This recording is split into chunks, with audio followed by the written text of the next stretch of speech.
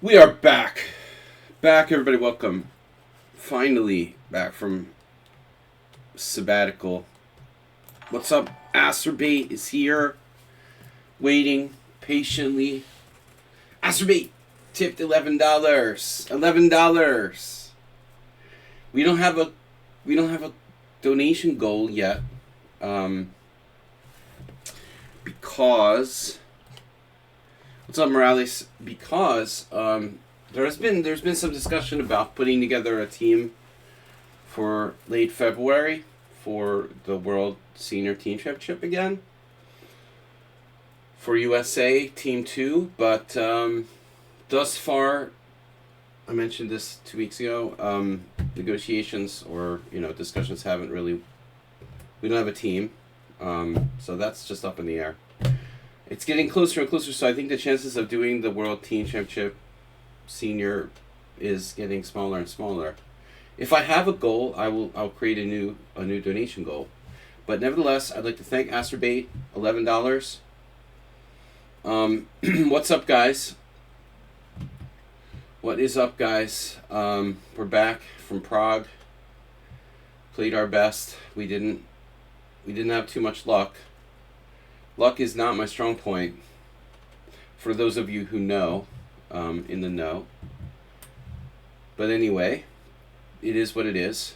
I had fun and played the main event in Prague. Made it to day 2. Got summarily bad beat and knocked out. Anyway, we'll talk more bad beat stories as we go through today's stream. Also, chess, of course, whatever you guys want to talk about. What's up, Thomas Trainson? Nice to see you. All of you guys. Morales. VIP. Prague Adventure Go. Yeah, I'm very unlucky. I played. I was telling this to some people. I stayed in room 13. I played 13 events. I made the money in the 13th event I played on Friday the 13th, and I finished 13th place in that tournament. And on the way home, I had like seat 13 on the airplane. So something really weird going on there with the number 13. I was a little wary when I first arrived to my hotel, and I had room number 13.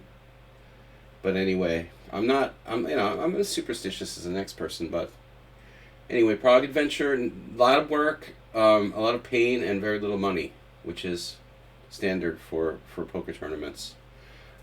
All right, but we're back to chess now.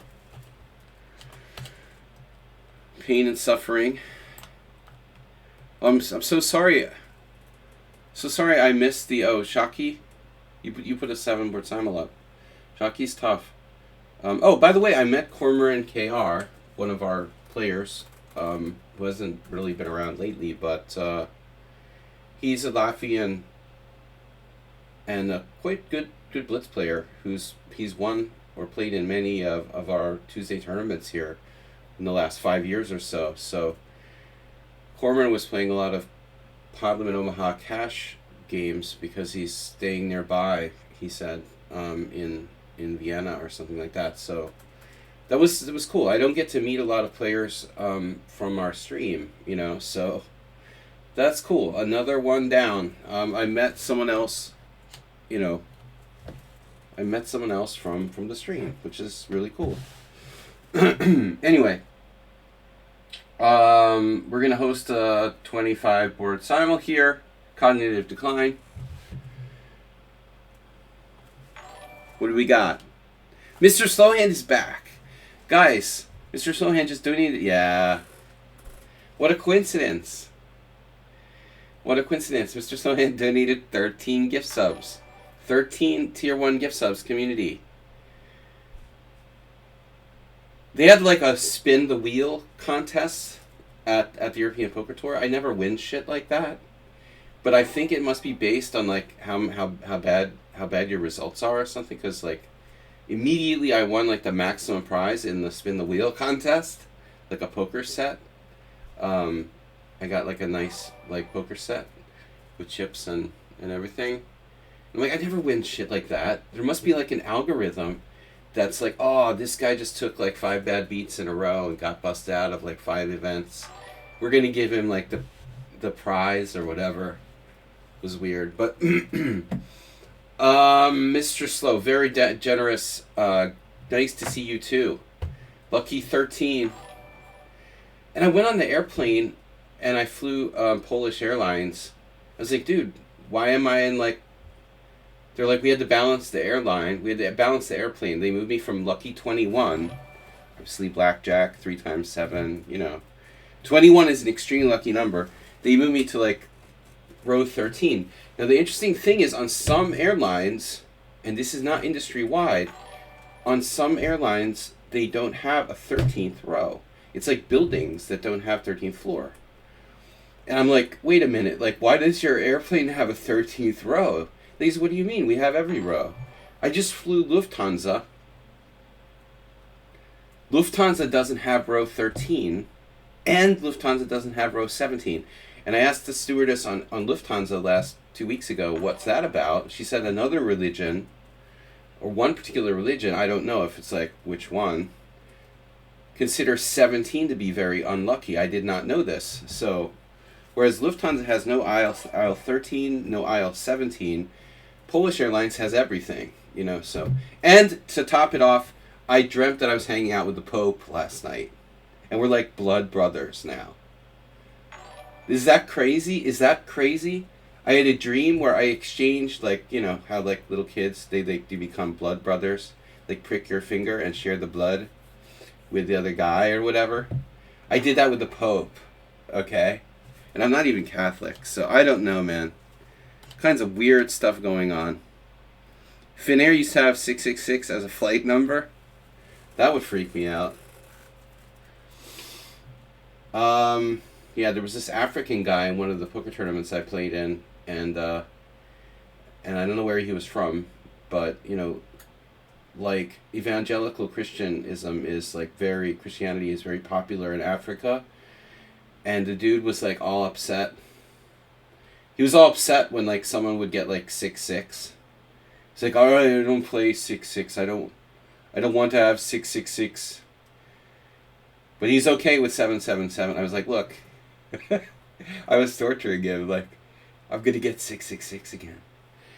Anyway, all right, guys, let's do chess, and we can talk. We can talk as we go here.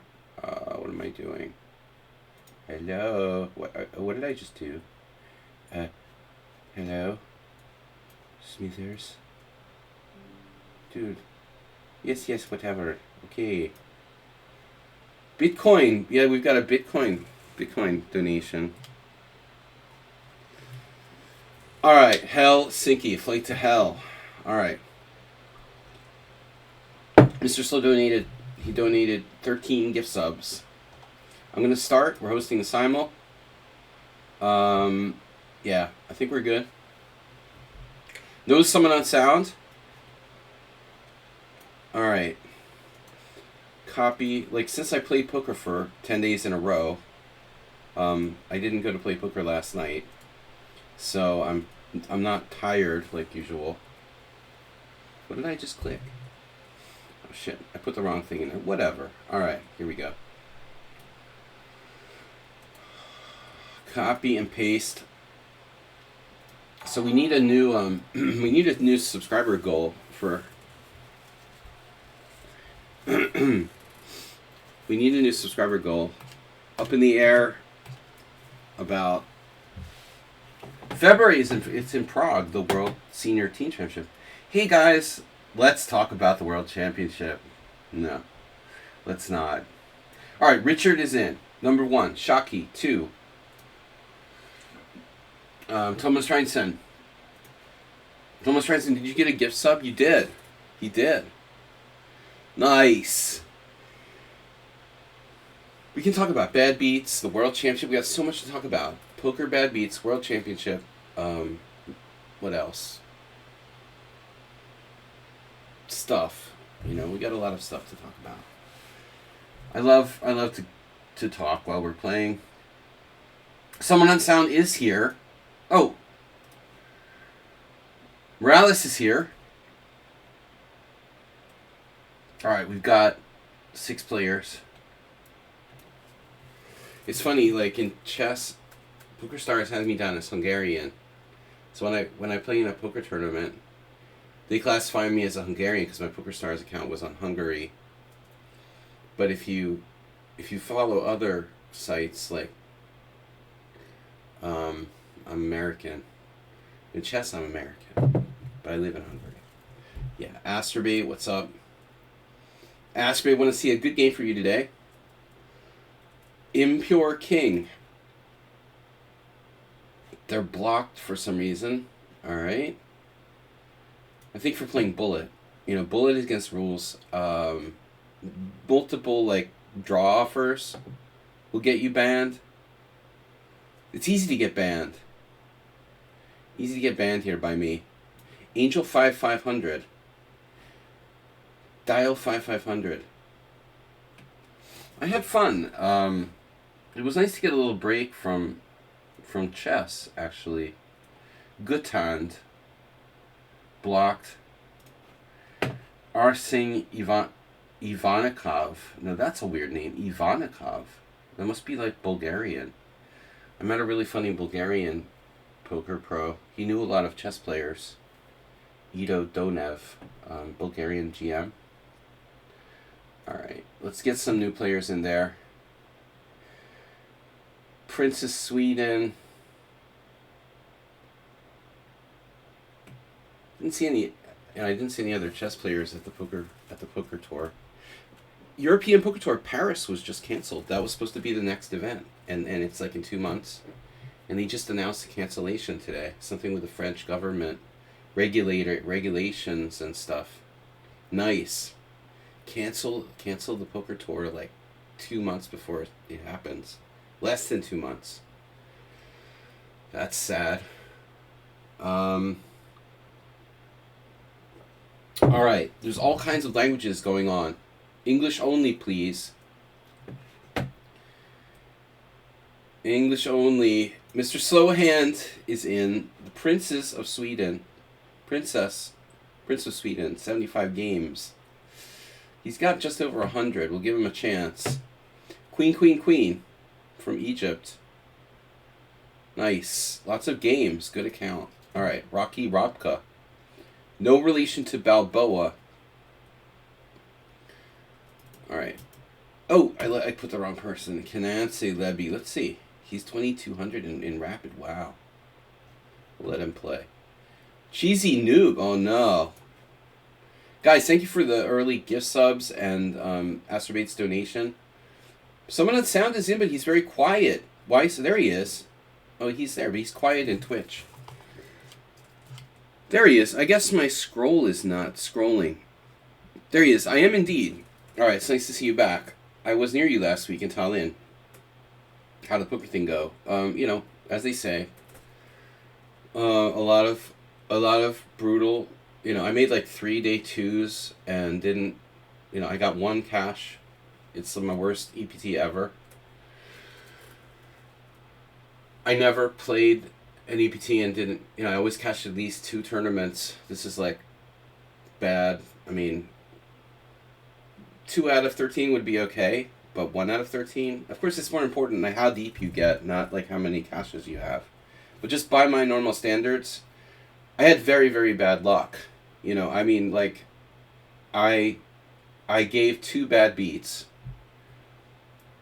and I must have taken like 8 or 9 in, you know, important hands where like I was ahead. I must have lost like 8 or 9 times, and in terms of like doing the reverse, I only did that like twice. Only 2 times did I lay a bad beat on anybody. So I was really unlucky, and only 1 cash. My best tournament was the senior event. I really wanted to win the senior event, but got knocked out in 13th place. So, oh well. All right. Anyway, we'll talk more. Poker thing could have gone better, but I did enjoy myself. It was fun. I enjoyed it. I enjoyed playing poker. Felt good. And just results just didn't happen. And I didn't tilt. I mean, 12 events in a row. I didn't cash, and I finally cash in event 13 on Friday the 13th. No pressure. I was gonna be 0-13 if I didn't make the money in the senior tournament. But I didn't even think about it. Like whatever. I'm gonna try to win this thing. If I had won the senior tournament, I would have been up. I would have been on in a profit for the whole tour, the whole poker series. But whatever. It is what it is. All right. Impure King, no. Gravencha. Yevgeny. I mean, is it my imagination, or are they not? They're not showing like nationalities anymore. That must be a setting thing. I think because I refreshed. I maybe I just installed some updates, and maybe it did something to my browser saved settings or cache. It doesn't show, not that it's important anyway. Maybe let's be more international. Who cares where people are from? We shouldn't be judging people. But I'd like to use the nationalities as a source of information. I feel like you can gain information about people. Of course they don't have registered, or they lie. There's no way to verify if they really are. But anyway, I still find it interesting. It gives you something to talk about. Anyway, I guess it's my settings. Let's see. We've got 15 players. Settings probably got reset. Although, the little like pirate thing. Oh, they got a pirate thing now. Summon and Sound, you should get that one. The pirate flag. Do they still have pirate flag? Good game, why not? Sigma Pelman. The Pelhams. Alright. Anandha Kumar. Now, we know how dangerous it is to accept people from like India and Asia because they'll go to sleep on us.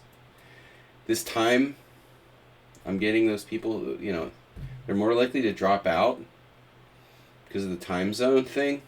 I'm reluctant. Karnan.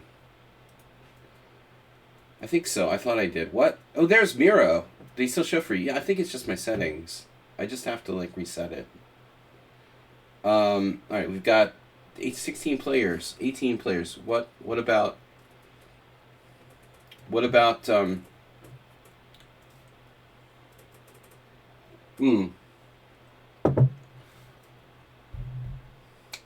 Italian? Yeah, actually, Shabalov said you could have. There was some rapid. Shirov had organized some rapid tournaments, or Shirov has his own tournament or something. He organized. Shabalov was talking about that. Maybe it was over by now. In Tallinn. You could have seen some good rapid chess. Maybe someone on Sound. No, it wasn't in Tallinn. I'm crazy. It was in Riga. Yeah, that makes sense. Tallinn is Estonia. But Elvest was playing. Yeah, I haven't really followed chess except for the Abomination World Championship. Whatever. No comment. Can we play first 9 moves fast? Yeah, that's alright. The point is really that you're not blitzing the whole game. Edward is very strong. Globe. Score 3-0. Alright. Of course you can blitz the opening part if it's theory. But please don't play the whole game. You're Pep Guardiola. Dude, you know what's funny? I was playing this I played a bunch of satellites to the main event in EPT Prague. And in one, there was this dude who he bought in late, had very few big blinds, sat to my left, and immediately got knocked out by me in the first hand he played. And now he's in the final four of the main event. It's really funny. I don't know how many satellite buy-ins he did, but I mean the dude was making at least like 50 grand, more than that, 200,000. It was funny. I was like, this guy's an idiot. He like came to the table, just busted out like a $600 buy-in in like 2 minutes, and now he's in the final five. Oh, EPT main event is going on now. Funny how things work out. All right. Chess crash. Chess. All right. 20 players. We're gonna start soon, I promise.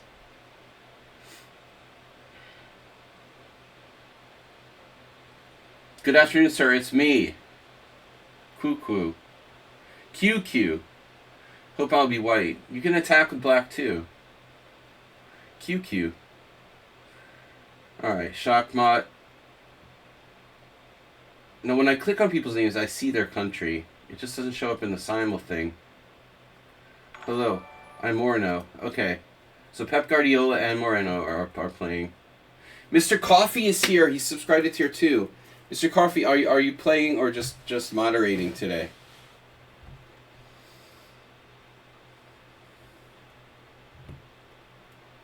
Almost ready to start, guys. 20 players.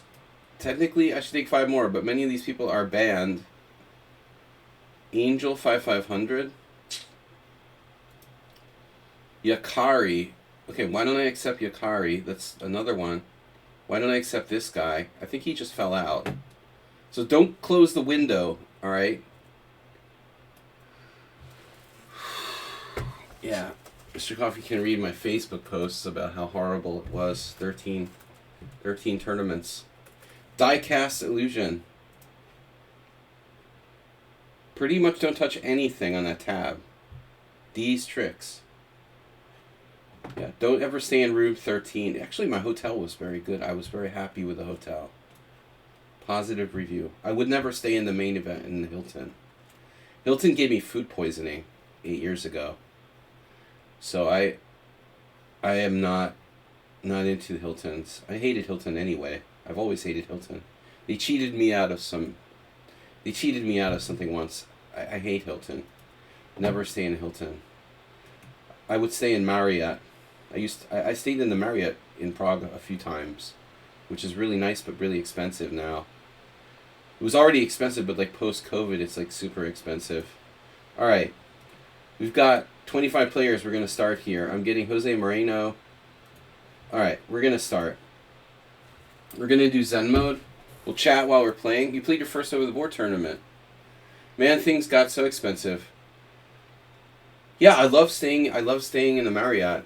Prague Marriott was nice, but it was out of my price range for a long stay. But I stayed near the poker venue in a moderately expensive hotel, but it was really good, other than the fact that I had room 13. I got the Franz Kafka room. Is there any reason why the Franz Kafka room would be like number 13? Is there some connection between Kafka and 13 that I should know about? I didn't really understand. I'm not sure it was interrelated, you know. I really hope I'm not white in all games. All right, good.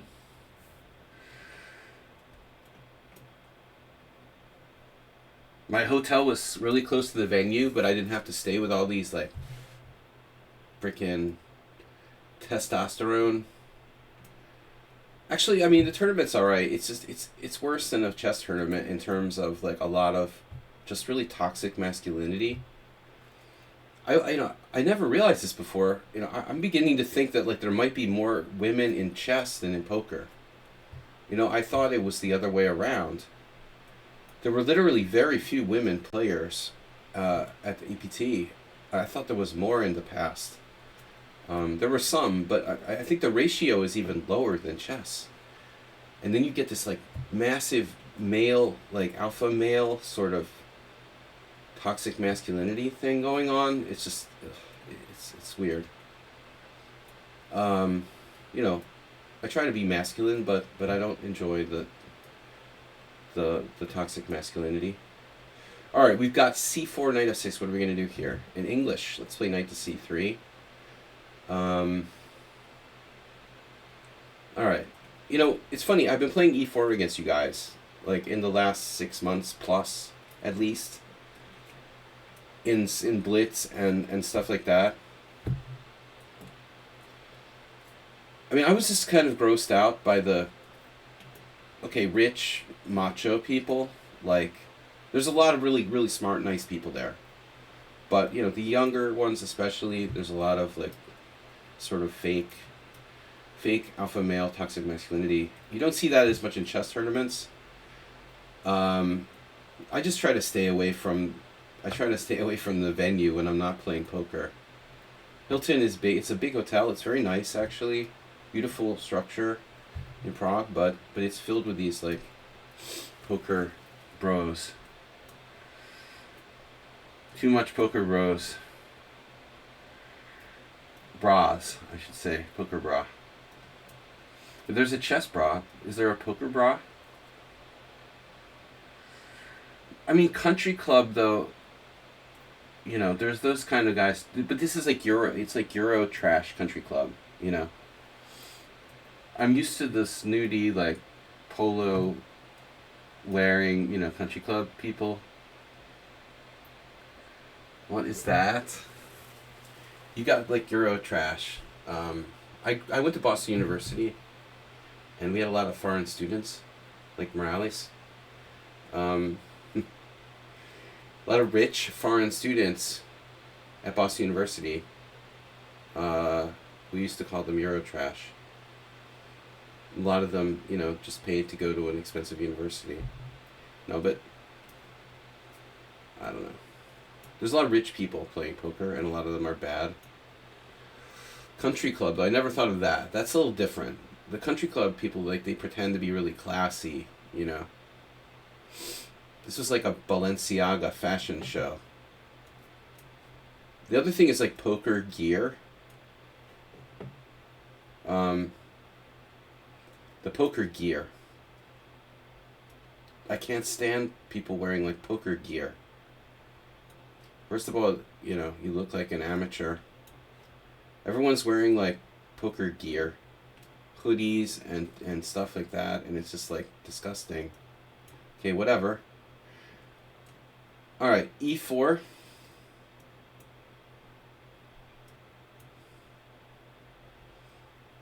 But anyway, it's so superficial the way I judge people, isn't it? No. If you're a really good player, I guess maybe it's not a bad idea to use maximum poker gear to make it look like you're bad. So what do we got? Double fianchetto. Still a rich whale. Well, there are lots of rich whales.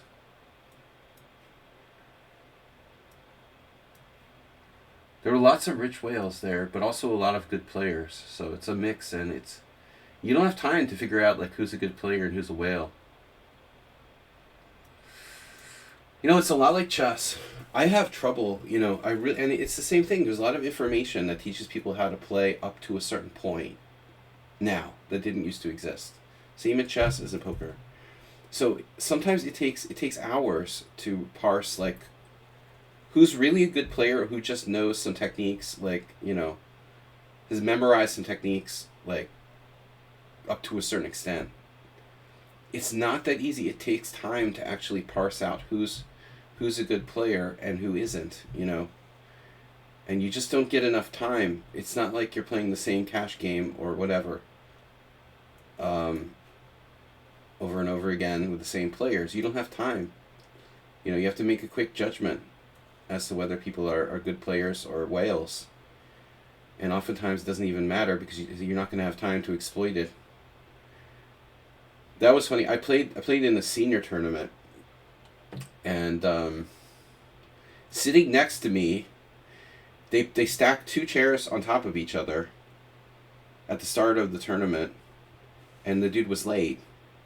I said, "Why did you stack those two chairs there?" They're like, "Oh, I thought it was somebody who's like, you know, handicapped, but I didn't understand exactly what it would be, you know. And they said, "Oh yeah, he's like his vision is not good." So they give him 2 chairs so he can see the cards better. I'm like, "Okay." So this guy comes in and he's got like thick glasses and he sits down, he's like 70 and he's got like a magnifying glass, and I've seen chess players who are, you know, obviously partially blind or, restricted in their vision, use the magnifying glass at the chessboard too. But this guy, he had not only the magnifying glass, but like a little magnifier with like a light that he set on the table in front of the rim of the table, a metal thing where you put the card under the thing, like a scanner, and it has a magnifier and a light.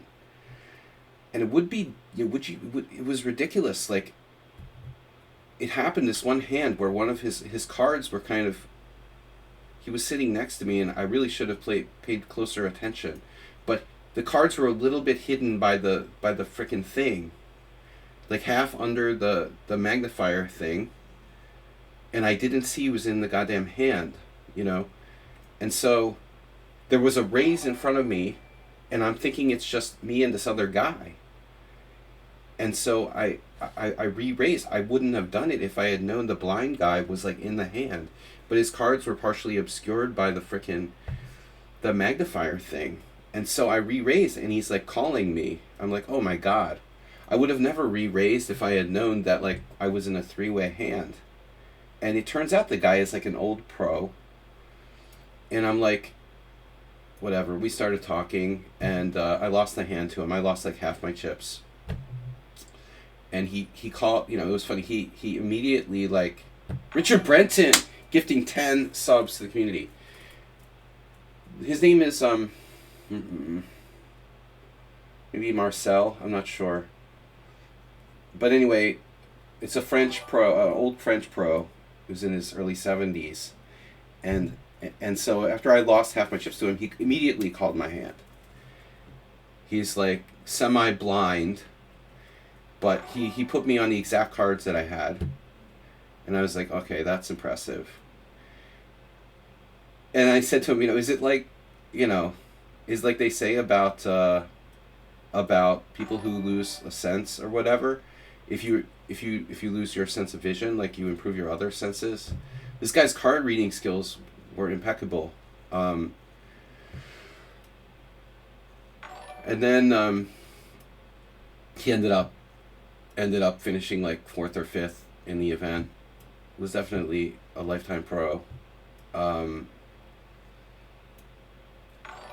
But at one point he had, that hand, he had 10-7, and it was like a straight or something.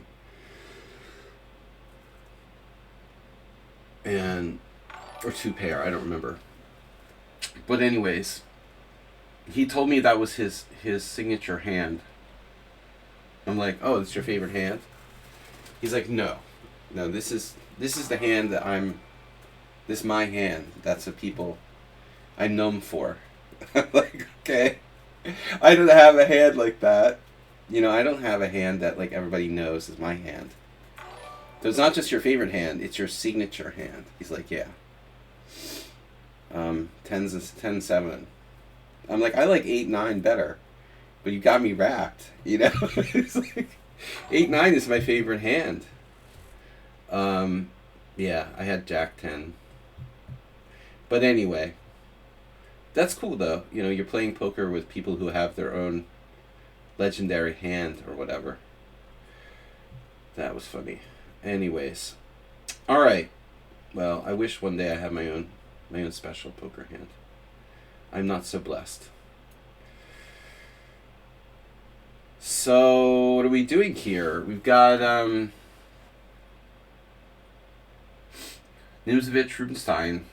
Everything's called the Rubinstein, right? Not too bad. Enjoying a lazy, boozy Sunday. Oh, man. Yeah, well, I was very good, I only mix alcohol and poker when it's like a home game, and even then I shouldn't do it. I was extremely well behaved. I had, maybe 5 glasses of wine and 5 beers in the last, 2 weeks.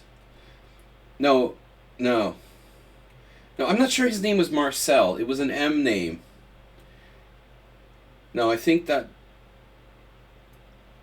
that was a different player. It was an M name, and the guy finished like 5th or 6th in the tournament. Yeah.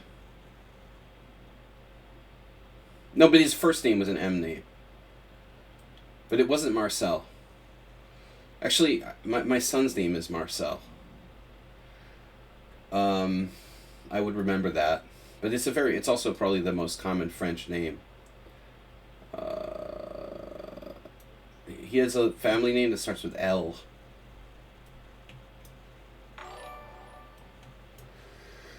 Well, anyway, he was talking about playing poker with Daniel Negreanu. I was like, okay. I did 2 once in a limit scoop event on PokerStars, but not too much. All right, guys. Here's main line. So, main line. Speaking of main line, closed Sicilian we don't get a lot these days.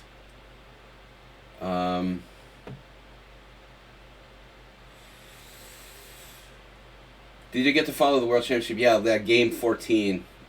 Chess Network did a video about Game 14, a blog about Game 14, Mr. Coffee. You should be like, he should be doing like chess blogs for Newsmax or something. Anyone who makes a video about Game 14 should just be like banned from the chess. Can you imagine? Imagine like Kramnik, Magnus Carlsen, or Kasparov doing a video about Game 14. What self-respecting chess player would... I think for most people, they're so physically sickened by Game 14 that no decently self-respecting content creator would do a video about Game 14. And here, Ding lost the World Championship on a childish blunder. How, okay. I get it. But it's a shame. And it's such a typically, kind of expected. Here's our first draw offer for the day. Poor Ding. Game 14 is like it's not the disease, it's like the symptom of the disease. I mean, I've had like lots of Game 14s, to be honest. No, something's not right here. Is this for real? You can do this? Like it's the Knock-Manson Gambit? I didn't think that's right. No, I guess it is right. Yeah. Alright. How does it work? Pawn takes c3, bishop f7, and some vicious attack. Yeah, I guess this is what I had against someone on Sound once. Alright. I don't know why I like playing the white side of the classical dragon either. Still haven't figured that out. I think Ding probably, did better all than expected. Well, actually, a lot of people felt in the first half of the match, at least, that Ding was playing better.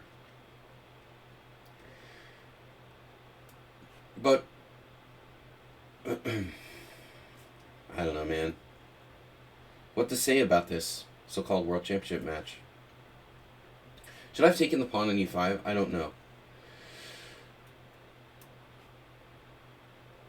Whatever, I just think that the World Championship is becoming less and less meaningful with every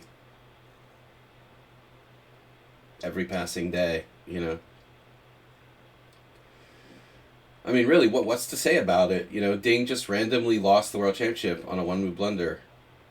And it's like a relatively trivial position. That what he did is like something I would do in a Simul game. I mean, seriously. I get it that there's pressure and stuff, but I mean, this was a simple technical position. A simple draw. You know, he easily can hold that. And he doesn't need time. He's the freaking world champion. Or at least, you know, technically was, well, world champion. I mean, that's a sludgy, like, you know, Simul mistake. Let's put our bishop on a8, and then miss that the guy can go bishop d5 and force a king and pawn in game. It was instructive. It was instructive, and this is why we should never put our bishop on a8. Guess what? Bishops on a8 aren't particularly immobile, surprisingly, right? But the whole game itself was like, dude, he was better. He was better. The opening was good for white. Did you see that? It was in English. And then he played like a chicken at some point, you know. I liked the opening. He was better, dude. He had a good opening. He had a beautiful bishop on g2. I mean, there's no way that way. I would be completely thrilled with his position. Then he like just gave it all away for like total equality or something, you know. I guess he just figured, let's just, you know, well, whatever, I'll just draw and we'll go to rapid tie breaks. You know, that's what he gets for essentially like playing for a draw at some point. He was better, you know. I like that opening.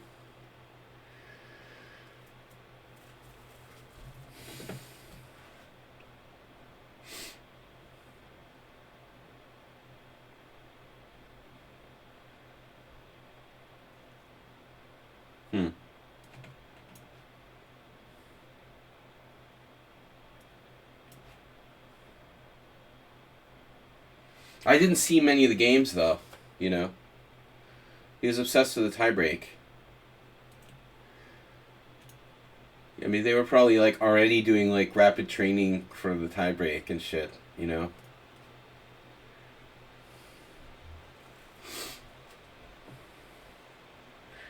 On my phone, I keep getting, like, the Hindustan Times and all these, like, Indian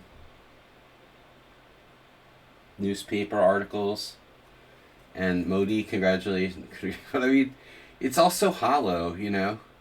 If you don't really play chess, you don't realize how absolutely trivial the way that the guy became world champion was, you know. And I think that it's symptomatic of a larger problem. The problem isn't the fact that, you know, Ding blundered like an idiot and lost the world championship. The format is already lame, I think, with just 14 games, you know. But it's not just 14 games. It's not even the two most deserving players in the world. You know, the whole system needs to be like overhauled. I don't know. All right, what do we got here? I think it's symptomatic of a larger problem. The whole world championship. The structure of the world championship is stupid.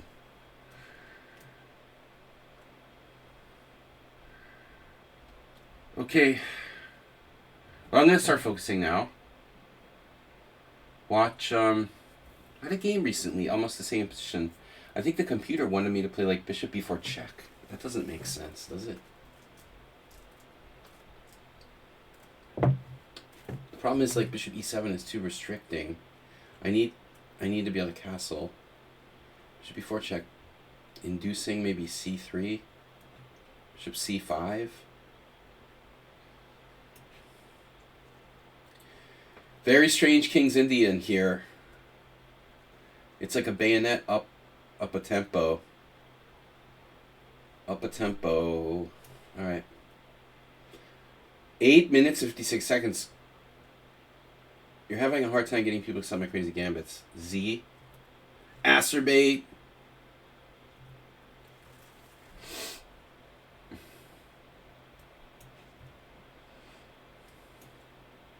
Okay, here we have options.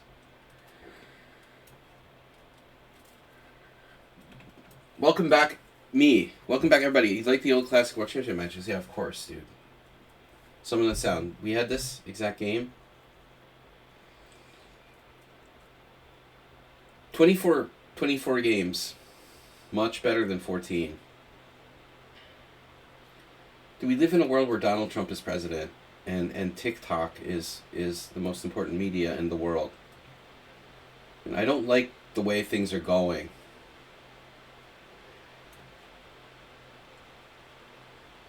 I had this before in a tournament game.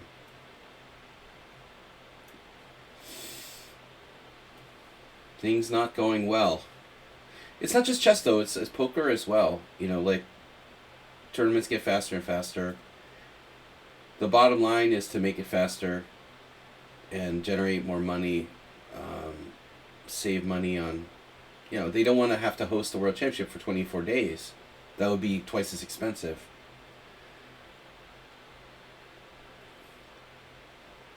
Oh, we make it more exciting for the audience. Oh, it was exciting. Watching, wasn't it exciting? It was, tell me it wasn't exciting. That the exciting, like the thrilling moment when Ding lost that totally drawn position. No, but the marathon match was different. That was different, WJ Lewis. That's not good either. I mean, obviously, I don't know. It seems so ironic to me that all of my gripings about the chess ecosystem essentially, this is hot. What was the guy's name? I lost to a Mongolian player in this line with black years ago. Can't remember his name. Yeah.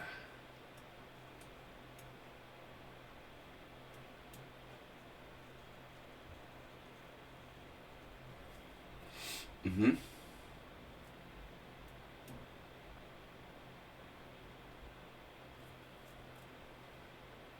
was freaking awesome. Karpov, 1986. Yeah, 86 was okay. And 90 was the best, in my opinion. My favorite match. Those were the best World Championship matches in my lifetime. Or at least ones I was conscious of. Okay, what are we doing here? So, but I think the candidates needs to be overhauled. You're just getting a random result every time. You know, a Swiss system, tournament, one Swiss tournament to determine the candidate for the World Championship doesn't make sense. Why not, you know, they have like the Grand Prix, they have the, what do you call it? What's that other tournament series? Anyway, like, either you have candidates matches or like a series of tournaments, like a Grand Prix, the Grand Prix or something, where you accumulate points, and the player who wins the most tournaments consistently play like 4 or 5. But there's no way the World Championship Challenger should be determined by one tournament. You might as well just like give everybody a pair of dice and roll, you know? I mean,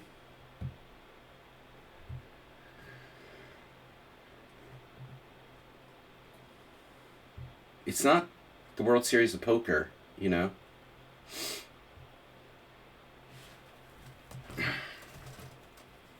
It's a really meaningful thing, or should be. Have a series of tournaments where you accumulate Grand Prix points. That would be better. Determine the challenger by one tournament is dumb. 14 game match is dumb. You know. Whatever. Alright. We got a pro Bodler.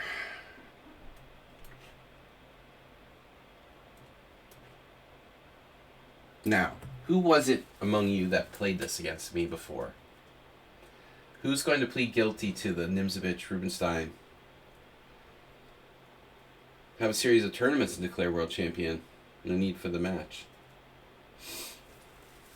It's another shortcut, but I think it would still be better than the way it is now. one tournament and a short match. I mean,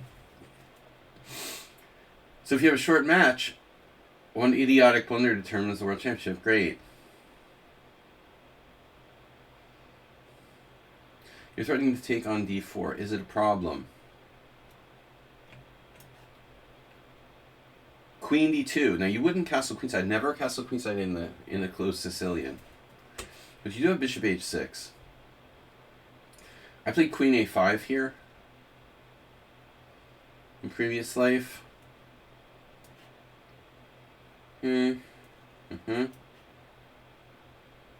Bishop d2.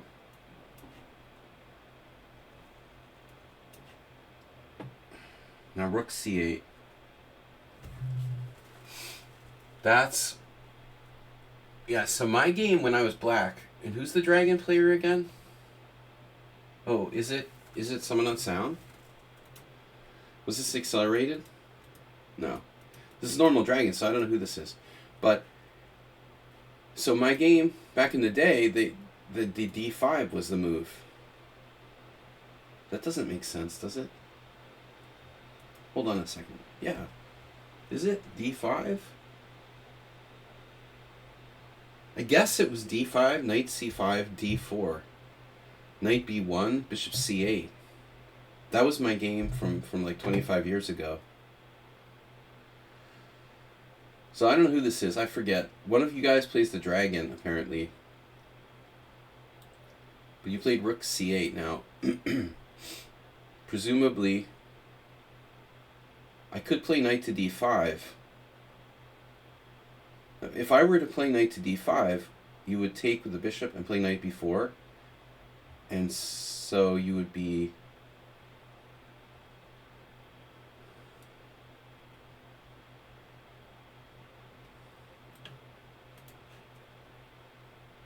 Okay, very passive move by black here. I have rook e1 and a quick e4, possibly e4 right away. Wow, e4 right away. Is it even good, though? Possible to play e4 right away. I like it.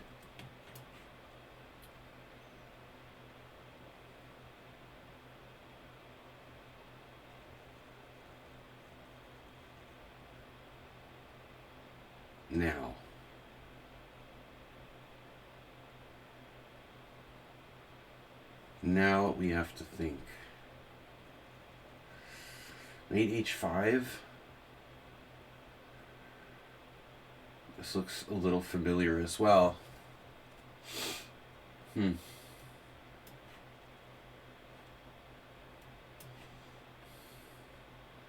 What did I do? What did I do? I did that? I forgot to play bishop g4. It's bad. Oh, man. It's Mr. Slow. I was on autopilot talking too much. Oh, no. Oh, no. The question is, how bad is it? I have to take... How bad is it? Can I take on f6 here? Should I take an f6? Take an f6, take on e2, take on g7, take on d1, queen. So I can take on f6. It's unclear which way black recaptures. But I'm not sure, you know, I mind my position. But actually, bishop takes f3 is good too. Take, e6. I have c4. But my pawn is bad. It's a tough call. Alright. Aha! Thanks, Tomas. You can burn your fingers. Well, okay, first problem is that short match makes people afraid to take any risks. So you won an exciting match, but no one wants to take any risks. So you get games like game 14 that was essentially like massively boring game where one side blundered in a trivially drawn position. So you think like having a shorter match makes it more exciting, but it may actually be the opposite. because both players are afraid to take any chances whatsoever. Because if you get one game behind, you're in deep shit. So shorter match is not necessarily more exciting, you know. It's kind of like poker. You play short stack. It's like deep stack poker is far more complex. More complex situations. In a short match, no one wants to risk anything. What's up here? You're not supposed to play bishop b3. You're supposed to play bishop b5. Okay, you're still on my d5 pawn though. I mean, I don't know. Why not take on c3? And there's a case for why take on c3, right? All right. This is like a reverse. This is like a reverse. Feels like a reverse closed Sicilian. Something like that. Knight d2. Knight d2, bishop e6. Knight d2, bishop e6. What about queen b3?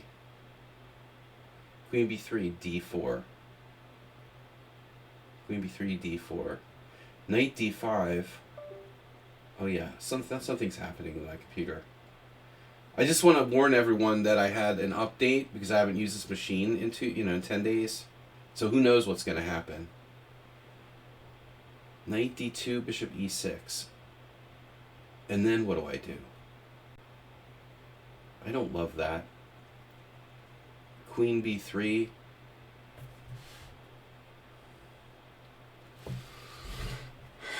Queen b3, bishop b6, queen b7. Queen b3, d4. I have both knight moves. So now, things get interesting. We have rook e1, knight g5, knight takes e4 even, but I suspect that's probably not my best. None of them are all that great.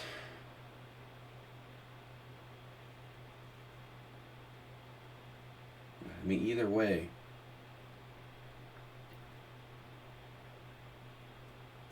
I mean, I guess knight g5. I'm not sure if I have that much here.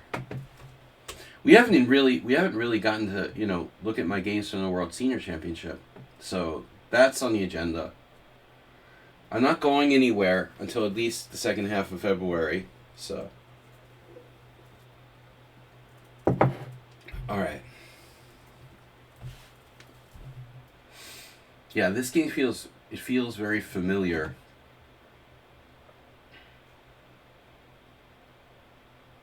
Knight to d5. But I mean, you just played knight e5 unprovoked. Huh. So if I play knight d5, bishop d5, pawn d5.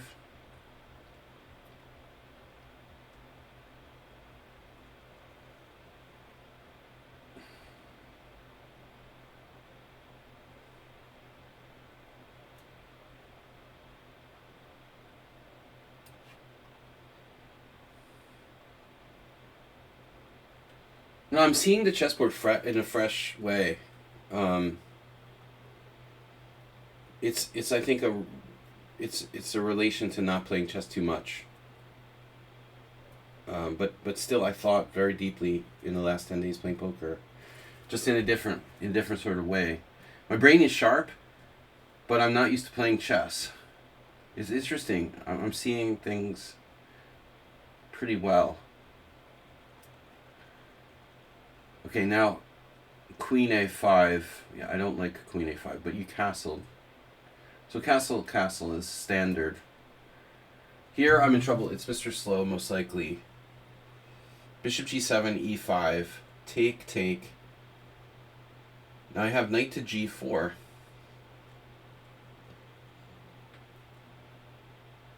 There is d5. There is d5, and d5 may be problematic. But I don't have any options. I mean, this is like, my only other move is e5. That's pretty bad. Bishop g4. Bishop g4 down a move. Can I do that?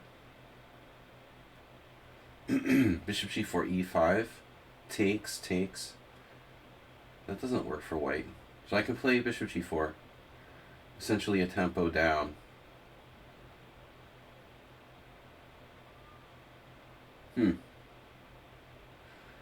So I would presume like bishop g4, bishop e3. No, that drops a pawn. No, it doesn't. He can play bishop g4, bishop e3. How bad is bishop g4? It might not be that bad. Bishop g4, I don't know, I don't trust it though. Take, queen takes, rook takes. Bishop g4, probably white would, what would white play? Bishop e3? d5, knight e5. d5, knight e5, queen b3. Hey, it's Miro. Are you in the Simul? What if I just play bishop g7? Then I have problems with d5. Yeah. Alright, if I can't find a refutation of bishop g4, I'm going to play it anyway.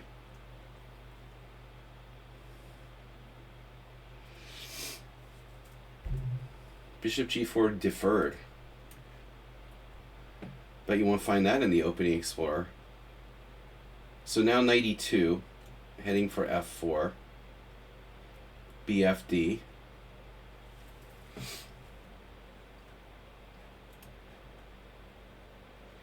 I can even play bishop e6, let him take on e6.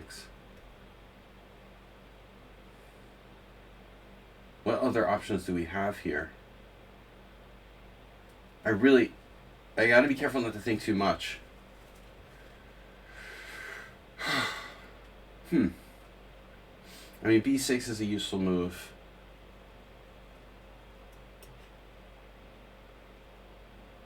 White's just retreated the bishop back from d3 to e2. That's super weird. Bed Larson. Love me a good knight f4. So, alright. Bishop f3, bishop f3. h4. Hello. That's nice. Very nice.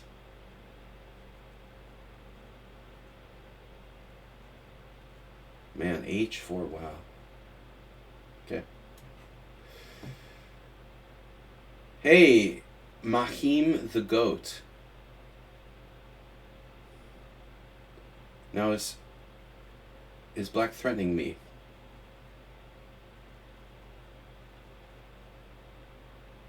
I don't know.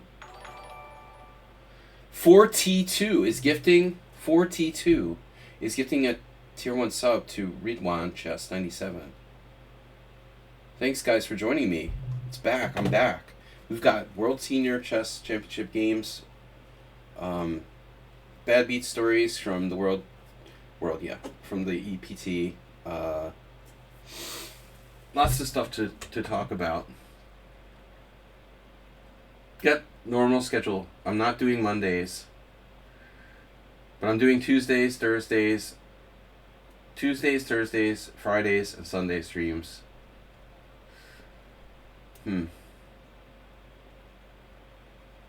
A different close Sicilian. I love these close Sicilians, guys. I can't tell you how much. I'm getting tortured. On the flight home from, speaking of torture, on the flight home, I was tortured by this other passenger that was like 2 rows behind me. You ever have that? You're like really tired and your level of like tolerance is low and there's some dude just like droning, or dude, woman, whatever, you know, person is just like droning and droning and droning and droning and droning and droning. 2 is pretty impressive when I get. Oh, 2 rows? Yeah, no, the dude, it was like this really nerdy, like, 19-year-old. Um, he was clearly, like, you know, he's been clearly, like, socially neglected. He's very smart, um, obviously, but what I couldn't understand, first of all, was, like, who would tolerate his, like, droning? Because the passenger next to him was, like, just, like, accepting it, you know? It was, like, this lonely middle-aged, you know, gilf or something. And then all the time I imagined he was trying to, like, talk to some other teenager or something, but it turned out that it was, like, an older lady who was just, like, polite and tolerant. I just couldn't imagine, like, who was putting up with this guy's, like, droning about nothing.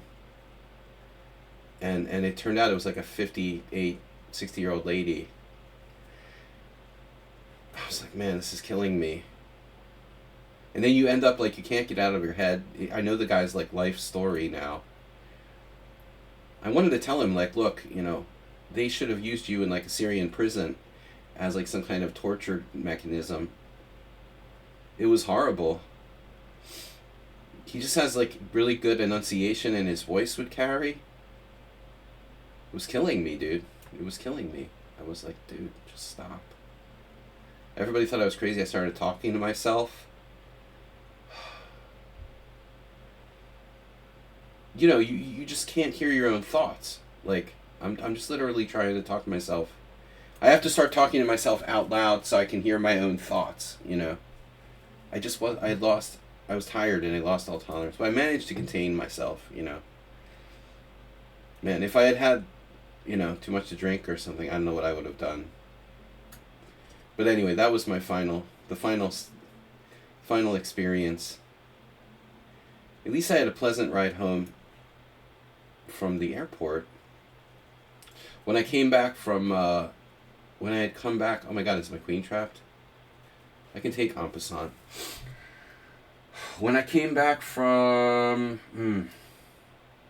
I can take, but do I want to take? I don't want to take. Check G6. I can sack my queen here for 2 pieces. That's just, I mean, that's playable, but it's just, like, really over the top, dude. Checking queen H3.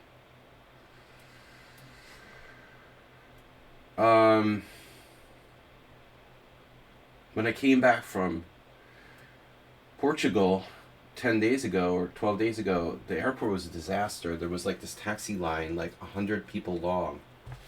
It was horrible. But this time, like, I came back yesterday and there was nobody in line. It was great. So I got home really fast. That was good. Another dumb thing, there's no direct flights from, like, Budapest to Prague. This has to be a Hungarian government thing. Why does the Czech Airlines used to have flights from Prague to Budapest? I didn't see any Wizz Air flights. Maybe I'm just missing. I mean, I looked at the board when I got to the airport. There was no Wizz Air flights. You know, no low budget airfares. I had to fly to freaking Poland to get. It's ridiculous. Like, I have to fly to Vienna or Poland to go to Czech Republic. I could have taken the freaking train, but it's a little bit longer. I've done that before. Sack a piece.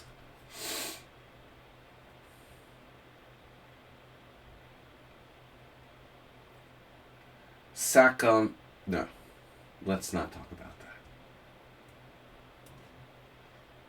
This reminds me of another game I had recently. All right, yeah, this as well. I suspect this is another return customer.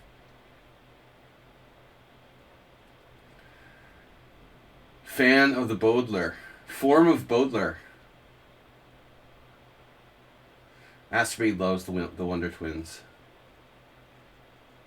Form of an iceberg. Jeez. Where do I start with this position? Korchnoi. One of my favorite games ever. Korchnoi, Stefan Sabo.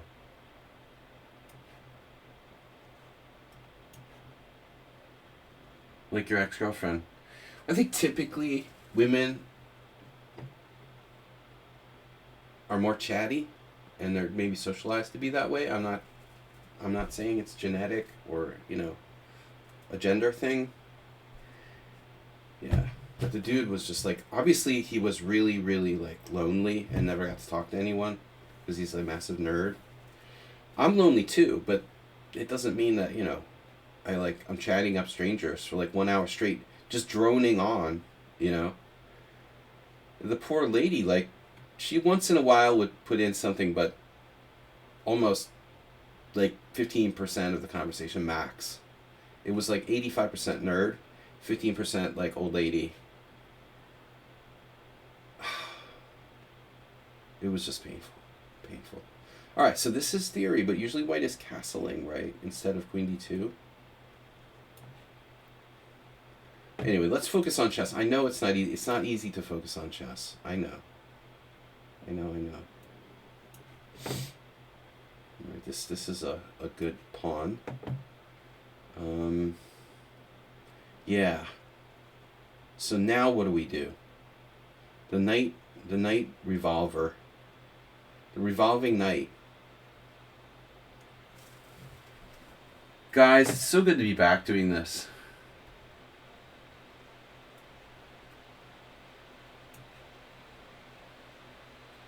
So if I take with the bishop, I lose a piece. Is that what you're telling me? Well, that sucks. Well, that's bad news. That means that I have nothing. Damn. Alright. Well, whatever. I can sack my queen. Queen h6.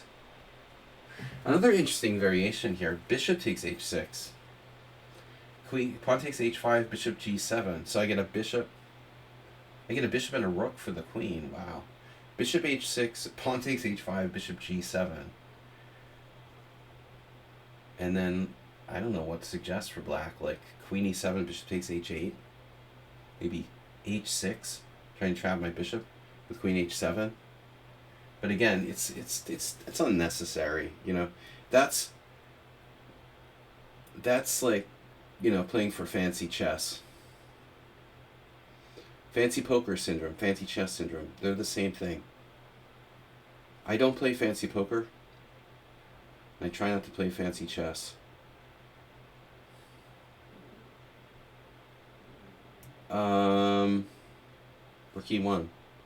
This player is playing very fast. You're a student who plays bishop c4 against every defense you throw at them. Yeah.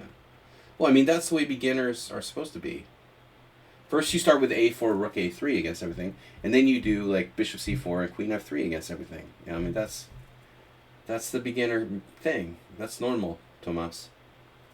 But the point is, like, at some point you graduate and go beyond that. That's the critical. All right. So now, if g5, knight g3, if we try to be the big victor, and I'm not talking Orban, yeah. g5, knight g3. So I don't know what to do. We could play f5. Knight f4. If I was... I keep thinking back to my loss against Rosenthal, and the senior tournament I played with this Lithuanian guy. He was a lawyer. And he said he'd only been playing poker for 4 years. He was pretty good. And I was like, yeah, I just played like, the Lithuanian chess champion of like 20 times. It's pretty, it's like, it's intimidating. I want to intimidate the opponents. Like, yeah, I just played chess with Rosenthal last week. I almost beat him, but he got lucky, That's intimidating if you're like, sitting at the poker table. And the other dude's probably not making that up,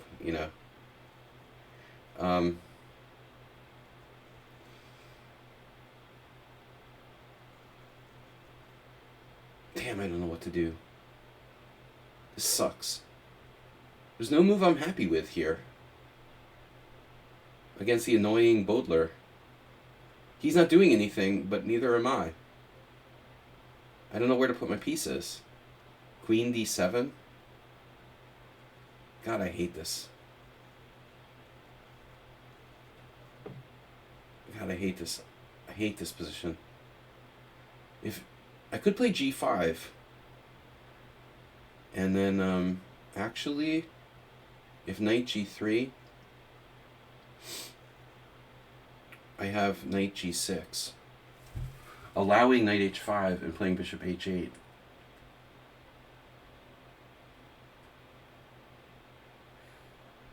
It's not that crazy. But what about sack, mate? No, g5, knight g3, knight g6. g5, g4. Alright, freaking... I don't know, dude. It's so risky.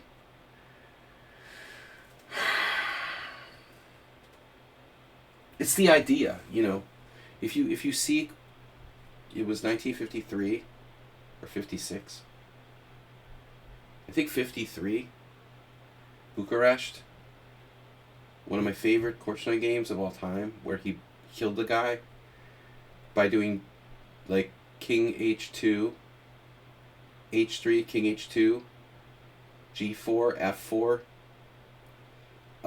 The point is, like, you evacuate everything off of this diagonal, so there's nothing there. But the position was different. Like, here you can come back to this diagonal. I mean, I'm not sure. g5.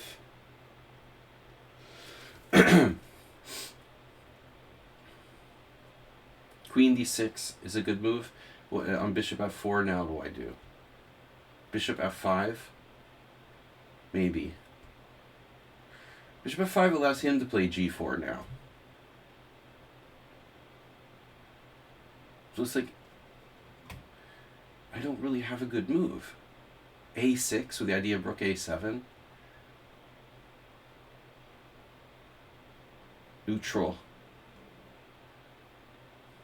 I mean, this is ridiculous to wait this much.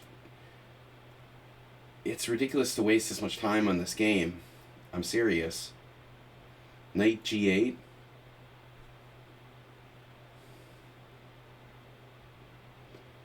Knight g8, knight f4, knight f6. I could reposition my knight. Jesus Christ, dude. I don't know what to do. Queen d7. Bishop b7, just the routine. My bishop sucks on b7 unless I play d4.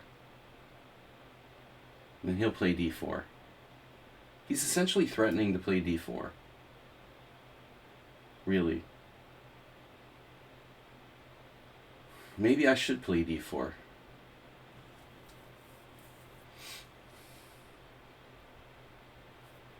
It's not such a stupid idea.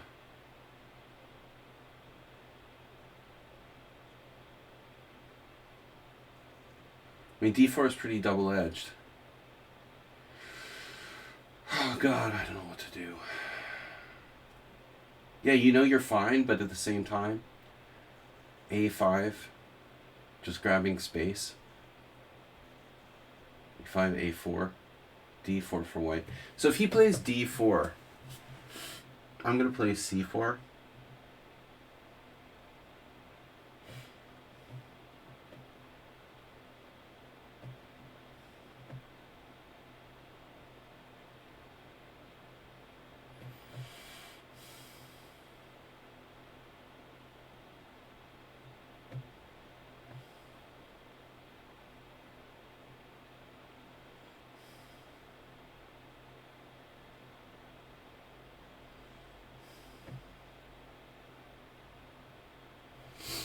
What about bishop a6?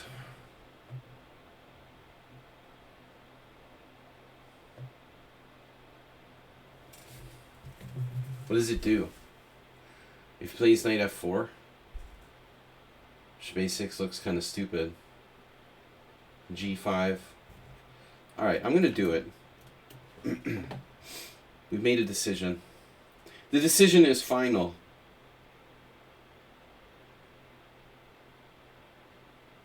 Another Tarash.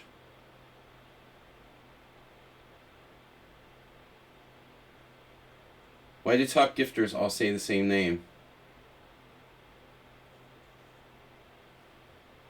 Say what?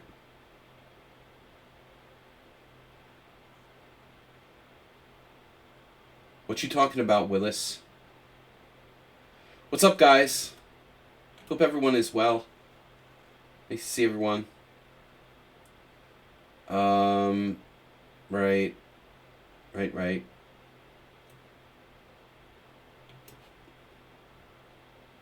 C4. That's an opinion? They're scared of chess? Scared of playing chess.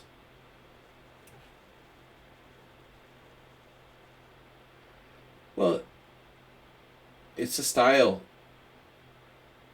I mean, honestly, they're afraid of open positions. Or they, we don't have to say, they're afraid of necessarily. They don't like, okay?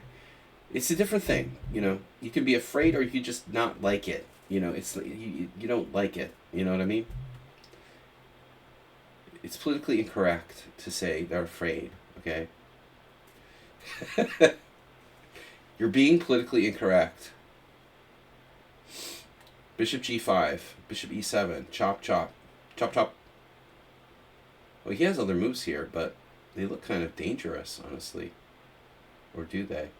Yeah. Huh. Queen b6. Bishop g5, queen b6. What am I doing exactly?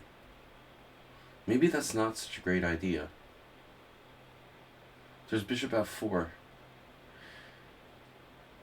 Huh. Rook e1. Rook e1 is interesting.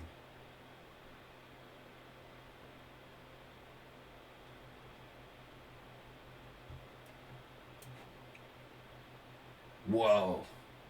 h4. Now there's a scared move, right? h4. Bring it on.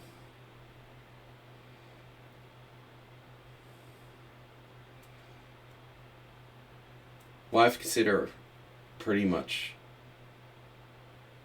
h5 coming and just allowing it, I think. That's probably my best option. Rook e8, h5, knight d7. What are you going to do? Are you going to play queen d2? You're probably going to play queen d2 and try to attack my pawn. Presumably. I don't want to play g5 in that position. Now, with more stuff. Well, I guess bishop g4. Bishop f5, also good. Bishop g4, bishop h5, bishop g4, queen d3. Bishop f5. It's a tough one. Oh my god. Alright, I'm afraid I missed something here. Wouldn't be the first time. No, it's alright. I have to take. No, I didn't miss anything. Here.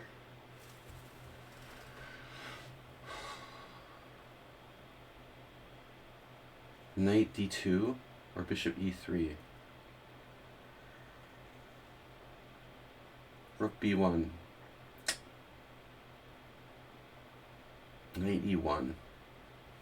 I gotta play a little bit faster. Yo, what's good?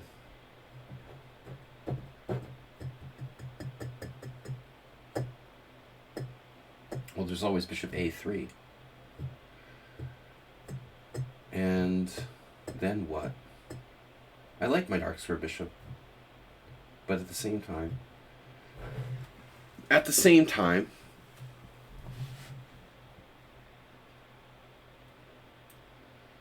bishop e3, knight g4.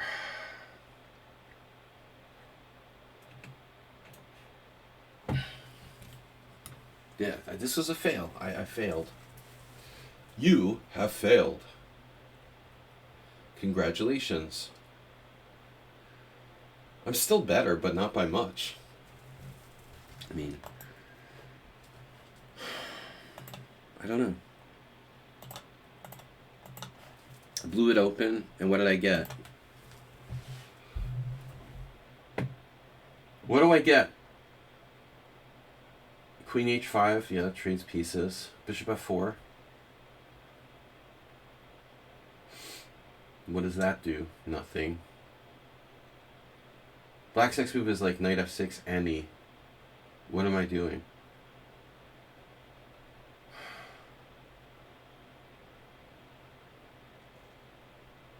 Okay. What am I doing? Seriously. No, seriously. There's the d4. Was it Tomas? It was you, wasn't it? Tomas Treinson. No, it's Angel 5500. Okay. Tomas, didn't you play something like the Boulder against me? I definitely didn't play this guy before, so someone had a very similar game against me where I lost.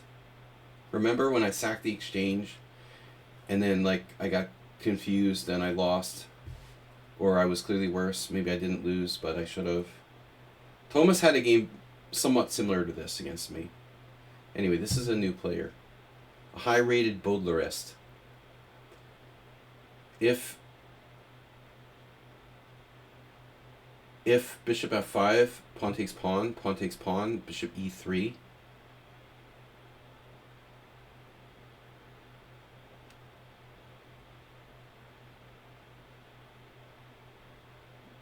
I mean, c4 needs to be seriously considered. But, okay, bishop b1. I can't play bishop f5, I lose a piece. So I think that's kind of stupid. I guess we should take our chances with bishop f5. Hello? What's that? Well, I don't know what it was, but it was a position that resembled this. $10 donation from someone on Sound looking forward to some great chess in 2025. Professional writer T. Cannon has followed. Read one chess. Okay, that was the gift sub. Thanks someone on Sound. I didn't thank you for that. This is a very standard close Sicilian here with white. I don't know who it is. I would be very surprised if Spassky hasn't played like white's exact position somewhere, somehow. Looks like white might be threatening to play bishop takes d4. I don't know. So what the heck? Yeah, it's really time to start playing a little faster. Another disgusting close Sicilian. Thank you guys for the disgusting close Sicilians. Are you like the same person? Playing almost like clone disgusting close Sicilians? What exactly are we doing here?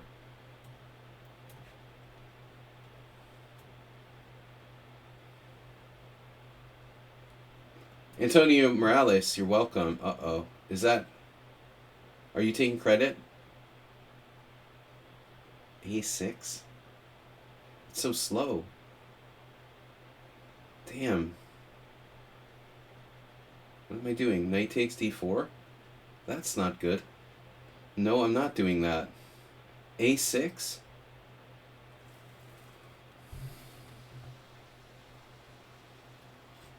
Where's his bishop going? To a4? Okay. Maybe I should consider castling queenside.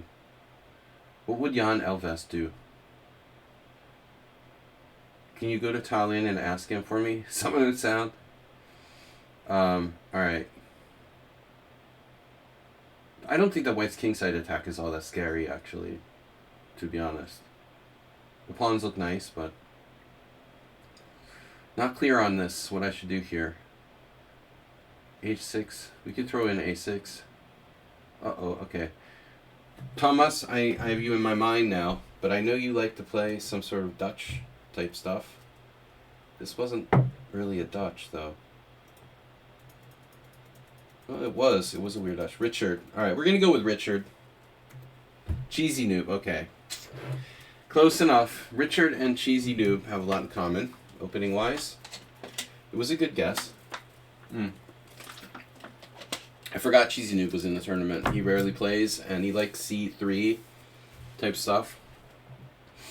So that's definitely not a surprise. Pep Guardiola is in the Simul, by the way.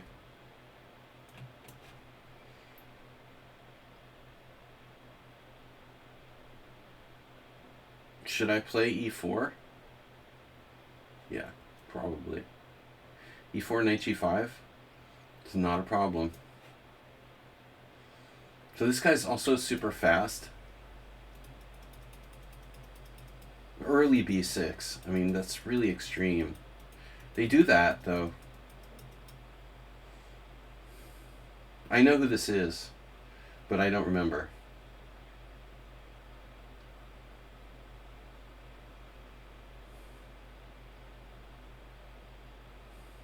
So, what am I supposed to do? Develop the freaking pieces, right? That's right. Okay, bishop e3 now. You're forcing me to push. And that's it. That's all there is to it. And bishop... What? You play knight d2 here? Now I'm really thinking about h5, but again, I don't think it's necessary.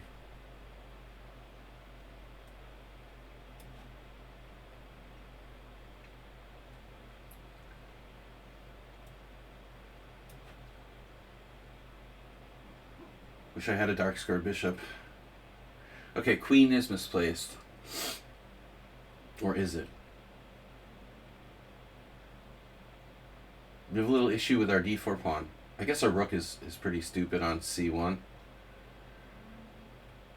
To be perfectly honest, it's probably better here. This is Asterbait, the only player we've caught so far.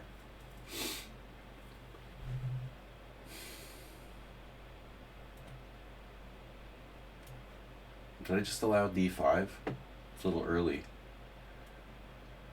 This is probably not the great. Not the great. No, wait. I can take. How can you sacrifice the b7 pawn? Really?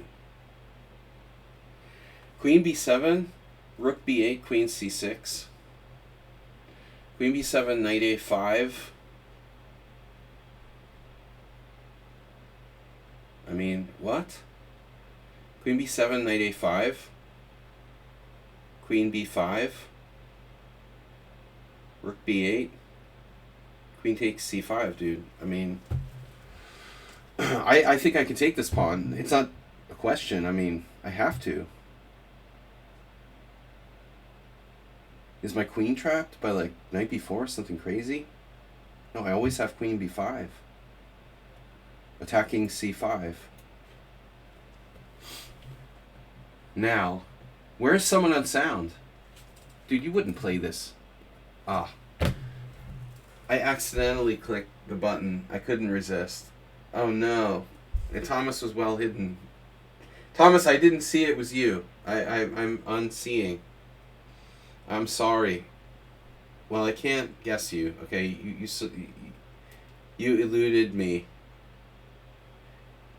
But you told a lie. You're like, nobody accepts my crazy gambits. I did. What do you mean? You're down a pawn. I totally accepted your gambit. I just didn't take the whole piece, you know. Just one pawn. It's still accepted. Alright. Well, I had the same game with someone that sounded a long time ago, but he played differently. Usually they play bishop b5. I think your means of playing this is acceptable. Or your methodology is acceptable.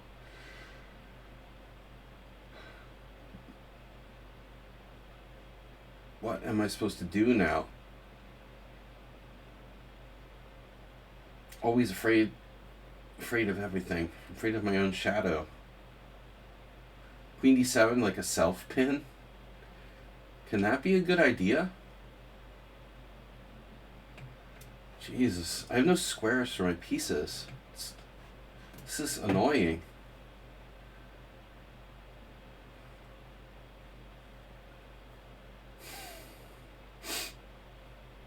I'm sorry I exposed the cards there. You were trying to play, I know, the Nachmanson. I don't think it's that dubious. But you do have to play, you don't have any room for mistakes. It's playable. I've had a couple games and the people always seem to get just about enough compensation.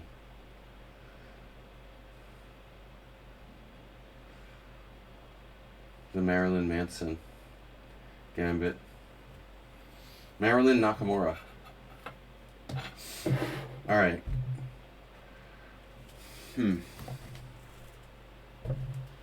What do I do? Here we are again with these stupid decisions and paranoias, and it's not that easy. I'm up a pawn, but what do you want me to do? Knight a5? Knight a5. And knight a5 actually, it's kind of interesting. It has to lose something. It loses to bishop takes d5, loses a pawn. Yeah, don't decentralize. Queen d7. What about queen d6? Also problematic. So queen d7, bishop a4, yeah, that's going to be a problem too. Don't have a good square. Queen e7, bishop a4, f6.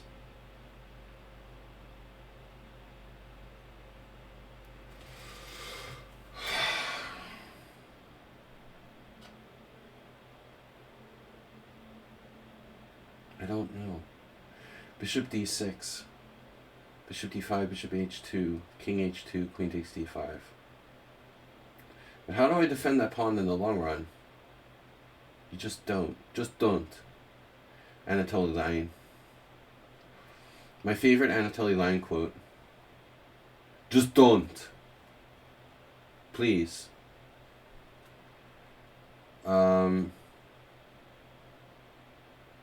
Screw it.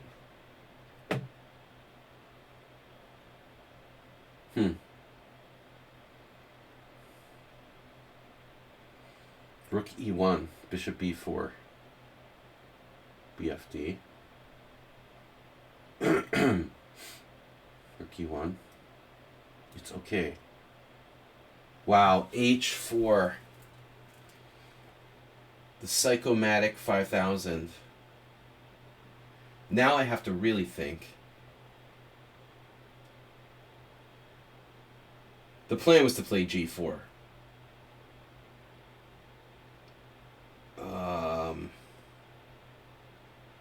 But nothing should be a no-brainer. Wow. f6 is a normal type of move in the structure. If f6... yeah. I don't know, I feel this move is more consistent. Rook e1, bishop e7 takes... Or you can play bishop f4. Takes, queen takes, queen cakes. Takes, queen takes. Queen is... A lot of games are revolving around like the queen being like stuck on its original square and not having a good place to go. Have you guys noticed that? There's a number of positions, usually with me as black, where it's an issue. Pawn takes, queen takes. And black is okay. Bishop f4 takes, knight takes, bishop takes. All right, we'll play it this way. What about g5 though? That's fine. You go ahead and play g5. Bishop a4. Very uncompromising. Guess what? You don't have a dark square bishop. I just wanted to remind you, whoever you is. Now, queen c5 looks quite interesting. I was gonna say queen a7.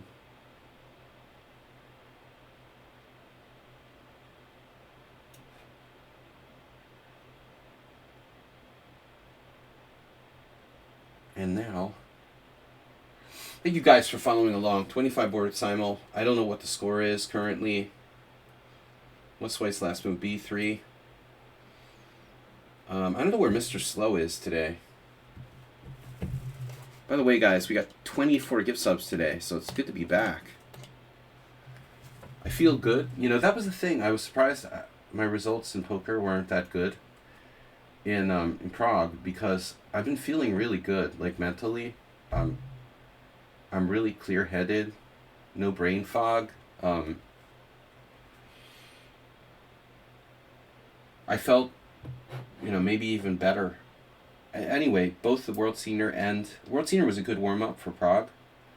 Mentally, I feel very sharp. We're not seeing it in my results. There were mistakes, as they say. Mistakes have been made, you know, in the World Senior and in Prague. There were isolated mistakes, big ones. Against Plotkin, against the 2 games I lost in the World Senior were like very stupid losses of positions that were almost unlosable. Both of them. But time related. Whereas in poker, I like donked myself out of 2 tournaments just reverting back to sort of like rusty noob type level mistakes. Since I haven't played tournament poker much in the last, like, let's say 8 years, I play a lot of cash. But overall, like if you take 9, 10, 11 chess games and 13 poker tournaments, I've been very clear-headed and basically played well like 85% of the time. I do feel a little bit, especially in poker, but even in chess, I feel like I've been a little bit unlucky. Anyway, Asterbait getting low on time. Alright, this is Thomas. No, we don't know who this is. Alright. It's a person. People, place, or thing.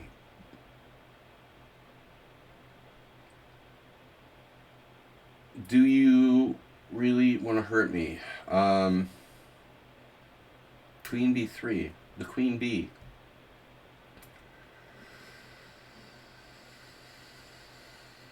Dude, I don't know where to go.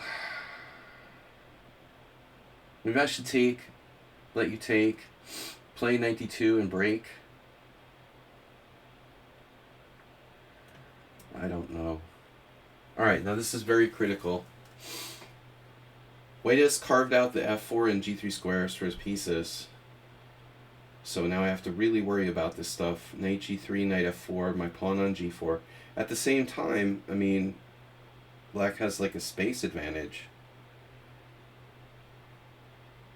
However, how am I going to, if I play h5, how am I going to protect the h5 pawn? So maybe that's something I should think about. Like, if knight g6, h5, not sure what's going on, dude.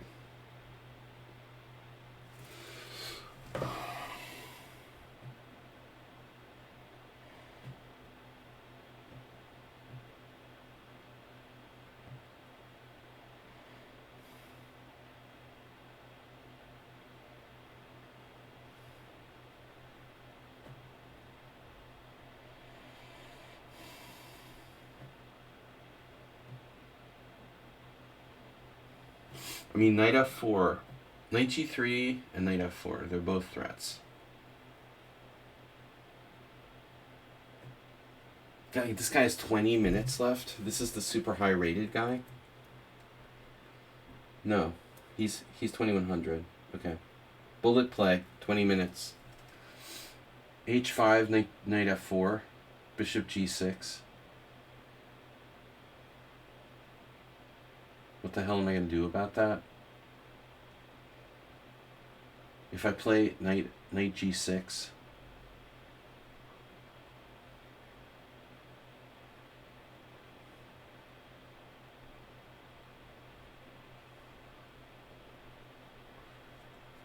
there's h5, knight f4, bishop g6, knight takes g6, pawn takes g6.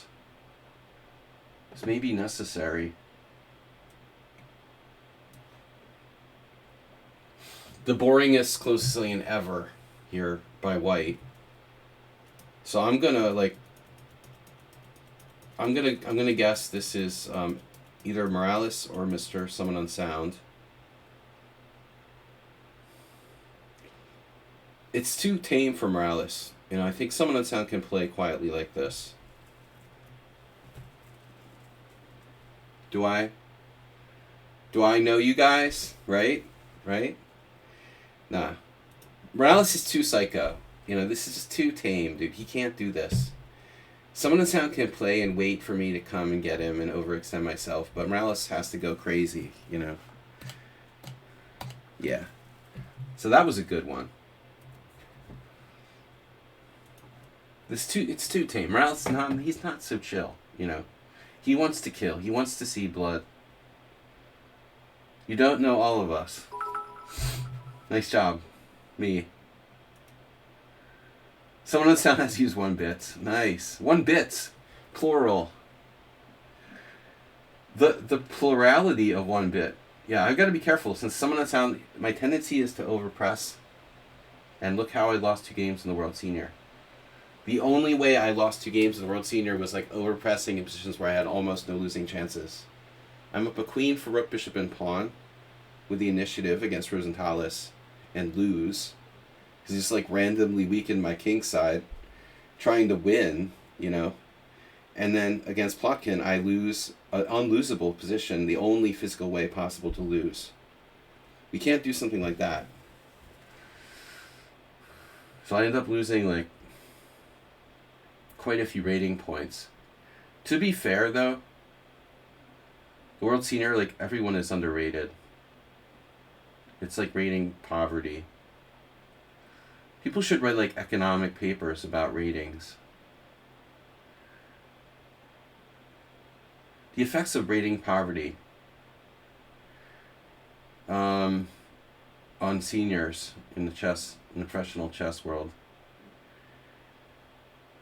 I can't win points from people who are underrated. You know, I mean, I entered the Blitz tournament. They used my rapid rating, and I was like the highest rated player in the tournament. If that doesn't like tell you like how messed up like the rating system is, 2 GMs are lower rated than me. We had a Blitz tournament at the World Senior. I was the number 1 seed because they had to use my rapid rating, which is not even that high. You know, like 2366, 2367 or something. I mean, I was rusty and I never played 3-2 over the board, but anyways, we gotta be careful here. 1 slip up and you're dead. Alright. My bishop on b side. It's seen better days.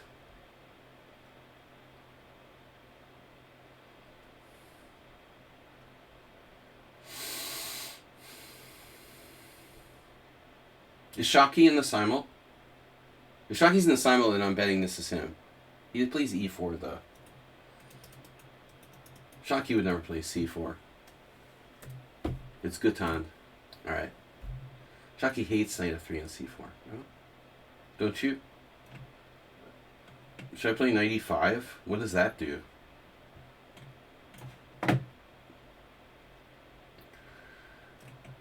A lot of players here have used little to no time. So it's time to start using your time. Boys and girls.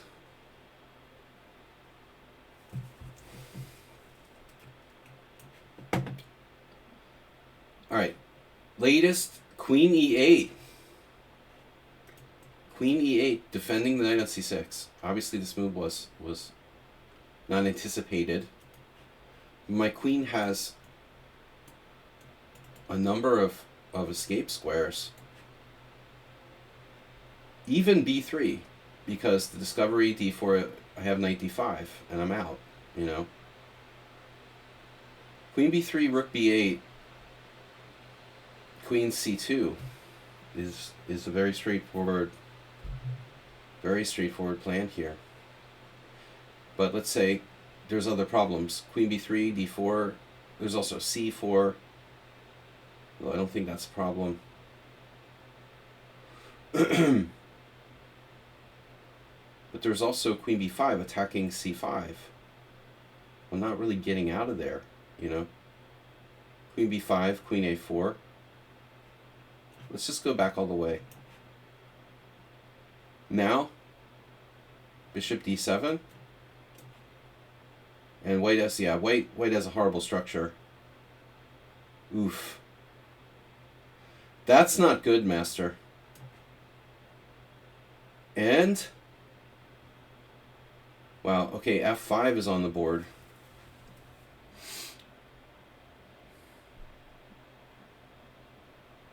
This can't be Mr. Slow, right?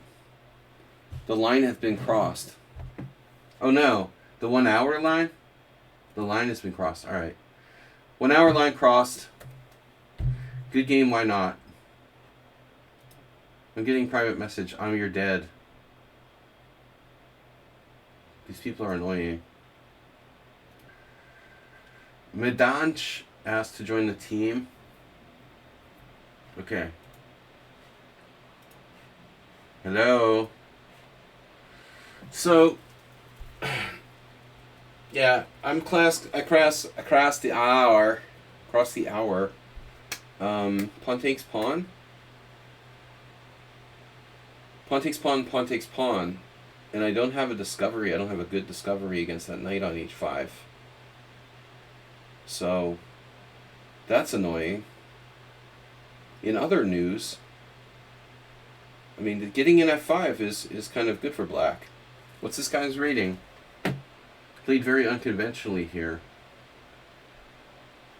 I'm going to close this distracting chat. I don't know what to do. Now hold on a second. Yeah, 2 pieces for the price of 1. Rook b1. Rook b1 looks like a good idea. I mean, that was the plan anyway. Rook b1. Rook b1, if f4, so be it. I could always sacrifice the exchange. I like rook b1. Rook b1 is my dead. Alright.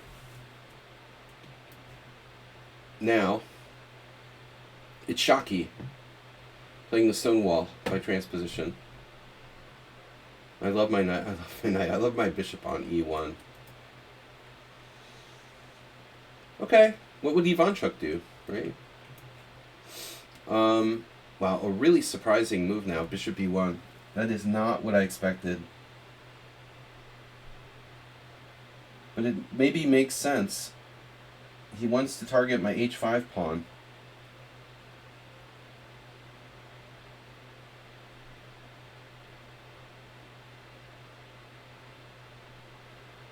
One thing I could do is get my king the hell off the diagonal, right?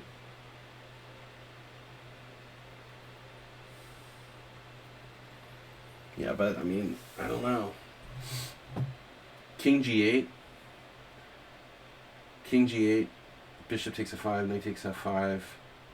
Knight h4, no. Yeah, that's the problem. King g8 doesn't solve that many problems. If I play bishop g6, you can play knight f4, threatening knight takes h5, or even knight g3. But I have f5 there. Yeah, it looks like all moves are risky for me. There's no easy way out here. Shit. Bishop takes, queen takes. Ooh, bro. Bishop takes, queen takes, check. A little suspicious. No, but he's a strong bullet and blitz player, so he's mostly bullet plays has a very low rapid rating, which is strange. So probably not suspicious. He's just a boulder specialist. What am I going to do, guys? Queen d7.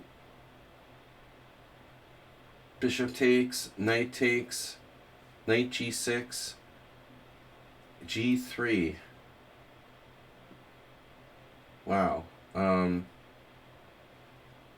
Yeah, bishop takes, knight takes. Bishop takes, queen takes, sorry. Knight g6.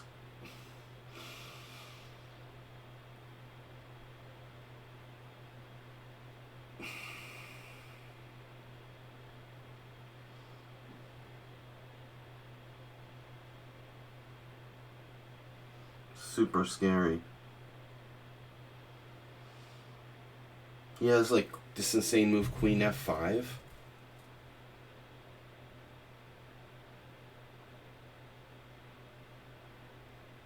Bishop at b1, queen b1 check, knight g6. Queen f5, queen takes h4, bishop g5 trapping my queen.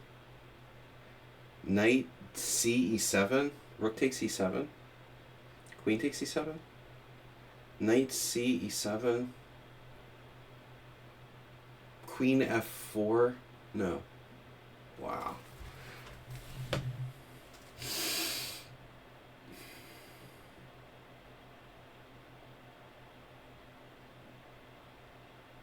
Bishop g6 is interesting. Bishop g6, knight f4. Knight f5.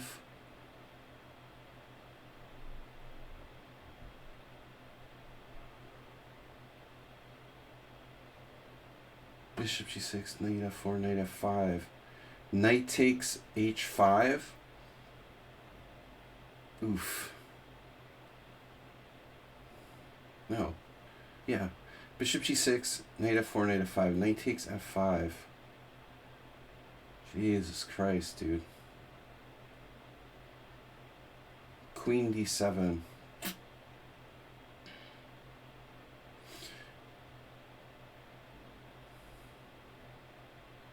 Jesus Christ, what is this, dude?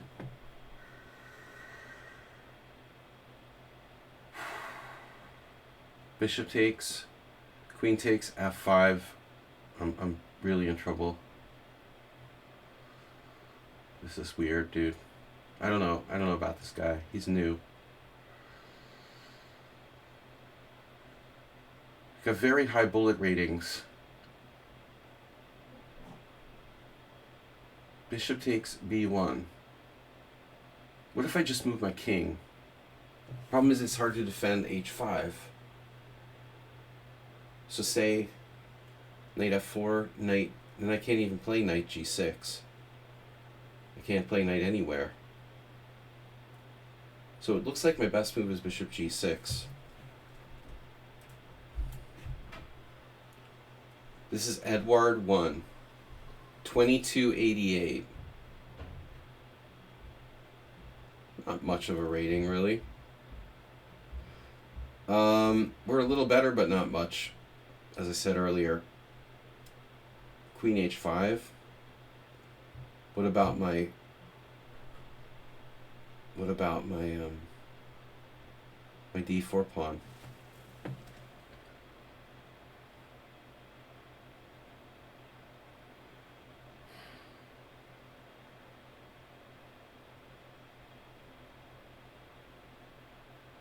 Yeah, I'm coming up against a lot of opponents who don't use any time at all again.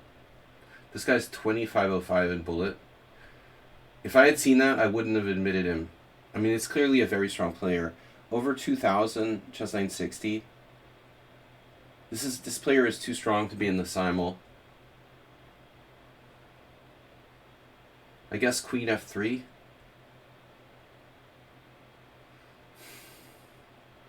I would say they're basically too strong to be in the Simul.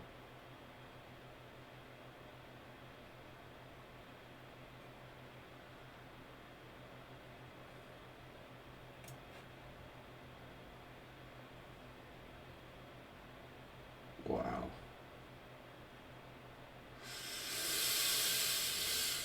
Ay, ay, ay, ay, ay. It's so tempting to play bishop g4, but does it even do anything?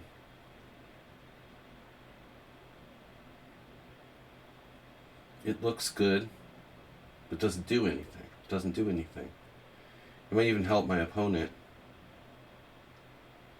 What about like b5? Do I win a piece here?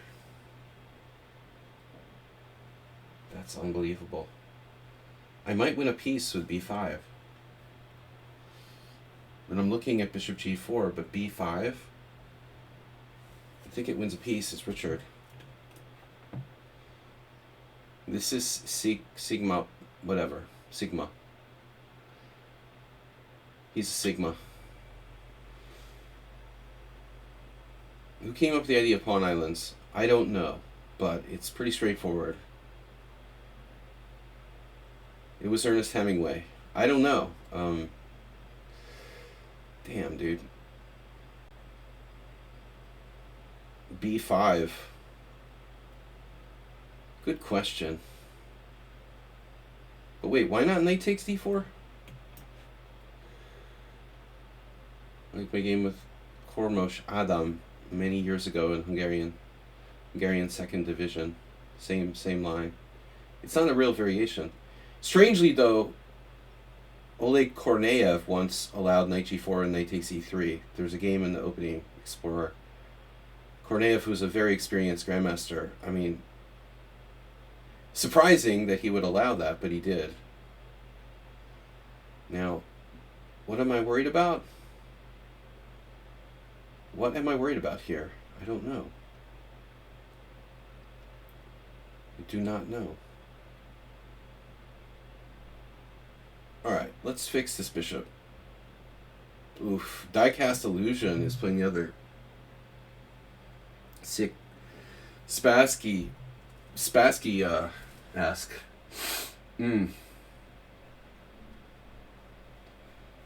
Spassky-esque.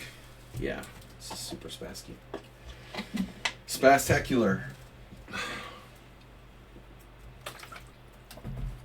It's mid-80s Spassky.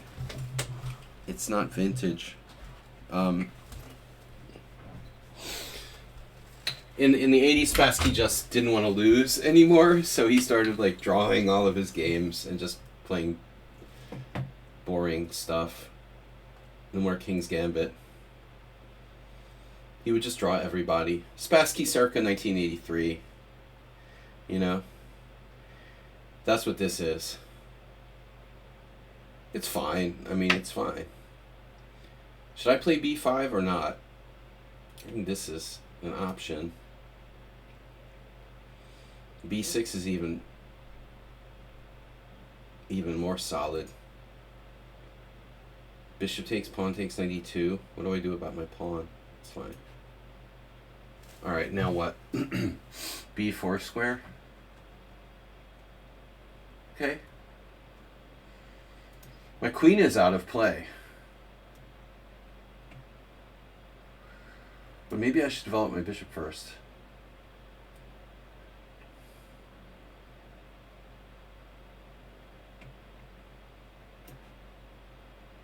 Whoa. QQQ. Trip queens.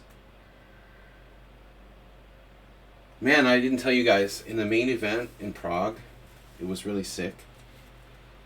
The first level, oh, I had quad nines against this lady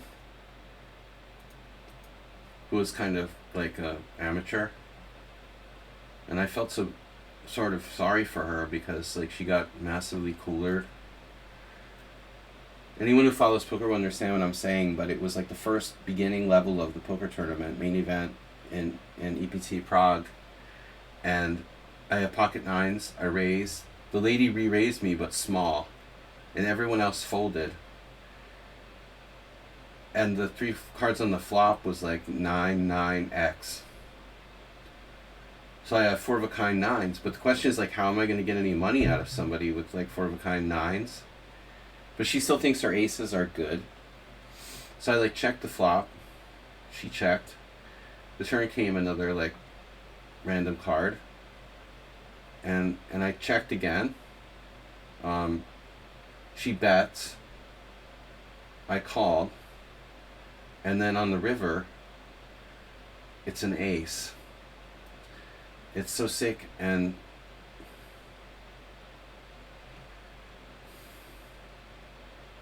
I mean, I can't be sure she has aces, but I mean, this is like some really typical amateur player. It's the first level tournament. She re-raised from fairly early position. She probably has a big pair, and it could be aces. And so, like, on the river, I'm like, I just put in like a smallish bet, and there it comes, you know, it comes a raise. I put a normal bet, and she like raises me. And I had lost a little bit of money, so I couldn't quite stack her, but I managed to get like all but like 2,000 of her chips. It was really sick. So she busted out after like 5 more minutes. I got like 28,000 out of her 30,000 starting chips. It was really sick. You know, it was like 10 minutes into the tournament, and I doubled up. She was like telling this bad beat story for the rest of her life. The format of the tournament, though, was like you're allowed to re-enter once, and so she re-entered. I could hear her telling the bad beat story. Ironically, she re-entered and got put on the table next to our table, like half an hour later, and she was back. But I could hear her telling the bad beat story to other people. You know, I mean, it is pretty sick.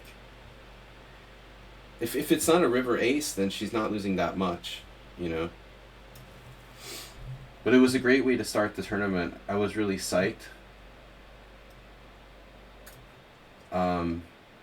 But that was the end of the happy times for me. I couldn't really do anything with my big stack. It's really early, and you know, you can't like bully the table with like blind level 1. You know, I had to just play normally.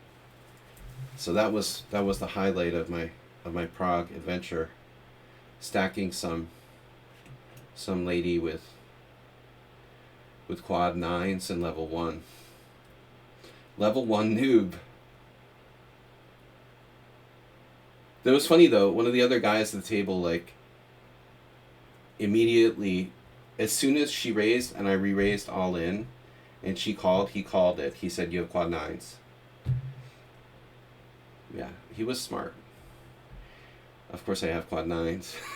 It's like, dude, whatever. It made sense. It's really sick. I didn't go to Hemingway. I didn't go anywhere. I'm ashamed to admit I didn't go anywhere, Someone on Sound, because the way that I tried to play as many tournaments as possible, and it's not that I didn't want to go. I didn't go anywhere. So I just stayed in the little zone, and I was resting or playing or eating. Rest, eat, play. Rest, eat, play. It was pretty repetitive, sadly. All right, so here's our really tough game. Now, I just realized I have a problem with the king move doesn't work, or does it?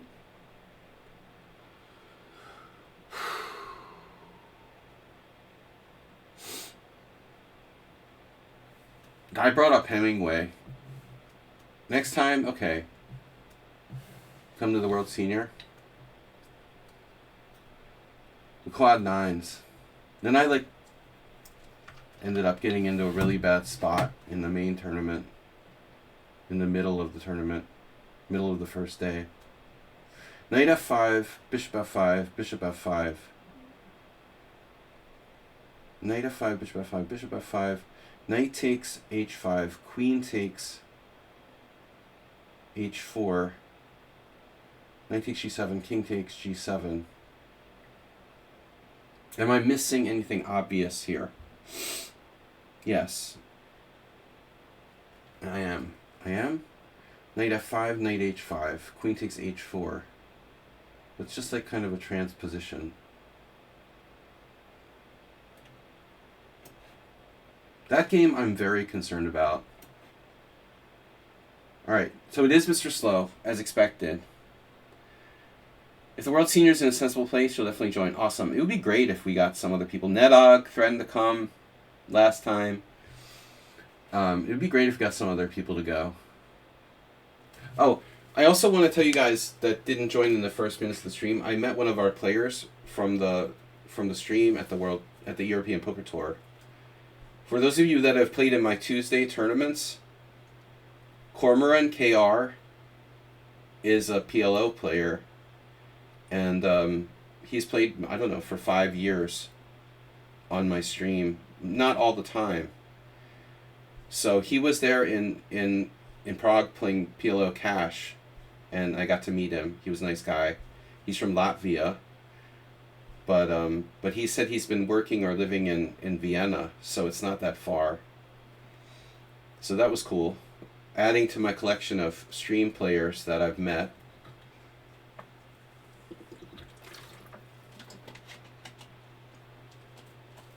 Yeah. One of the only people. It's funny, I go to the European Poker Tour, and the only people I know are, like, old legendary players. Like, I'm on the same table with Juha Helppi. Like, my first tournament, if those of you who don't know, he's, like, a very famous Finnish pro who, like, I think he won the World Series of Poker, like, 20 years ago. I mean, he's not that old. He's, like, my age. But he, like, played World Series with, like, Harrington and all these, like, older guys. I played with him before. And other famous old school poker players. We like Cormoran AK. Cormoran KR, sorry. Cormoran KK. No, Cormoran, I don't know if he has KK, but he's playing Pot Limit Omaha. Alright, Queen takes. I am more than happy to get the queen off the board there. So anyway, shout out to Cormoran.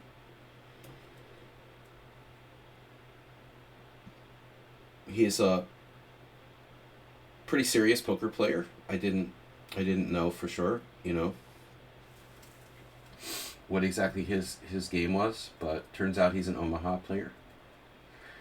He said he was going to play an Omaha tournament. I don't know how he did. There was two. There was 1,000 and a 5,000, and I almost played in the 1,000, but then played another tournament instead. I don't really play tournament Omaha. The knight on e5 is extremely annoying. This feels like a concession.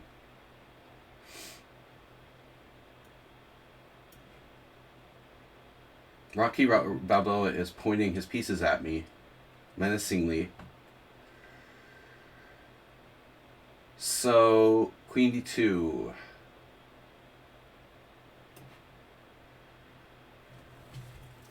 That's weird. Cornish for giant, right? But it was weird about Cormoran KR because I met him, and then I don't know why. Like, I thought he doesn't put his flag on his account, like many people. But for some reason, like, I thought he was in London. I don't know why. So I knew he wasn't English, but I thought he lived in London. And I'm like, you live in London? He's like, no, I never lived in London. Why do you think I lived in London? So I don't know, I get these, like, weird ideas in my head. And sometimes they get fixed, and I don't know why. Cormoran KR he's from Latvia. Yeah, dude. Don't even talk about... I'm not even going to talk about the election. I don't know. We'll just hide for 4 years. The Budapest embassy has a very, like, progressive ambassador that's been in since, Biden. And now he's going to leave, and the Hungarians are, like, having a frickin' party here. They're all, like, trolling his, like, Facebook account and stuff. I saw this, like, gross stuff today. He's very outspoken. The charge d'affaires. Because the Republicans blocked, like, all appointments, we actually never really got to appoint many ambassadors to important posts and stuff. Like, watch what'll happen. Like, the Democrats won't do that, They made it impossible for Biden to appoint ambassadors to many countries very far beyond the election. And so basically the charge of affairs just became the ambassador, because the Republicans blocked us from having an ambassador appointment, and now they like hate the guy. But I mean, dude, you didn't even let us appoint an ambassador, and now you're like trolling the guy. They blocked appointments for ambassadors. But the next ambassador to Hungary will be like, some kind of scam artist. It'll be a disaster, guaranteed.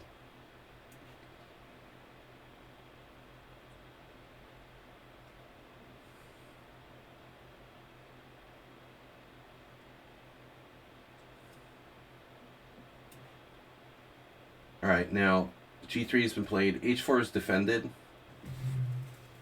H4 is defended. H5 is only pseudo-defended. So the plan was to play Queen D7, but it's not forced. I have to watch here. Well, D5 has to stay protected, and the bishop on E3 is just terrible.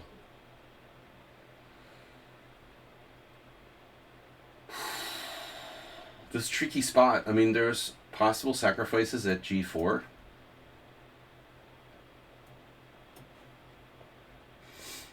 Yeah, the health insurance thing, I mean, yeah. Well, I even had the friend of mine who was like making really dark posts about it. He's like really militant. Yeah, I mean, that's pretty horrible.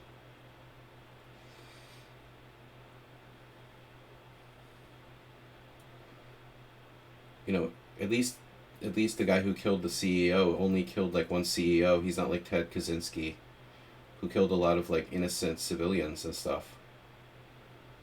And he has a huge following. The Unabomber. On the bright side, he didn't kill like, you know, hundreds of innocent people. How about another thing?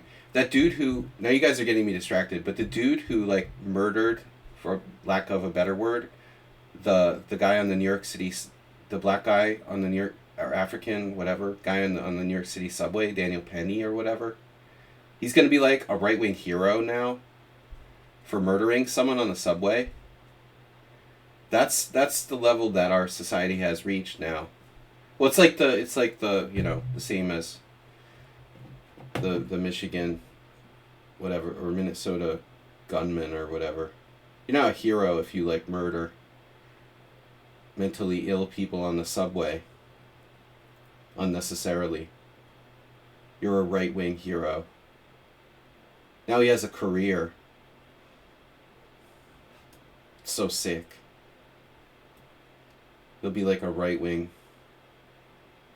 There was a good article in the Atlantic about that. I'll have to check it out. It's so sick, man. It's absolutely, I mean, it's one thing, it's bad enough when it's like the police using unnecessary force and killing people. But now when like innocent, even like random dudes, former military or whatever, there's no reason to kill somebody, you know? The guy needs, you know, he obviously has issues, you know, if he can't control himself. It's sick that they glorify that and make him a hero. Anyway, alright. Back to chess. Yeah, we are in Schitt's Creek already. Some of that sound. I would strongly recommend moving to Europe, but it's not at all a quick fix.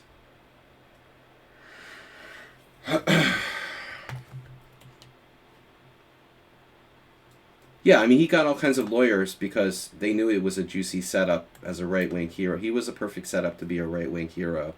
So naturally, Mr. Slow, all these, like, you know, lawyers deserving attention would take his case. It's like Kyle Rittenhouse, the guy who gunned down people at the protests 2 years ago or whatever. He's a hero too.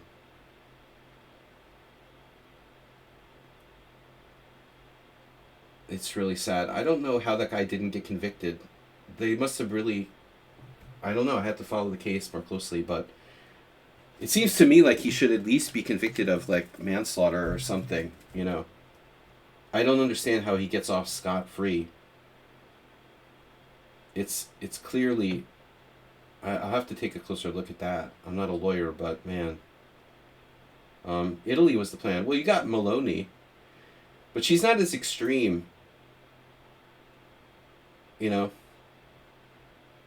She doesn't seem as extreme as the other far right European leaders seem. All right. I'm going to play f5 here. Is that really necessary? Anyway, don't get me in politics. Not enough time for politics. I got chess, poker, stories. But yeah, it's a scary world we live in.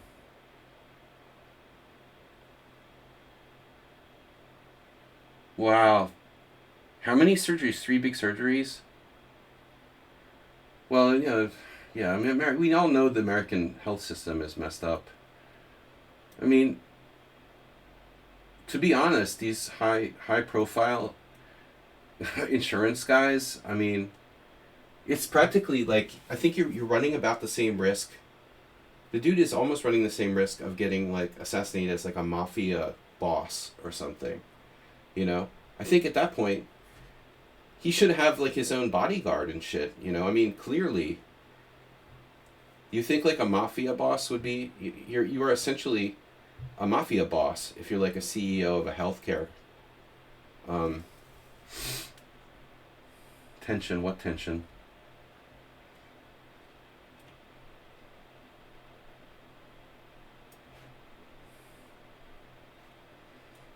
Just pretend you're a mafia boss. I mean, that's the like level of security you should have. By the way, how did the dude get caught at McDonald's? Someone was saying, you get people thinking it's like a worker. But it definitely has to be an employee. Really? I figured it was like, I figured it was like a customer. It was an employee.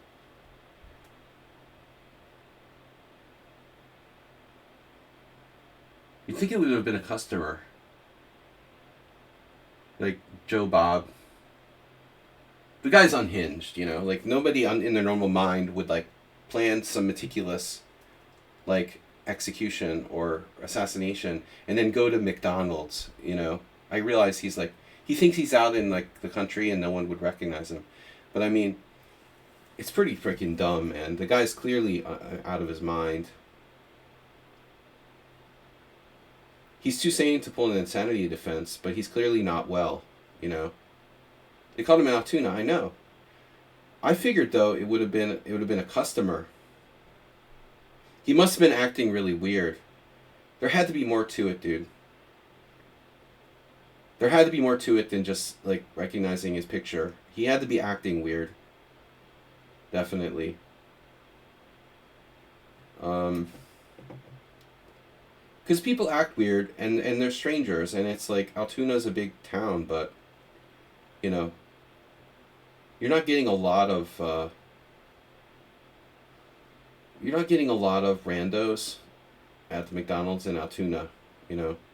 Nobody like goes to Altoona just for tourism or something like that. Maybe there's like a bowling tournament or something, right?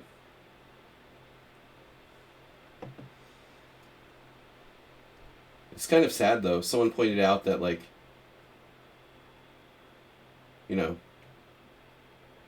people that turned him in are probably the people that are like getting fucked over the most by healthcare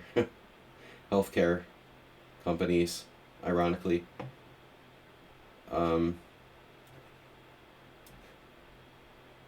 I bet the healthcare at McDonald's is great. B4?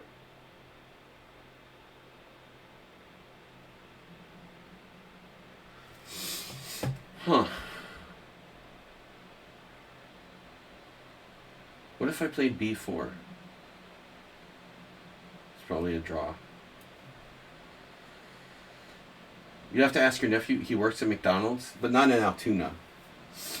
The chances of that are pretty low. Dude, he escaped to Altoona.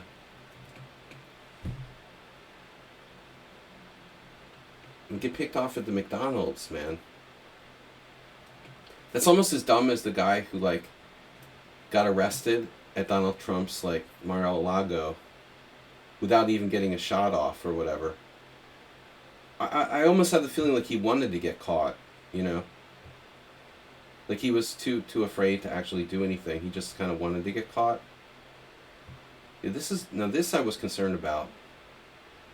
Right, knight takes g4. Wait, do I have knight takes e3? I do, don't I? Oh no, then he takes with the knight. Oh no. You're preventing... You're preventing...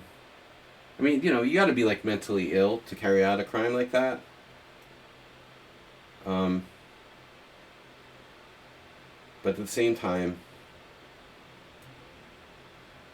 The guy was very intelligent, and he clearly, like, planned that very, very well. But to blow it with, like, McDonald's? Jesus, dude.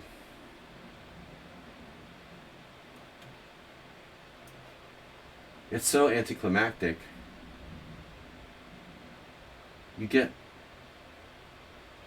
punked out by the employee at McDonald's. Jesus Christ, dude, that's dumb.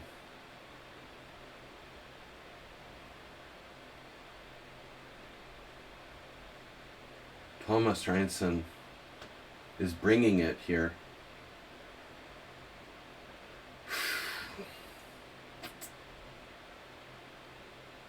I am concerned for me. Hold on a second. Too distracted, and I'm missing some good moves here. I have Queen H4, one of my favorite all-time blockading moves. Queen H4, F4. Queen H4, F4. I'm not loving it. Speaking of McDonald's, I'm not loving it. Rook E8. Rook E8. Queen H5. I have 97. I'm not loving this.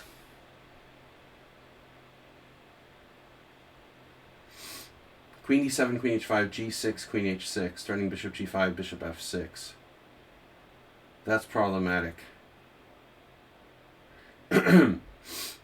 There's also F5. I mean, F5 is fine. Not only is F5 fine, it's probably the best move. Sometimes you just gotta pull the trigger. Alright, so we've invented a new variation here. I like this. The delayed Bishop G4 with G6. This actually seems to work. Wow. E5. Black seems fine. You're going to play knight c3 next. So I can play knight d7. Seems like white kind of has to lose time. What are you going to do?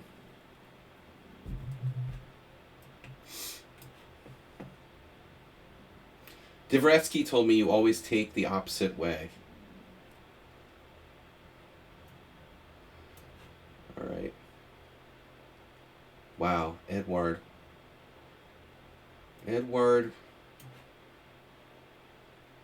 And now, rook e1.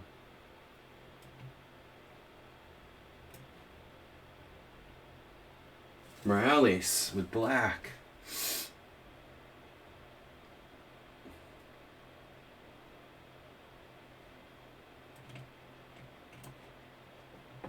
Whoa. You have that right away. Oh my god.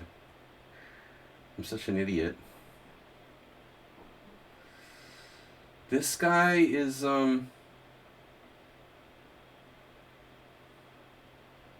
pretty over the top. For a Boulder player? Wow.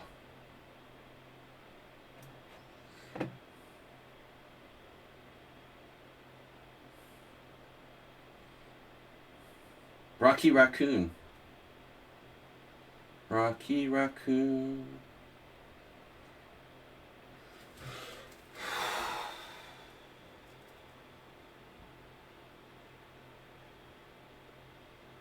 Can I help you, sir?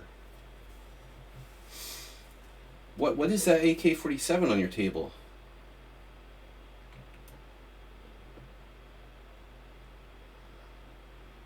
Yeah. I'm afraid to even, make comments online about Hungarian politicians.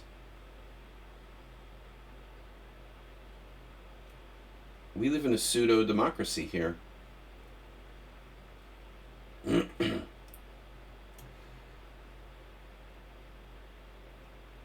Yeah, Egypt is an amazing country. I mean, it'd be unpleasant to get arrested, though. So many fascinating things in Egypt. I'd like to go. Actually, I was thinking of interesting places to go in North Africa. And I was thinking, okay, Egypt. Okay, it's fairly safe for tourists and stuff, but who wouldn't want to live there? Has anybody here been to Morocco? Because if I go somewhere, like on a trip to North Africa, I was thinking like Morocco would be cool. I was just in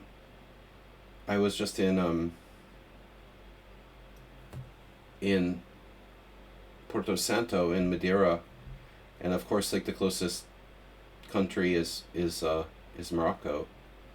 The bartender at the hotel was from Marrakesh. But if you want to go on holiday, say to North Africa, I think I might prefer to go to Morocco. I mean, like, plus even Tunisia might be interesting. It's fascinating places. I've never been to Africa, Egypt, people always think of it as the Middle East, but it is actually part of Africa. I've never been to the African continent. All right, Egypt, yeah. I mean, as long as there's not like total political, chaos or something. So nobody here has been to Morocco? I'd like to visit Morocco.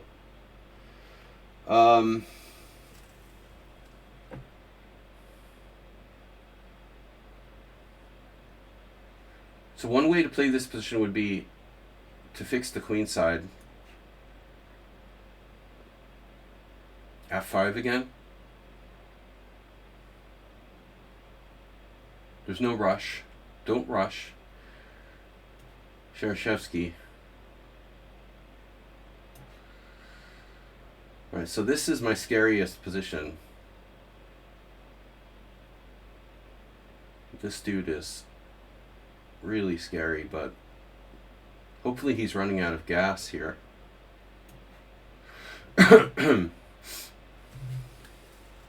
Now, how's my bishop doing? Whoa. Alright, that knightitis. Suffering from knightitis. You're going to need to play c5 or c6 like yesterday, as Tony Miles would say. If I play c5, can I play b5? Probably.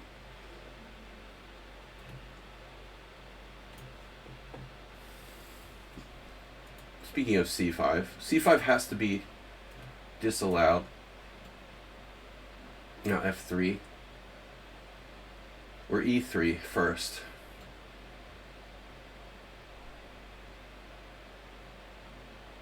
I have my bishop What's the problem? F4. It's fine though. Go ahead, play F4.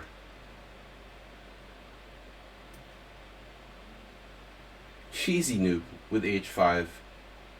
Speaking of which, F3, H4.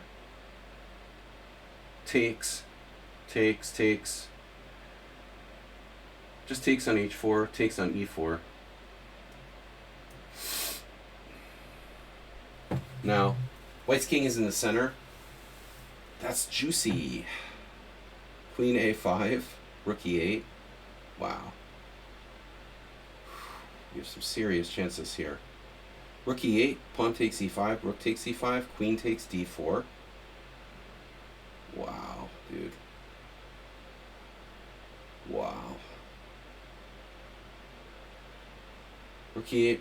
Wow, might be too much.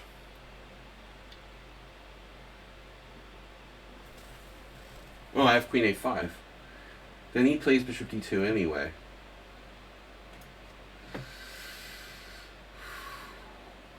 Closed Sicilian pros today. These closed Sicilian pros today.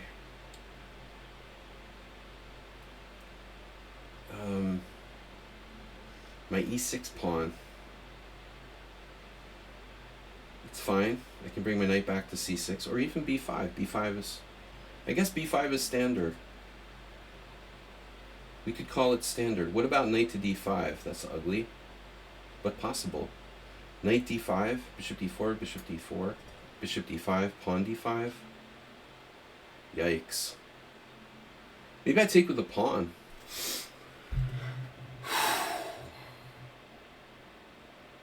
Gosh, I don't know what to do. Gosh, Waitskin. Knight to B5, C3. Knight to B5, C3, knight C7. Well, anyway. Uh-oh, what happened now? Queen E2. What is that about?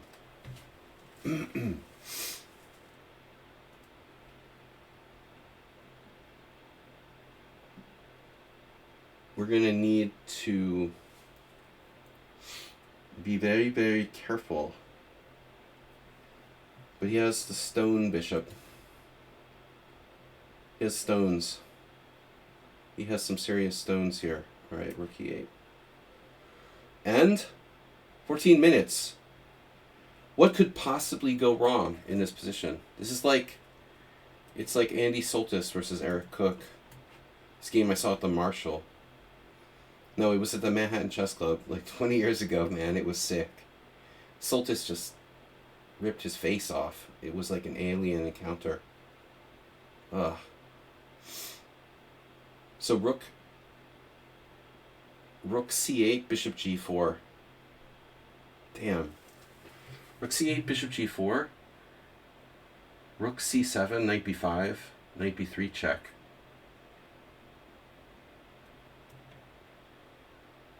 I'm not sure rook C8 is really necessary.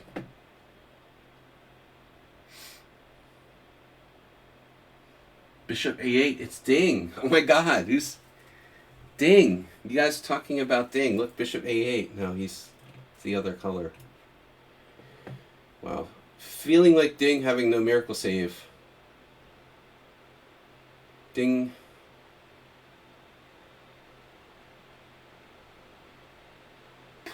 Ding is a victim of Ding is a victim of circumstance. Victim of our chess society. Alright, you're back. Yeah, okay, this is actually very close to a game I once had with White against Strapunski. No, White is okay. I have queen b6 though. Queen b6, d5, queen takes b2. Pawn takes c6, pawn takes c6. Knight d2. Queen takes a1, queen takes a1, bishop takes a1, rook takes a1. I don't know what the evaluation of that would be at the end of the day. It's kind of interesting, huh? So queen b6, d5. I take a pawn, you take a knight. I take back another pawn. So I got 2 pawns and the rook for a knight and bishop. With a very strong pawn chain. But maybe he doesn't do that. You know, maybe he just goes queen b3, knight c3. Yeah, I think that's stupid for me to do that. Fuck it. I'm not going to do that. Not going to do that. Not today. Alright. F5. This is what I wanted. Oh, you played bishop c3. Mr. Someone Unsound. Wait a second now. Maybe I don't want to play f5. We have to reevaluate. Now we need to reevaluate. Yes. F6 is definitely coming under consideration. Sorry, dude. I want to take with a knight here. Do I really want to do that? I think I do. Oof. Oh my god. This guy is scary. Queen e2, though. Did he need to play queen e2? Why didn't he just play king g2 right away? 25 minutes, dude. You're gonna get banned. You're totally gonna get banned. You know you're gonna get banned, right? For playing bullet chess. Banishment. I have knight f5. I need to move my king away anyway. So bishop f6. This is really ugly. Bishop f6. Rook h1 check. King g7.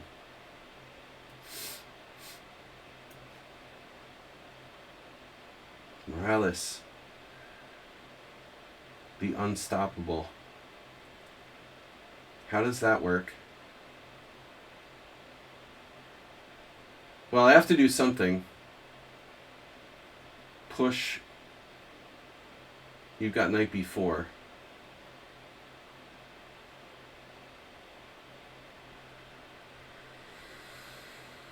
Push notifications.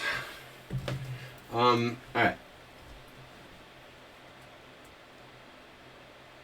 Queen a4. Queen a4. Pawn takes c4. Queen takes c4 check. I could just play queen a4. Oh, it's not so easy. d5. Knight d4. d5, knight b4. I have queen a4 there. d5, knight b4, knight d4, take. You have some compensation. I understand. I don't know what to do. Wow.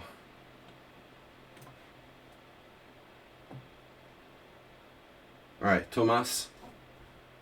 Do you really need to hurt me?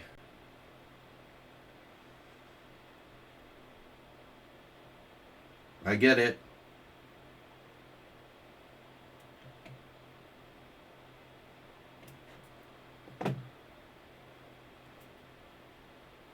So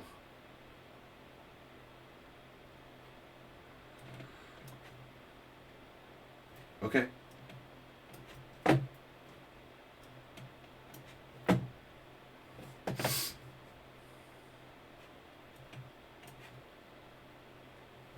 Wow. This is Tanya 1987. I didn't know who this was. Okay, wow. It's another bullet player. Crazy position.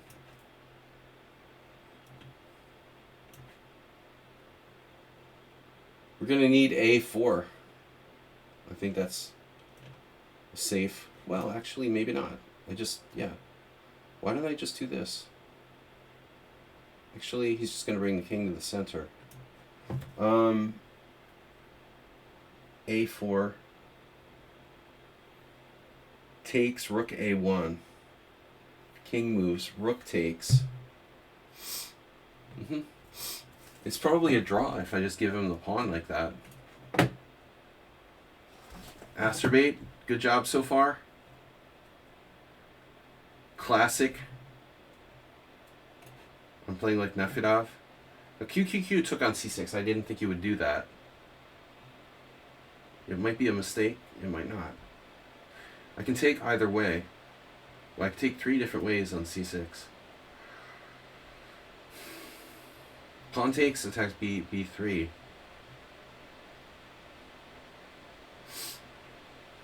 My knight is bad, but knight takes looks lame.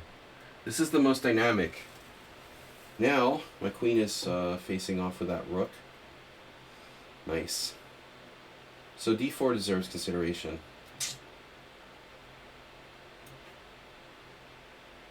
Maybe a mistake. We'll see. Do I have bishop g4? Do I need bishop g4?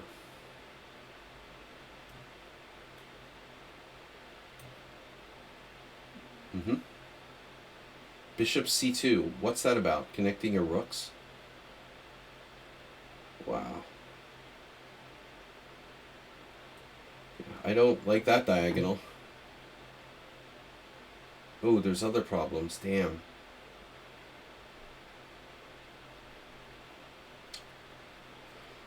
Now I can go back. You don't mind my knight on d4.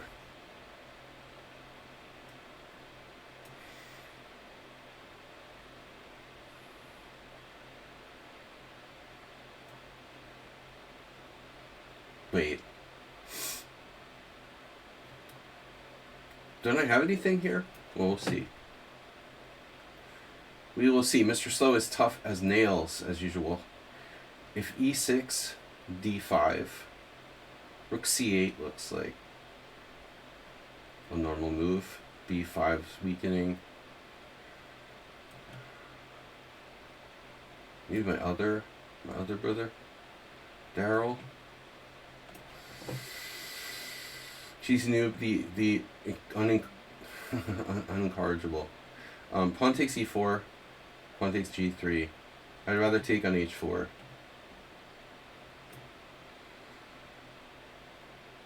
Yeah. d5, rook c7. This guy's 1400. Okay, that's interesting.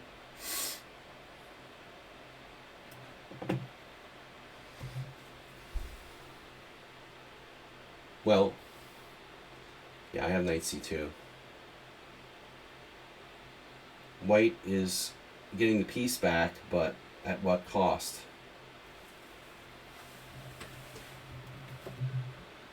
What price, love? Bishop h3, my old friend. Nice seeing you again. You want to play games?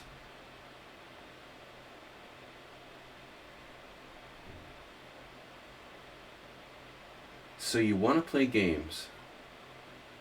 If f5, f5, fine. I can do f5.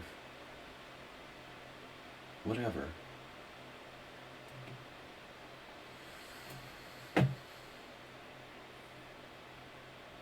a4. How do I do this? He's not getting the pawn back. GG, why not spent like 1,000,000 hours on this move? I think I should just take.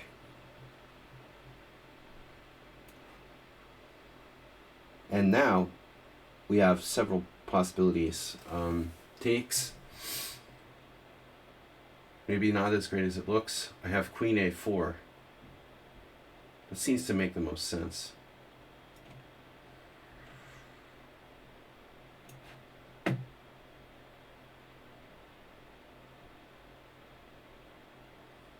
So Shaki played the classic. This is a classic Stonewall. But I mean, it should be good for me. Is my queen trapped yet? Not at this time. Knight h5, an unexpected twist here. If queen h3, knight f4. So I guess I have to take. Alright, very well. And then I take here. And now Cheesy Noob. Cheesy Noob is in trouble. h6, anyone? f4, d4, watch out for bishop a3. Rook f7, queen e7, h6. I'm probably going to have to play this anyway.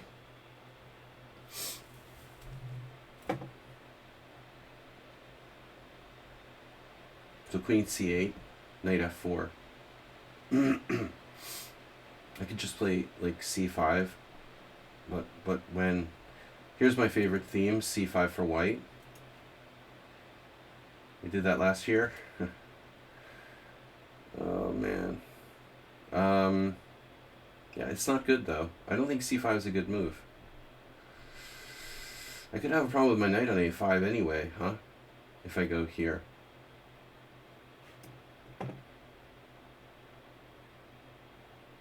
So it's a bit annoying. What would Petrosian do? Queen b6, starting knight takes b3? Not really. Need a good move. I might as well just play it. Alright, now we have to break. Question is where? b3. You better do it before it's too late, in my experience. Yes, I have to play e5 now. White is in big ass trouble in this position. Oof. Speaking of Andy Soltis, yeah, I saw this too late.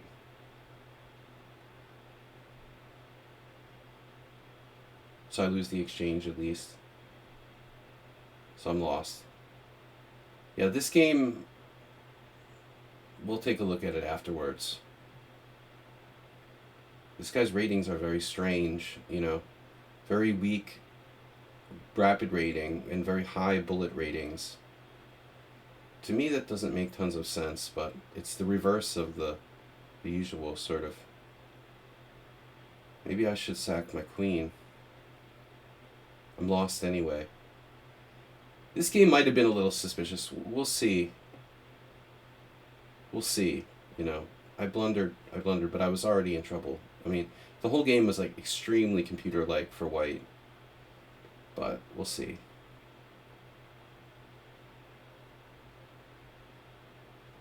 There's no way to like trap his queen or something. I have like no counterplay.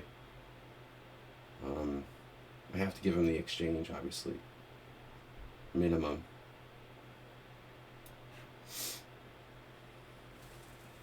And the great Mr. Slow. We know Mr. Slow is tough. I've had very similar positions against him before. Here we have to be patient.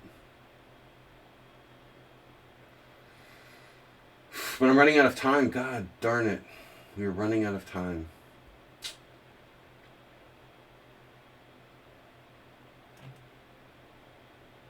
Yeah, I don't want to do that. I don't want to do it. E6. E6, D5. E6, D5. Knight A5. B5. No. Running out of moves. Alright. Well, what happened? Alright, you gotta just play faster. That's all there is to it.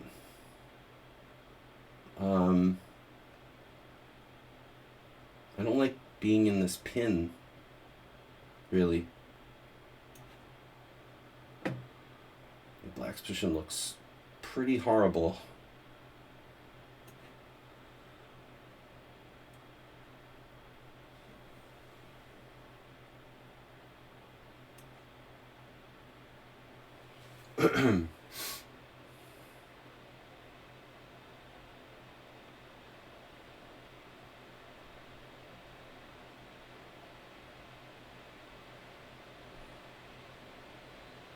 Pawn takes knight g4.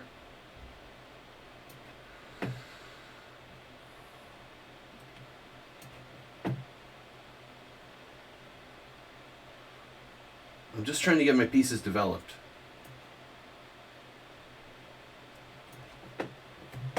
F6.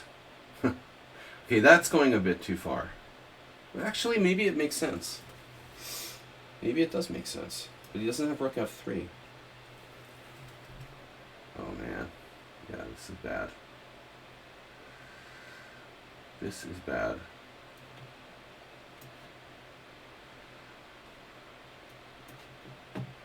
Most of my positions are fairly easy to play.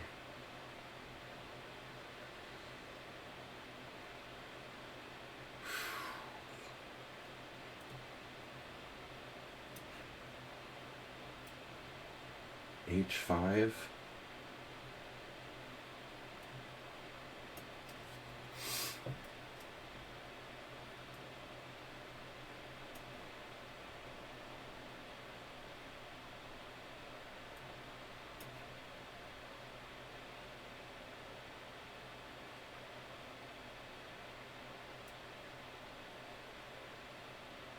Interesting.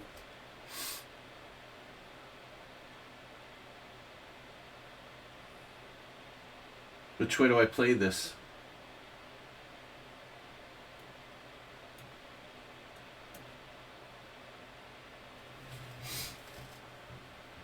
Stonewall.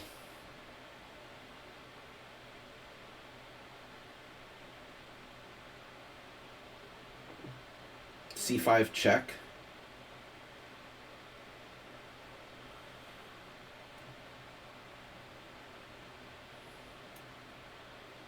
What happens if C5 check? Rook F7. Maybe a mistake to play C5 check. E4. E4 pawn takes. No.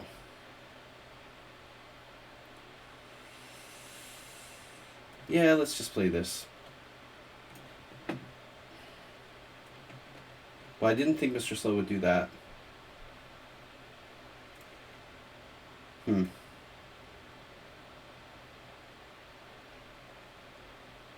D5.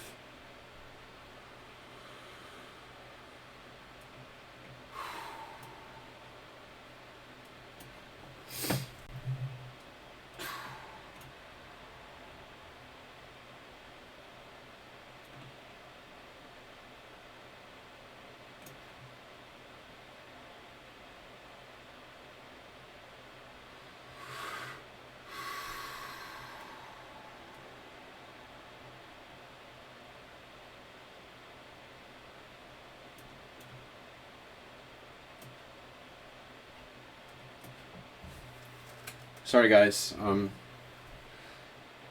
the angel among us. This guy has just killed me.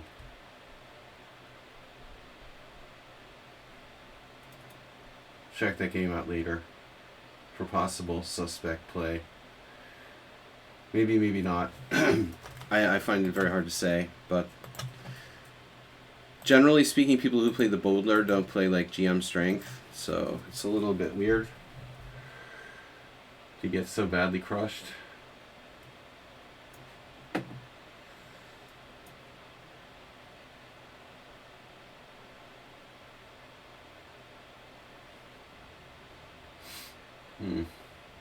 Chucky hanging in there. Hanging on and hanging in. Alright, let's just go for it. Breakdown. The breakdown lane.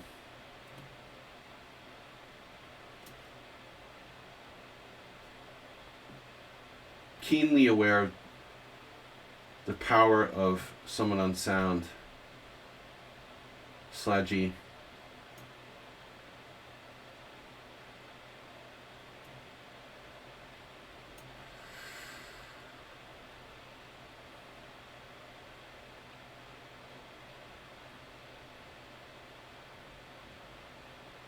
This guy is not 1491. I am sorry.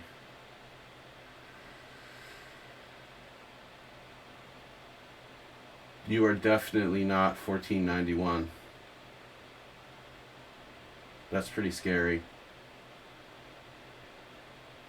We're gonna have to give up a pawn.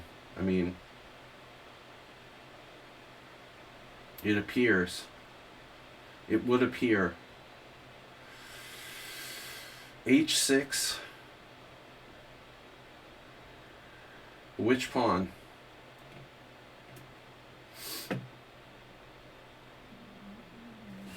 Speaking of pawns. Knight G4. Not cool. I've got this. And then this. Though I have check first. Not sure it really helps that much. What are we doing here? Exactly. What are you doing?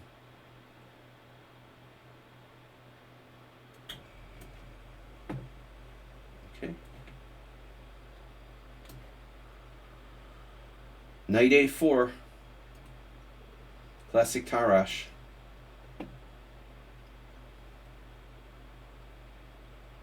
Wow. Really scary, dude.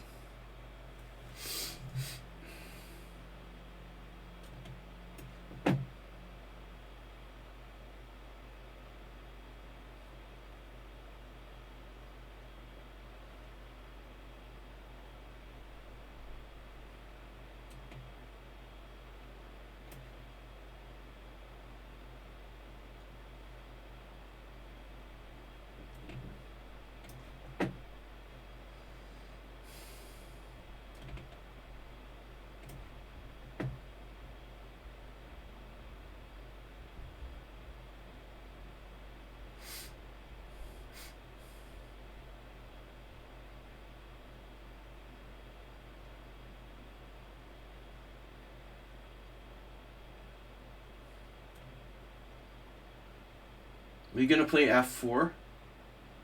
Oh no, you would do that?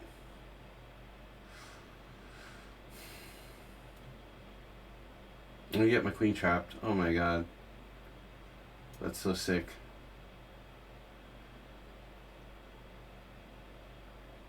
Unbelievable.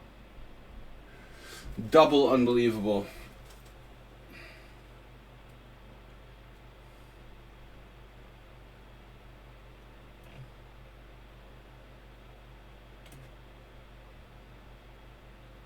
He didn't take the pawn?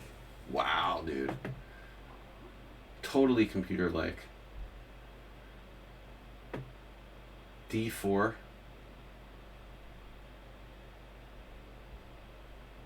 Dude, there's no way this is 1400. Why are you cheating against me?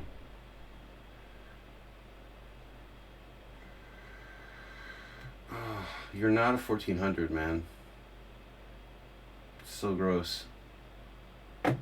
D4, rook C4.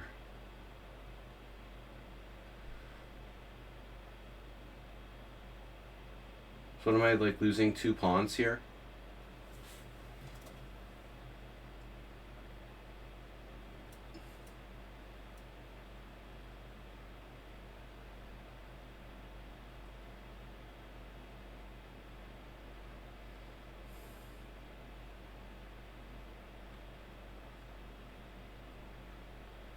This is really sick, dude.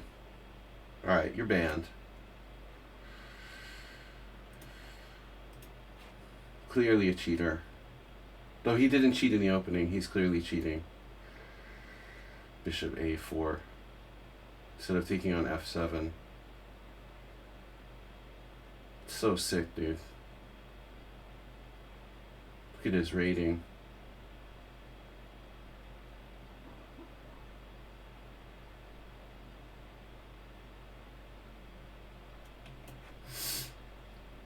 I have to, like, play with these idiots, like, cheating while I'm trying to play the legitimate players who are already pretty good. You know? It's so pathetic.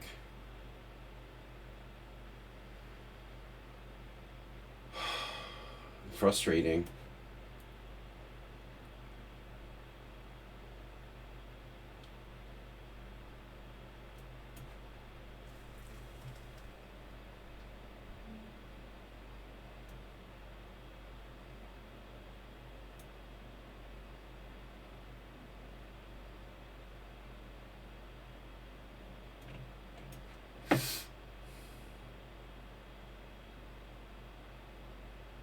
Wow. 95, that's a great move. Or maybe not. We'll see.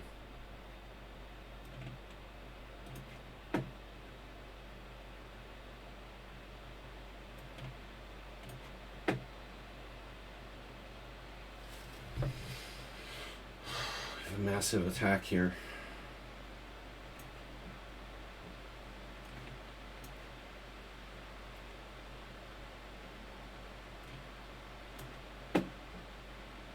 D4.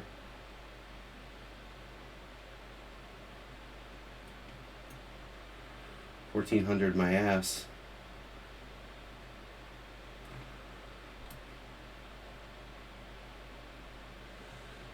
You're 100% computer. 0% 1,400.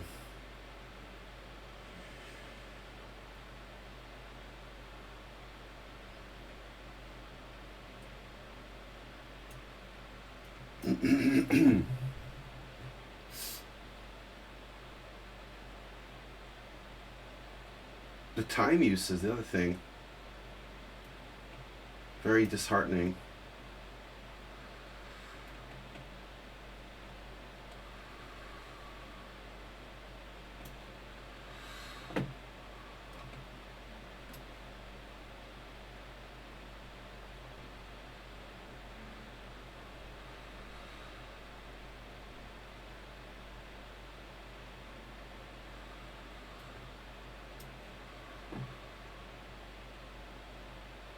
Wow, I have no time left. Nice.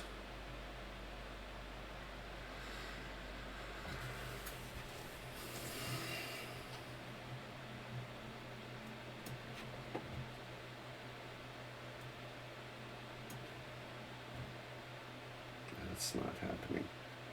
Wow.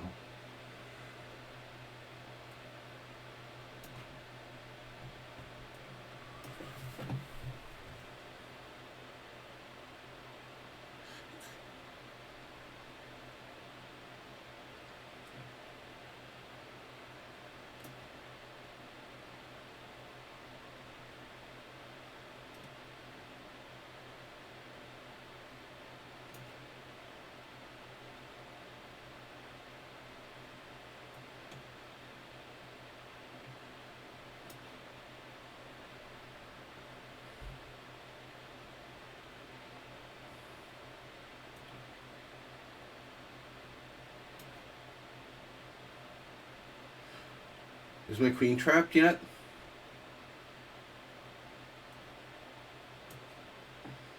Pretty freaking close.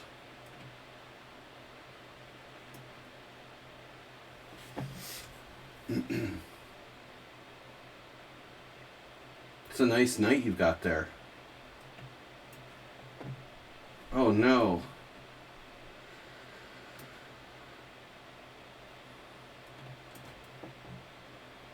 Rook takes a6.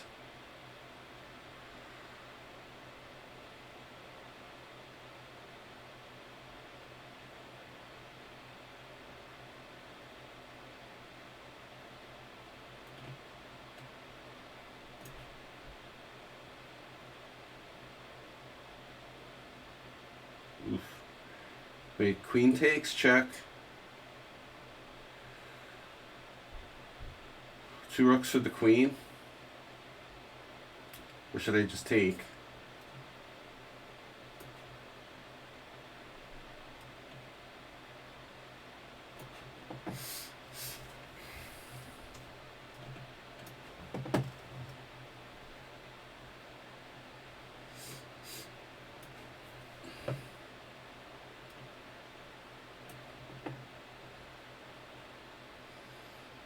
Diecast illusion with a new style today.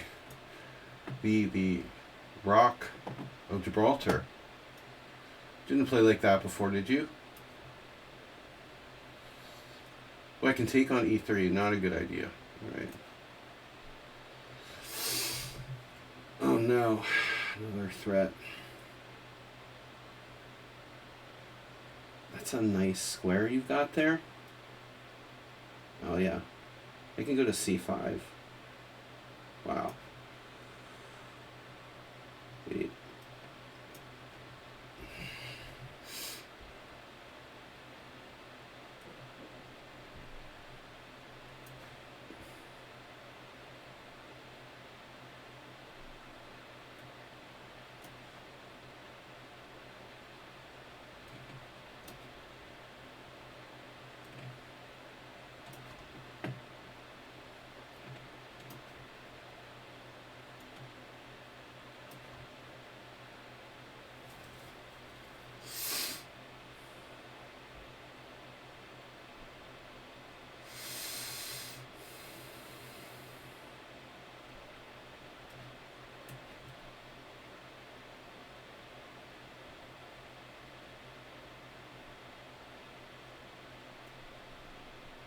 Yeah, this guy is extremely sus. He might as well just sign a paper that said he cheated. It's so obvious.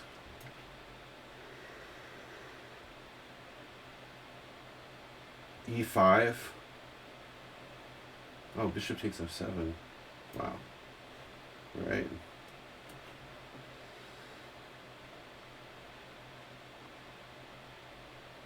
Rook on bc8. Hello.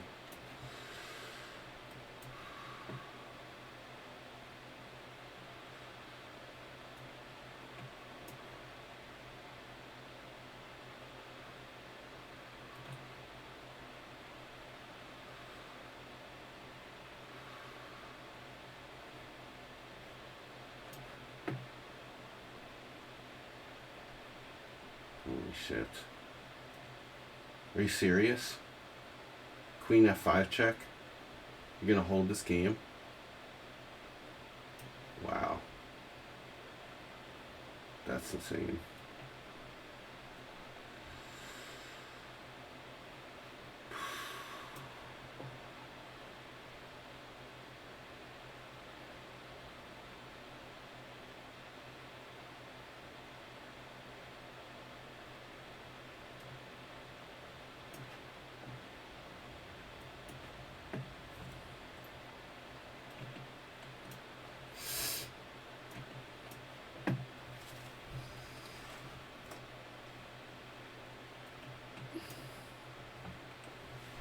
Getting on a bullet play.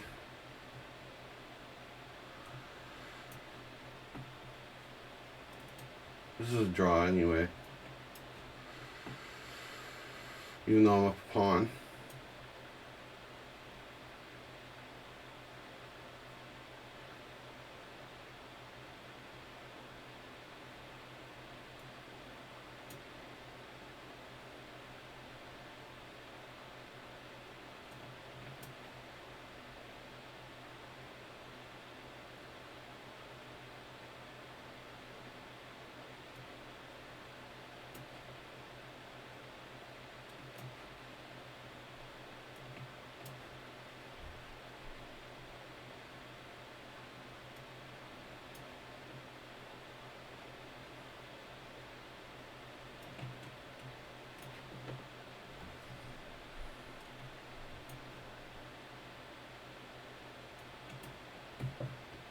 Oh my god, Morales.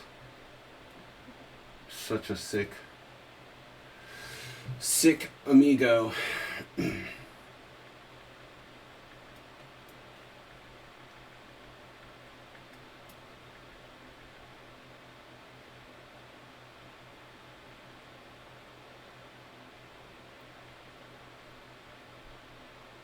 How bad is this guy cheating, dude? I'm just gonna ban him and resign. That guy's 100% banned and a cheater. Pretty obvious, too. You should at least, like, make a better effort to conceal it. Wow. What am I doing? That sucks.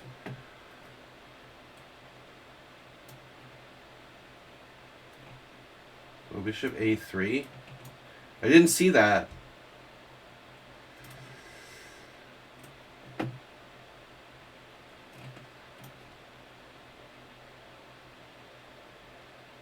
Try not to play like you're 2500 if your rating is 1400. The last chance people are going to pick up on the fact that you're cheating. Probably. A slightly smaller chance people will notice that you're cheating.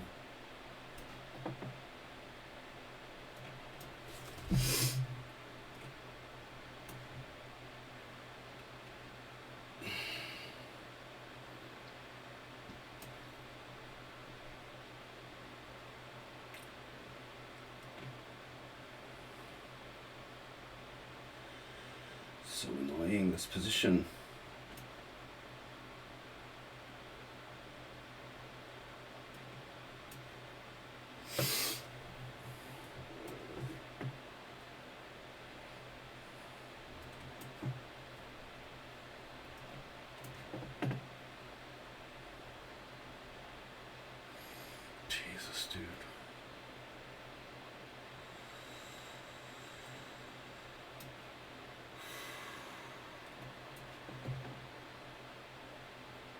I have to take the draw here.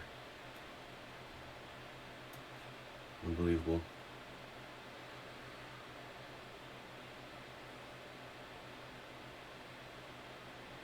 Yeah, I mean, I really have had enough.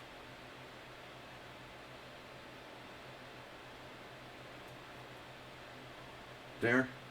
What? Okay, Shaki, unsurprisingly, may have gone too far.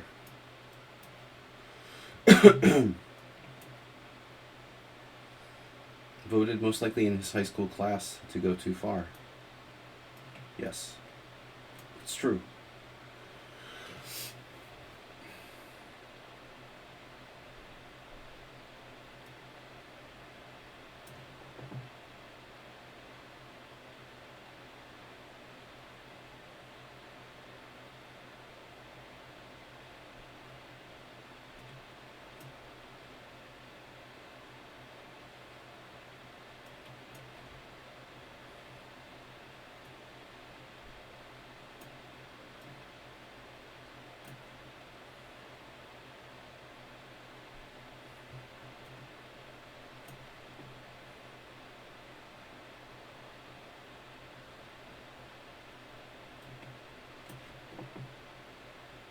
Morales, too unclear.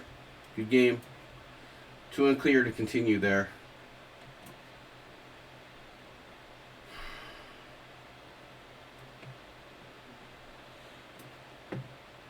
Flor Botvinnik.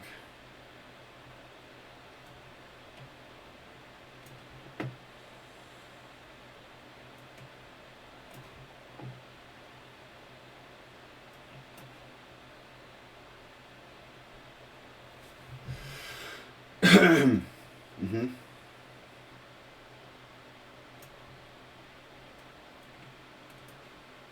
We got any chance on any interesting end games here?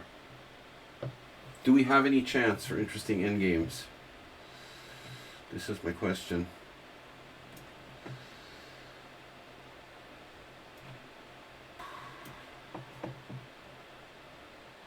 Lost 2, one of which I'm sure is cheating. The other one might just like legitimately be a strong player, but it's always hard to say. And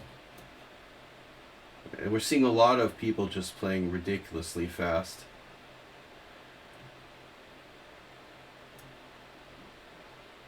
They get excited and play for time.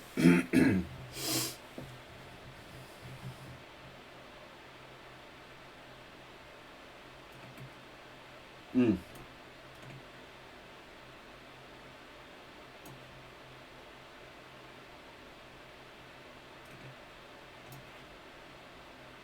What happened? Knight f6? Really? Wow. Okay.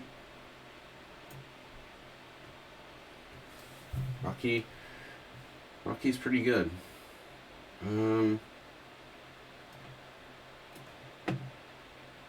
Aha.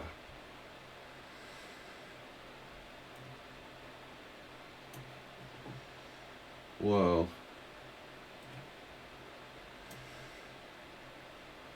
What is going on?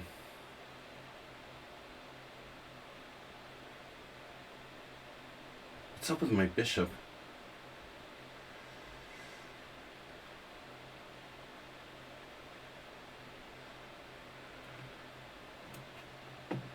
Wow, what a position.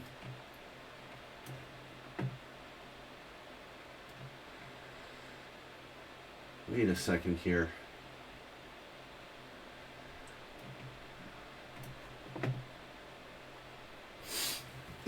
How do you feel about how do you feel about that? Yeah.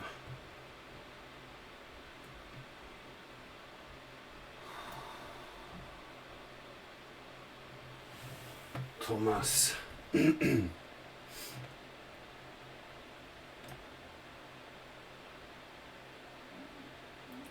You stole my open file. You dirty dog.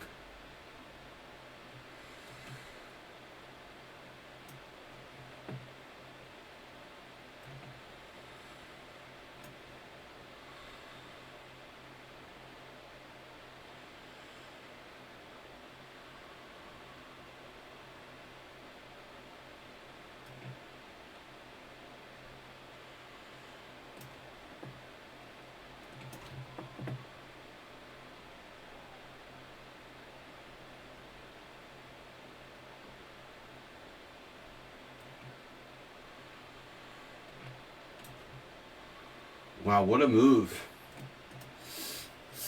Beautiful move for him.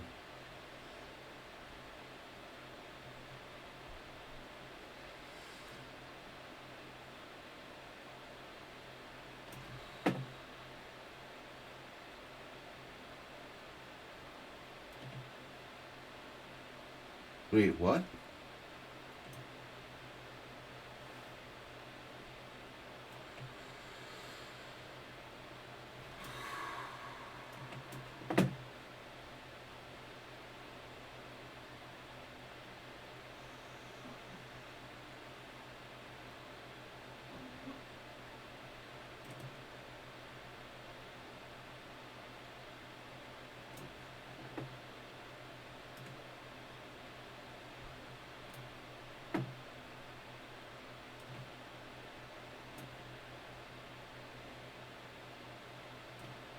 Wait, where are you going?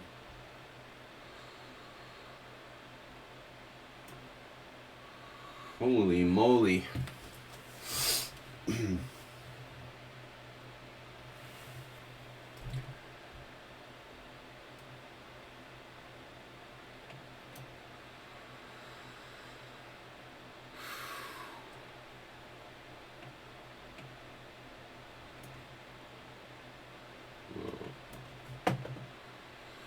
Really?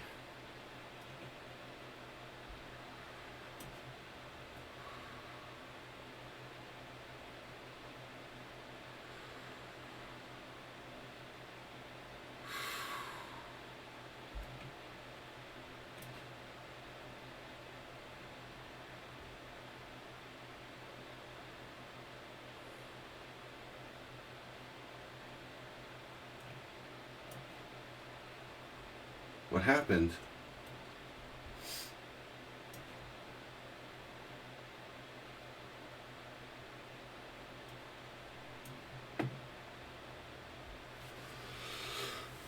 Thomas, what are you doing over there?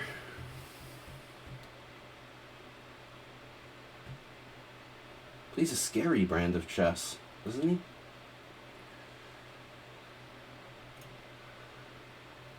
Knight takes d5.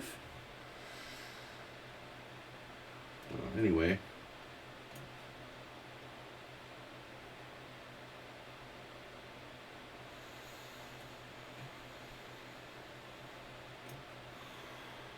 Pawn takes.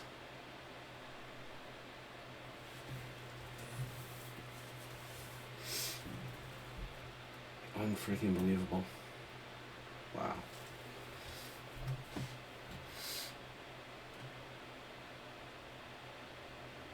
Check.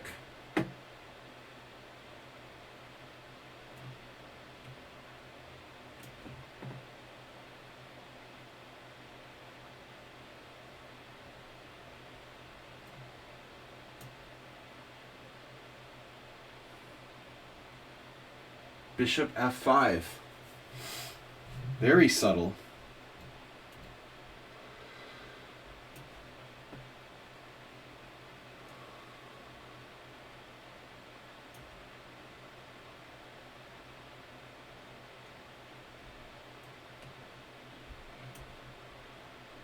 Wow.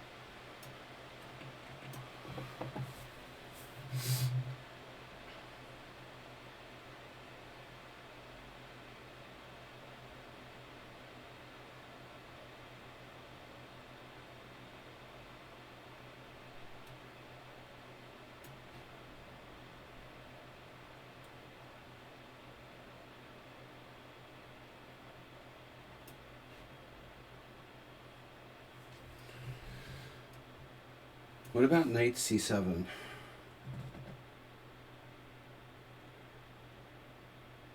It's probably not going to work.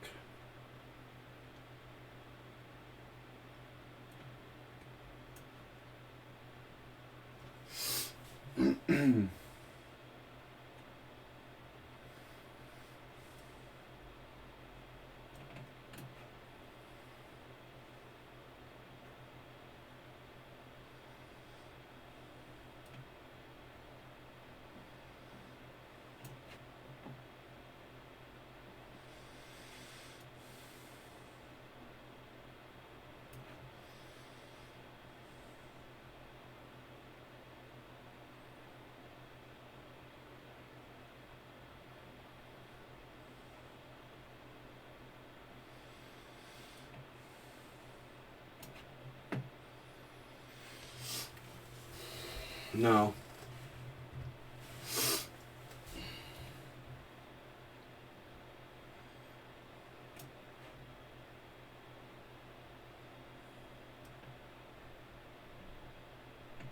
This player is unbelievable.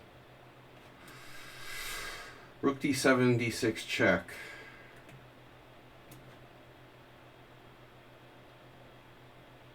Tomas. Come on now.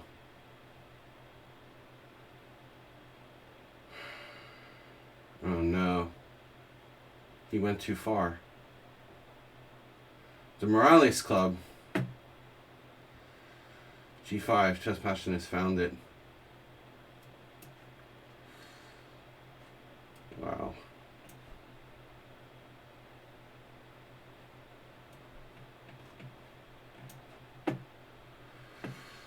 Queen h5 on the board.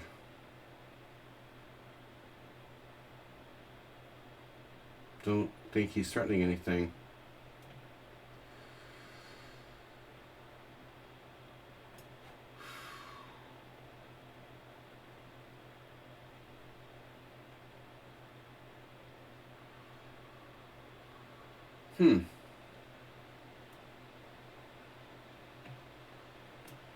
Dean could lose this.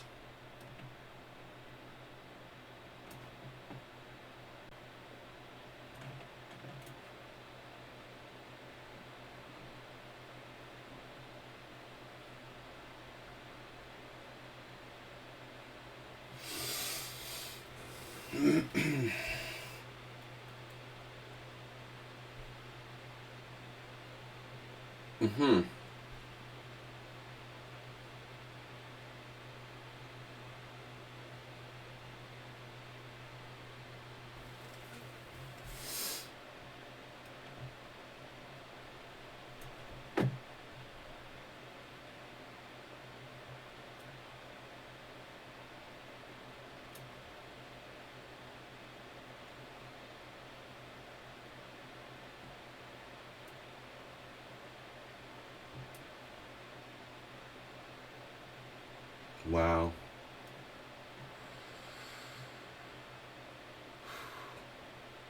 Can Wade survive this?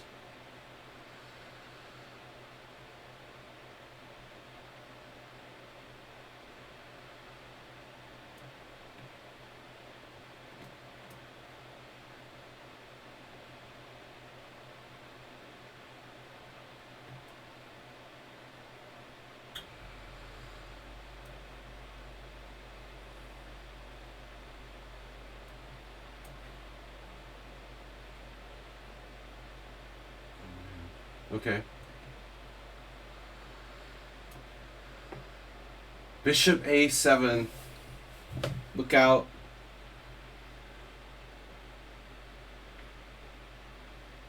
I don't think it's a great place for your bishop, to be honest, Mr. Slow.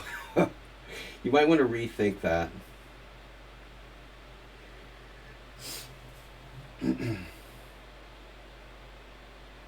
Not sure I concur with that call.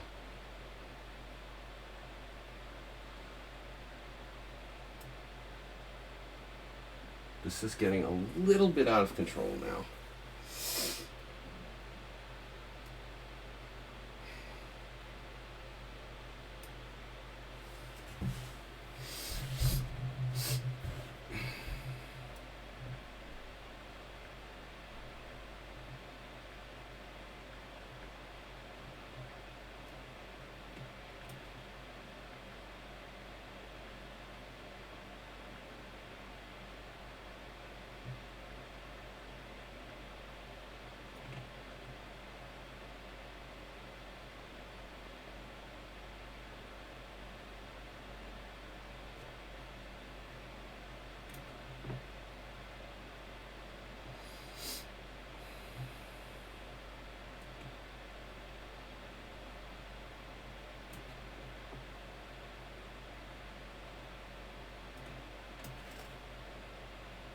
Wow. D3. I was down a pawn in this game? What? Since when? Since when was I down a pawn here? That's crazy. C3, D2, R2, D2. I could lose this? Are you serious? That's crazy. Wow.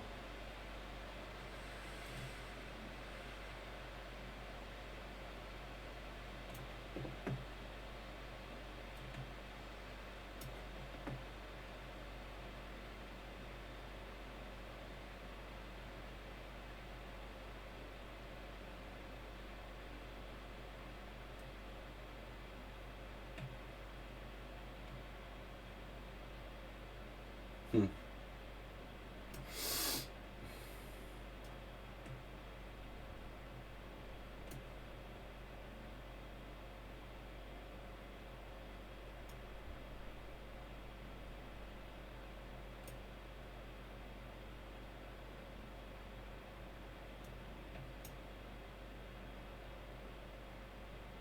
Wow, this is just getting weirder and freakier.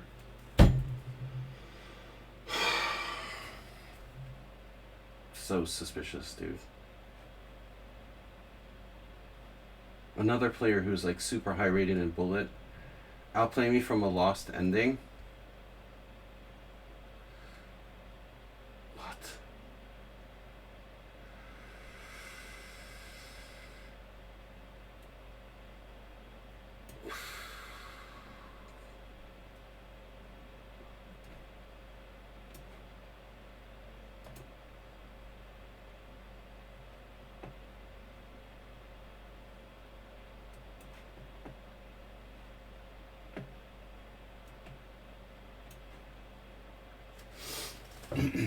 All right.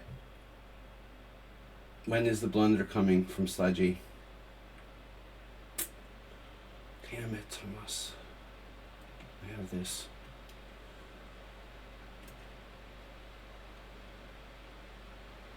You've got to have him now. Wow.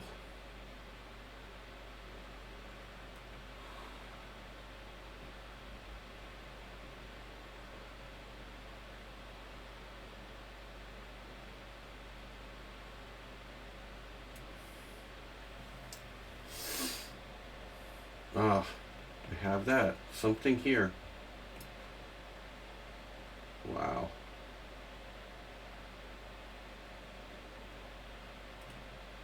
Wow. Rocky. 1400 bullet, 20. Yeah, that's another approach. Oh my god.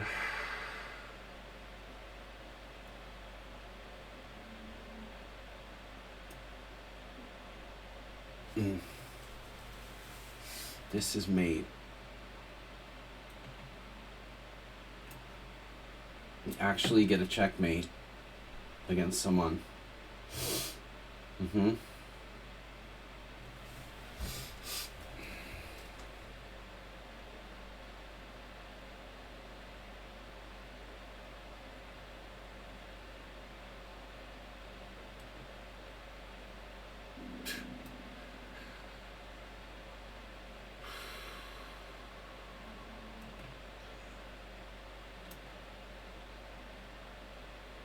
King d4, threatening king e5. Yeah, maybe I can play for more than a draw. It's got to be a draw though.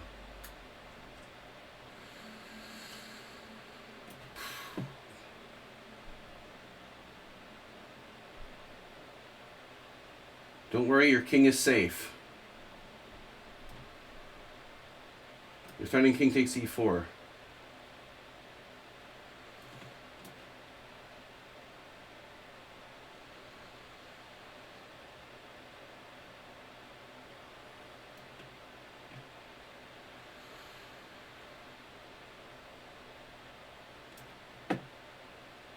Shift to draw mode.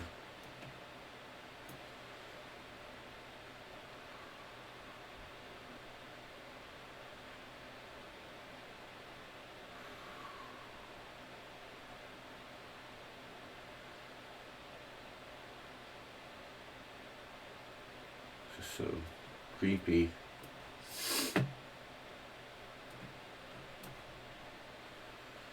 Bishop takes check. I'm up a rook.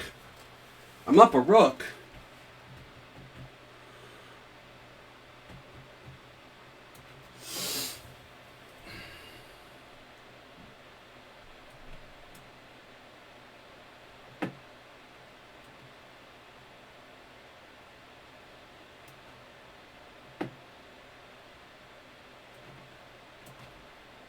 Alright, we're almost done this thing. Richard's down a rook. This guy or woman or whoever, Tanya, is pushing for a win from a lost position somehow. I don't know how I managed to do that. One player definitely cheated. Maybe two. But none of the regs have been able to beat me.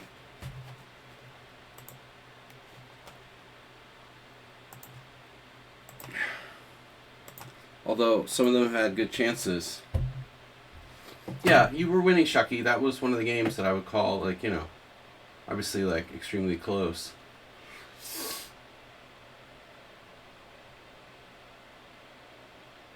Thomas, how can you play with your king like that? That's insane, bro.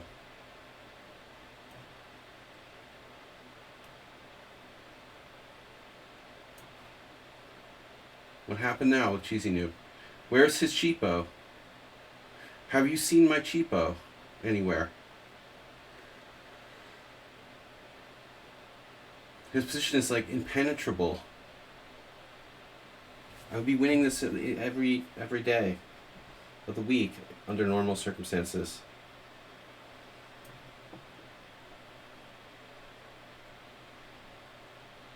Weird. Definitely weird.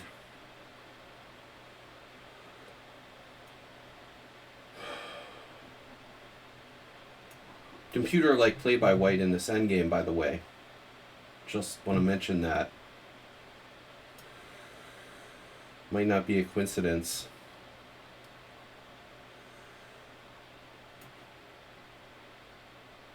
I'm not paranoid. They're just out to get me. So what's happening here? Summon a sound is, you know, what happens sometimes summon a sound is that you, oh my god, wrong square. Sometimes you get lucky. Sometimes you overextend yourself a little bit. I'm up a pawn? I didn't know I was up a pawn. But who's counting? How you sacked a pawn? Thanks, these tricks. Which one was you? Which was your new account this week? Or you were... Wait, I'm confused. It's been a while. You were, diecast? You're diecast. Okay, I'm sorry. I haven't done this in 2 weeks. Let's see. Oh my god. How is it impossible to attack this guy's king? It's crazy.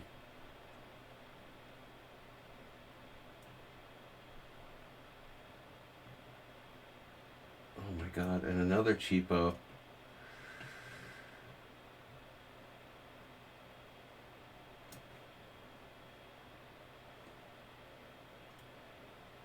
This is getting weirder and weirder. Alright, so, I don't know, am I playing for a win, a loss? What do we call this? Oof. Queen takes check. Somewhat in trouble. He's somewhat in trouble. Now who's overextending? Can I ever play like h3? Yeah, right, if you want to lose. This is so frustrating. Queen d2. Yeah, I could lose.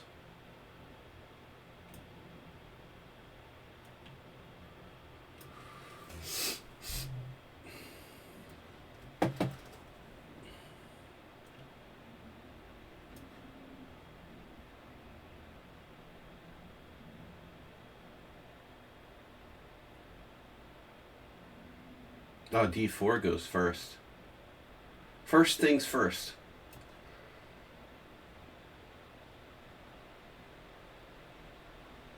Alright. Jesus Christ. This is so bizarre, dude. Check. It only gets worse. Alright.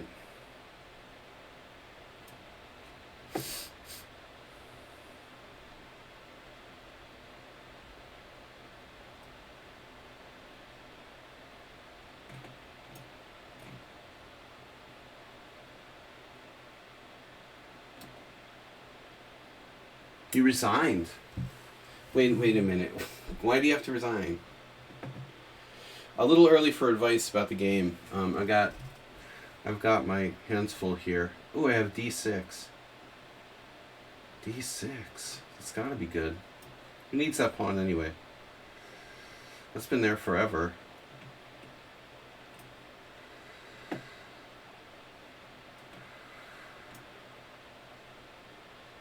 Yeah.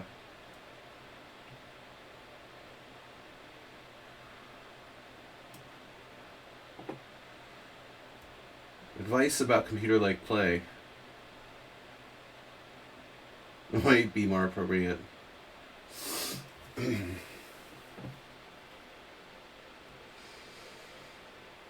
Okay, so now I thought I had something. Maybe not.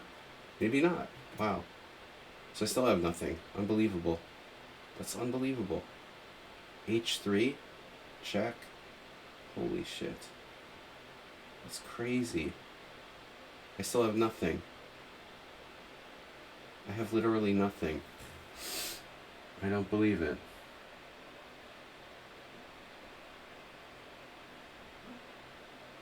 I'll do H3.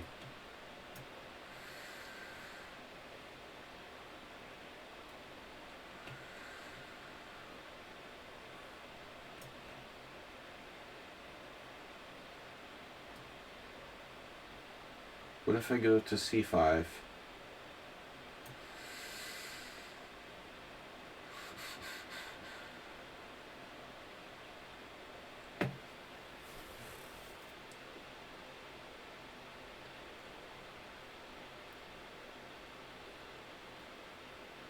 You overextended a little.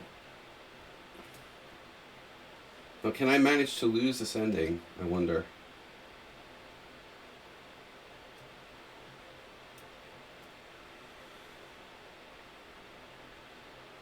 Maybe not. Rook f8. Ah. Cheesy Noob is bailing out. Gotta check. He's not normally a fan of trading queens. In fact, he's been avoiding it all game. So if I play king f6, you take, I push. You take, I take. Yeah.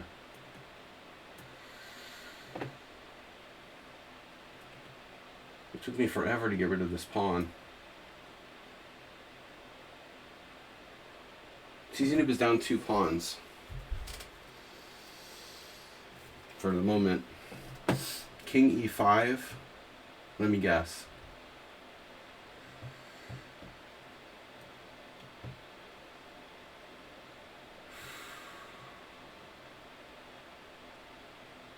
All kinds of nasty stuff if I do that. I might be better off just moving my rook first.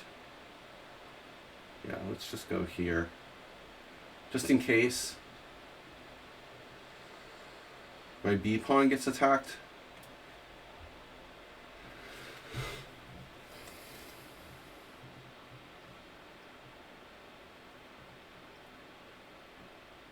Check.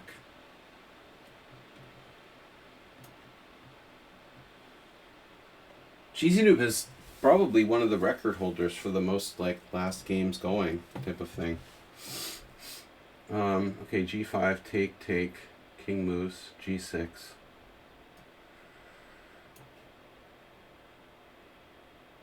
Rook d3.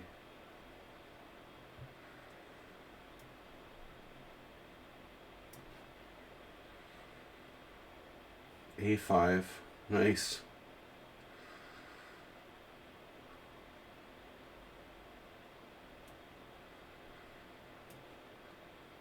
Geez, and he was going to full bullet mode now.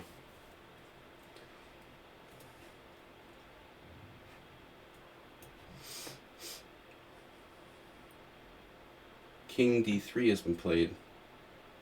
So I want to activate my other rook. I have winning chances here. Wow. Kind of surprising, right? Not sure how serious. But maybe why? Why should it be surprising? Okay. Rook d4.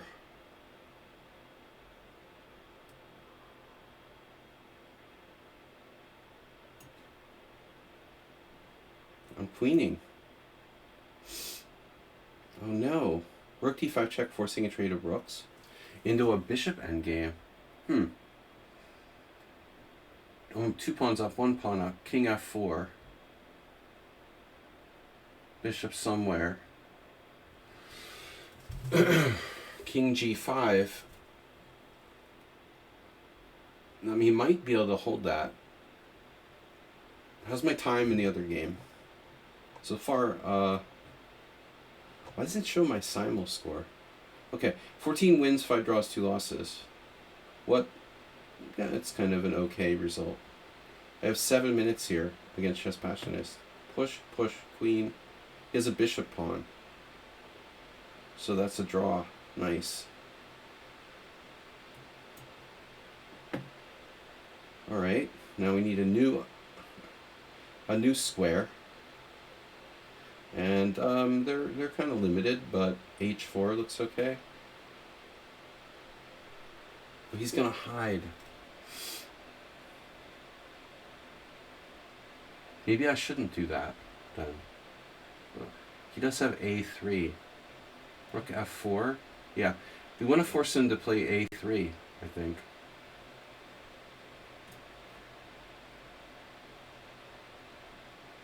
So here I'm not sure. Rook c4. What's wrong with rook c4? Nothing.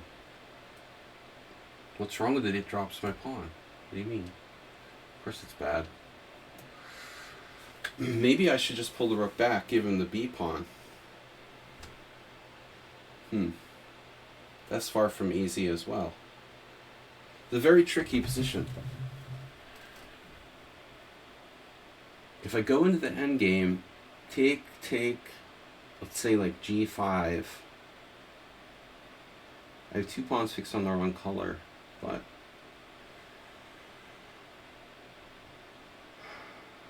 yeah, it looks bad. I don't think I can trade rooks here.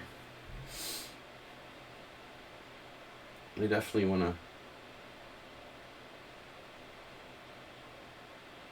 to hold. Okay, now, are you threatening me?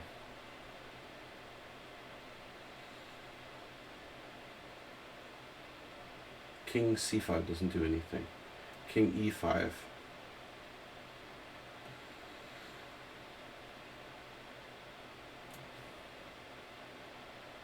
So he greedily took the pawn.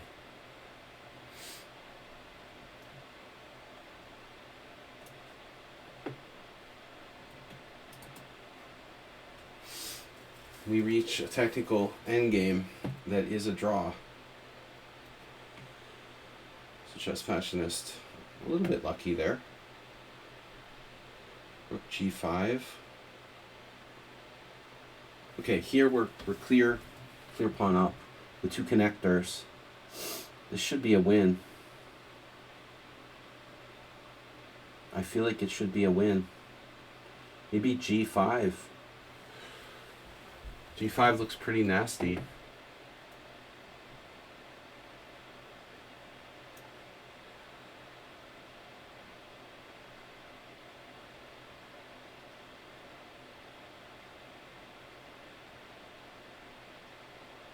Wow. I'm not sure that's a good move.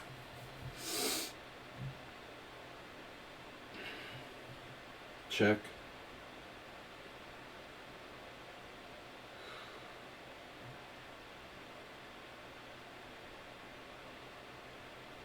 My king should be able to get closer now.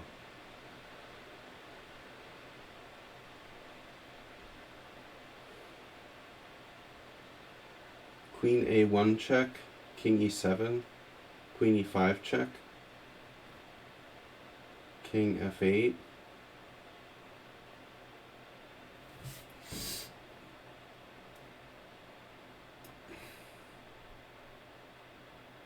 And it's another ding-like move. Bishop G8.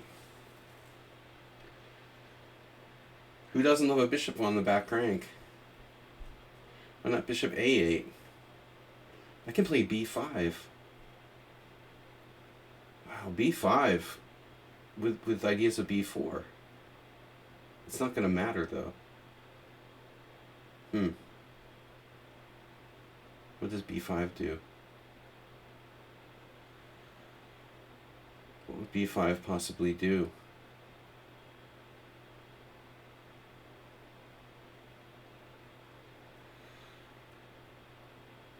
Maybe better not to play B5.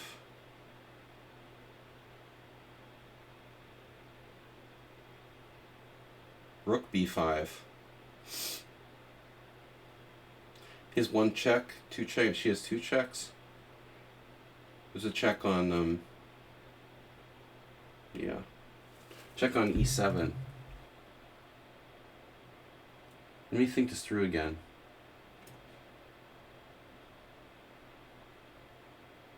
I think it's over, but I've got to be careful. All right, king F4.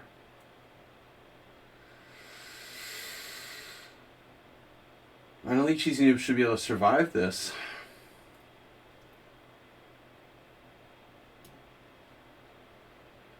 So now,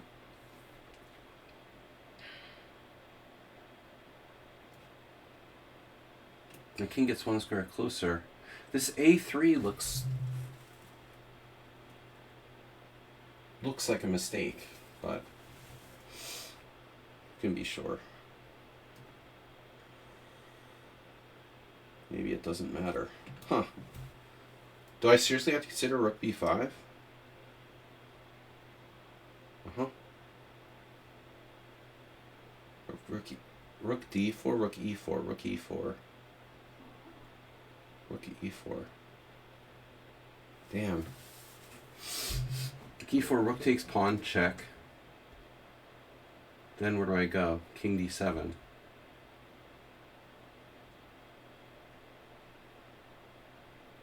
King D7.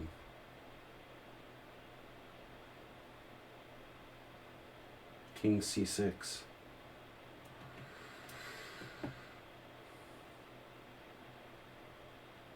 Cheesy Noob is... he's in collapse mode. Good Simul, guys. Thanks for following. Right now, got to go to D7, it looks like. Not a great square.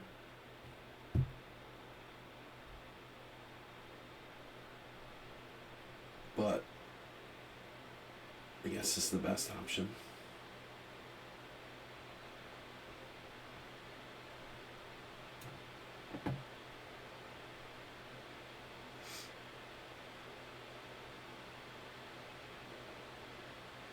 Okay, rook E5.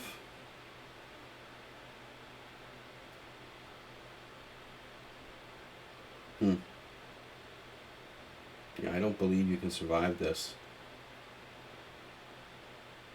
But maybe. Rook E5, you can kind of box me out. Nah, it's not going to hold. Right. Okay, check. King E7.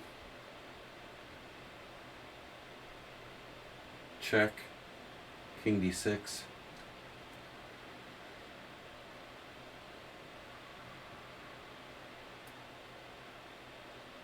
Right. Now I go to B5. It looks really bad for black. Even G6 check. What now? Here.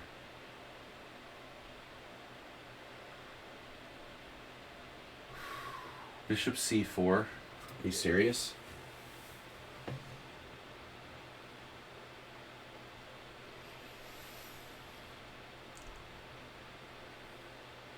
It's not going to matter.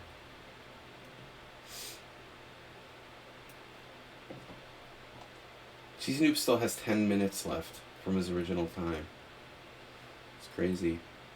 Okay, so now king up. Here's one more check. She, it, they, him. Tanya, 1987. Tanya Harding.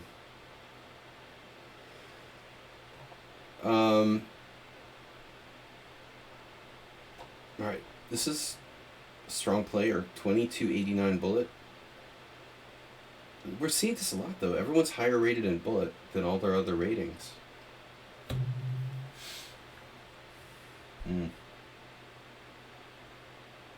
This is tricky. Yeah, I don't think I have any winning chances actually. I think I ghosted myself or something. Gaslighted myself to thinking I had winning chances in this game. There's no way Black is holding this.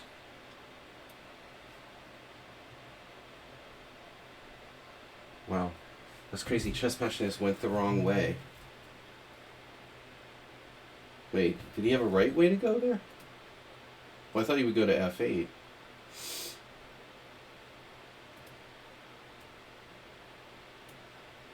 If there's a way to lose, he's trying to find it. But this is like, what am I doing?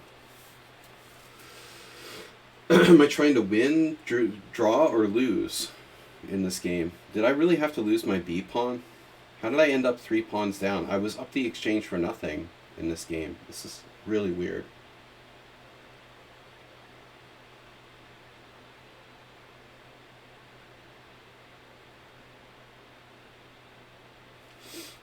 So, the problem is, am I fast enough? Rook F1.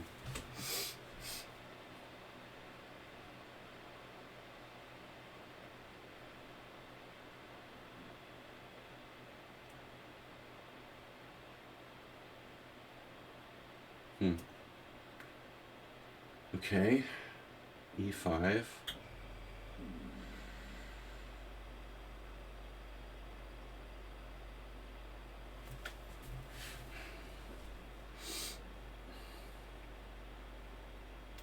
I don't really need the G pawn, honestly. One thing about this position that's annoying, you know. I literally don't need that G pawn, but I need my central pawns. I can't lose one of my central pawns. I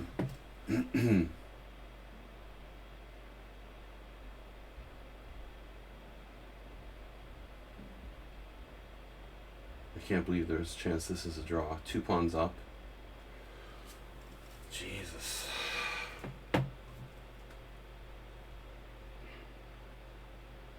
have some tricks.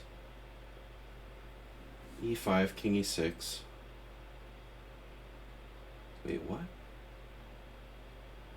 What's my trick? King G3, king E6. Rook B7.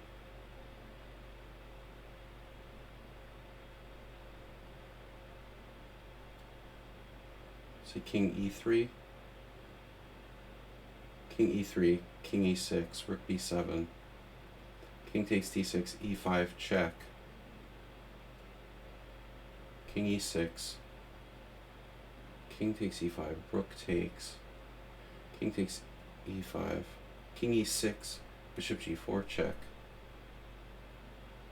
King E7, bishop G4. And then the dude has no defense. So a check. Huh. If king C5, rook C6. So I have to play king E5. You went where? Rook E1 check. Aha. Now I can play king D4. Unmolested.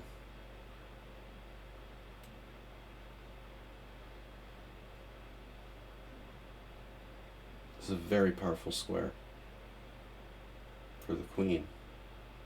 An a4, yeah, that's his only chance. And it's a good chance. So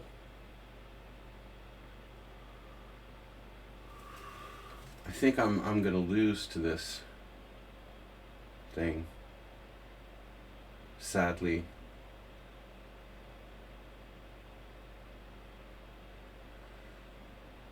Maybe not.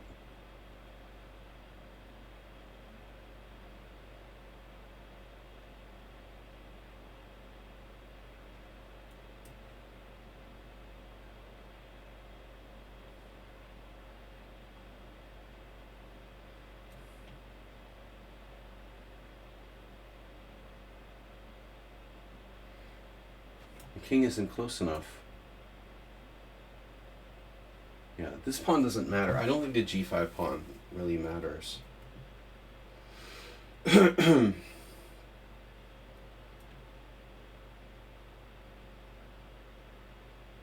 This central pawns are too strong.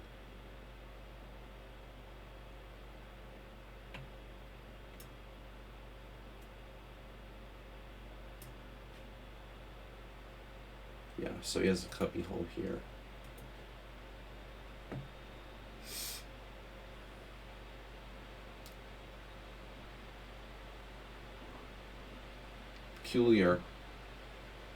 Peculiar game, this game.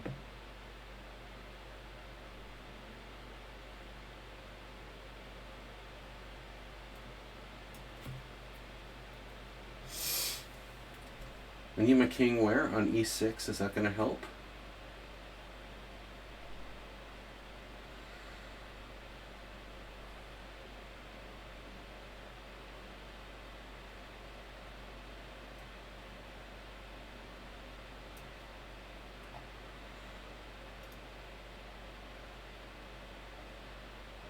I think Cheesy Noob is trying to last it to the last one. Now I would really need to use my king somehow. Oh, this is good. I have, yeah, that's actually not good. His rook b4 check. God damn it. Rook a1. Can't push any of his pawns.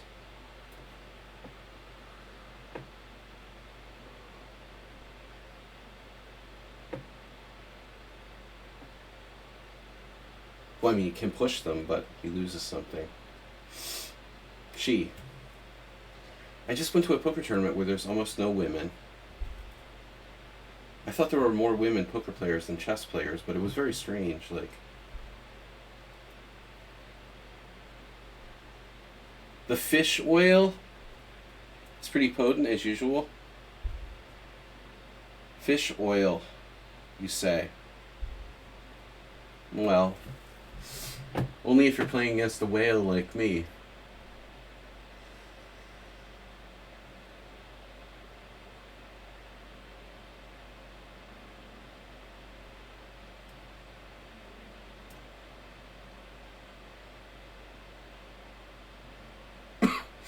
I played what? Rook e1, rook b5. Ah. Okay, so what does that do? That prepares a5.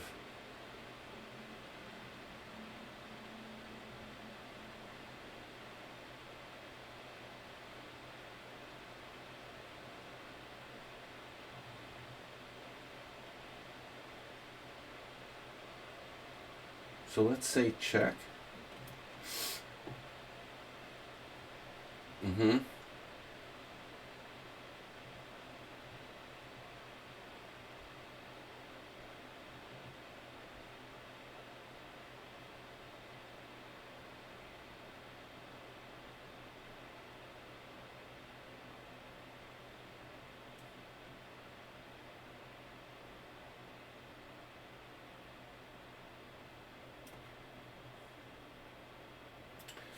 He's escaping. The escape is on.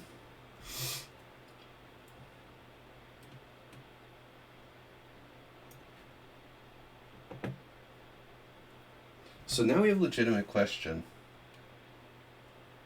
Rook down. Uh-huh.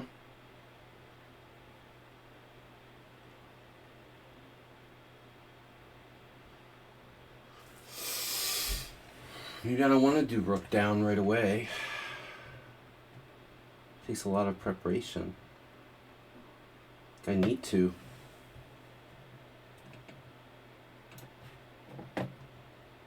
You sacked, but this pawn is mine. That is a touchdown on any football field or chessboard.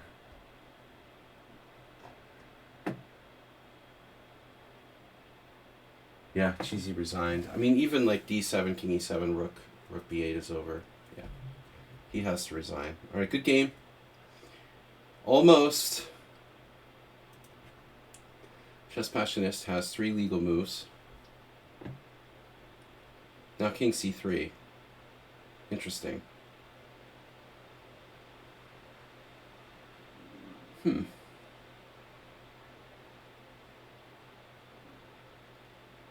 I don't want to let him out.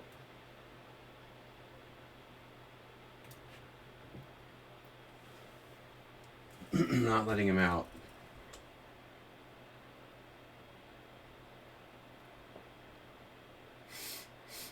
But he's like essentially playing without a bishop. You know, the bishop is very inactive.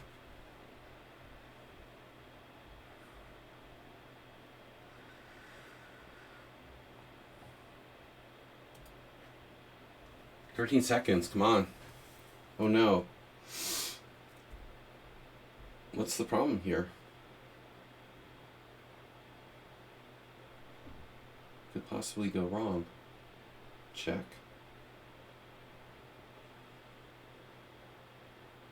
The king's too far away.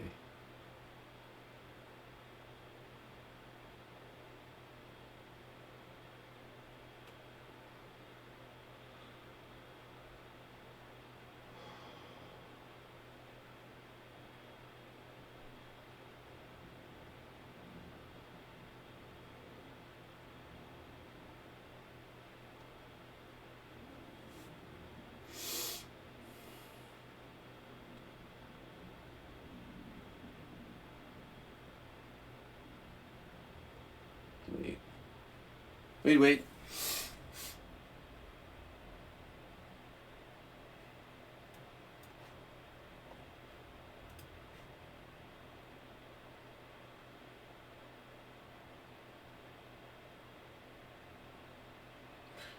I want to get my king in.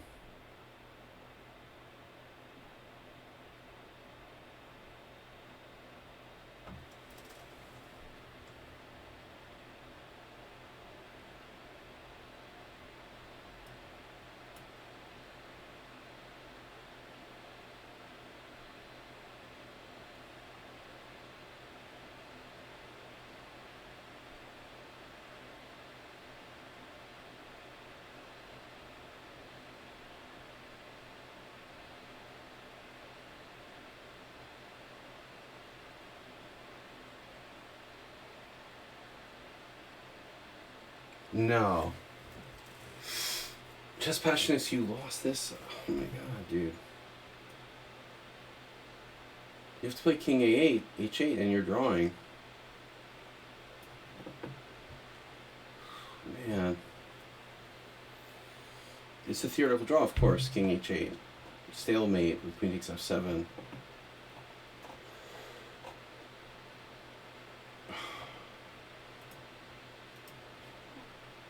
So this is our last game. This is crazy. This crazy endgame. I don't know what's going on. I'm trying to lose, if possible. Not really sure what White's thinking about here.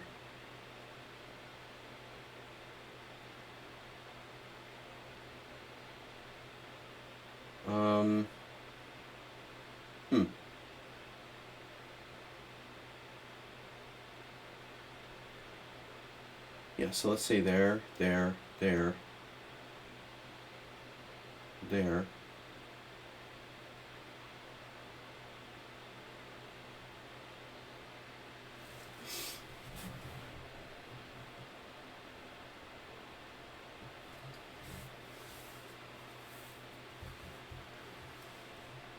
You're not sure white isn't winning here. You mean this game? Thanks for the update. You mean white would have winning chances? 3 pawns for the exchange?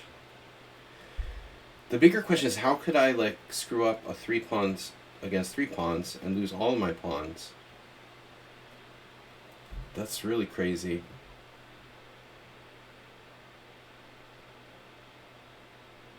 So rook down, a6. That's not great.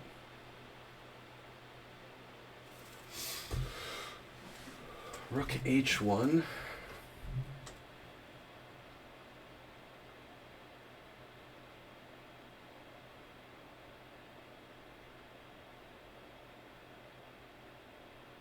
Check.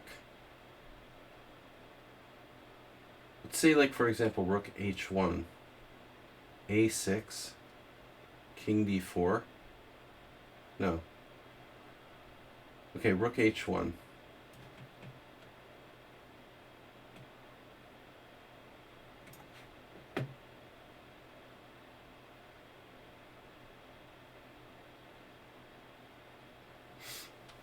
Newsflash. Someone thinks there's chances I might lose. No, I thought white was worse. Yeah. I don't know, man. 3 pawns is a lot of pawns.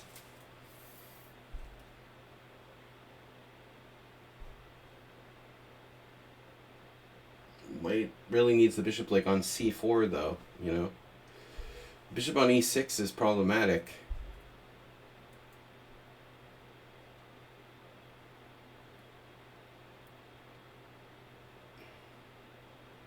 If you push the pawn to a6, is that a problem?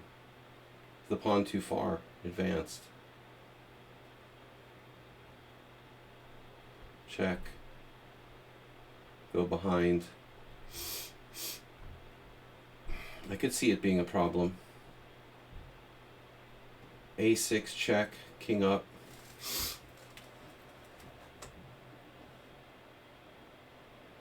Now this is an interesting move, isn't it?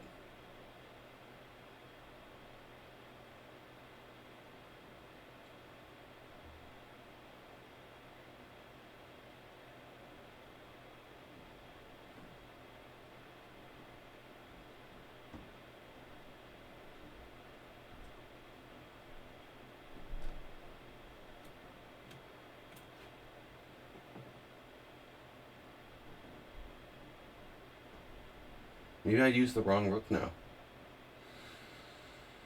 You can't play king c3. She, it, they, again. Alright. I'll have to play that.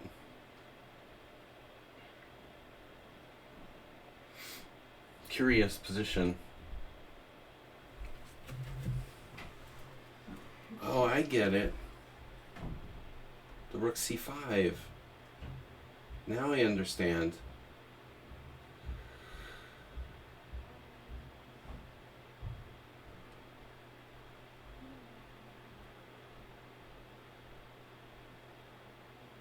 I didn't understand it.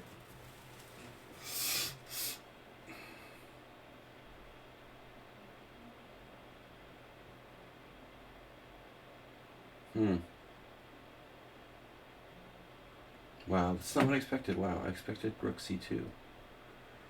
Weird.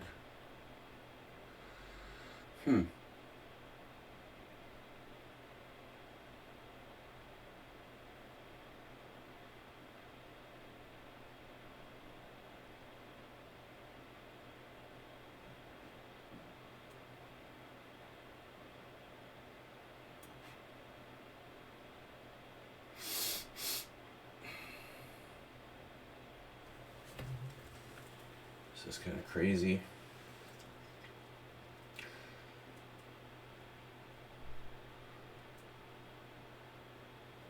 Oh, I get it. Okay, so if rook c2, take king d4.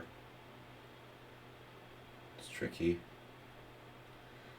a6 check. King to the back rank.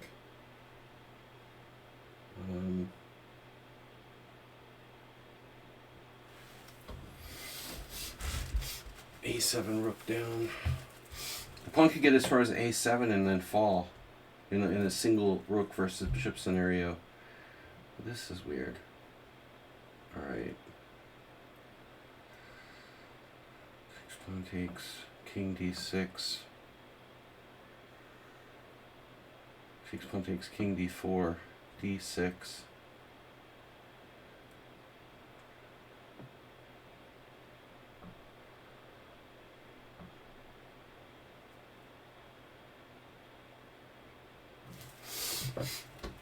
Check king b4, obviously.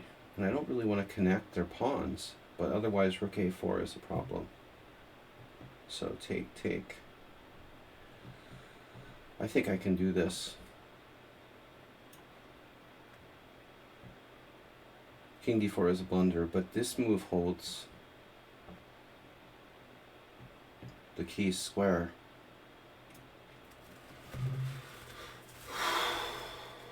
It's like the worst possible position for that bishop.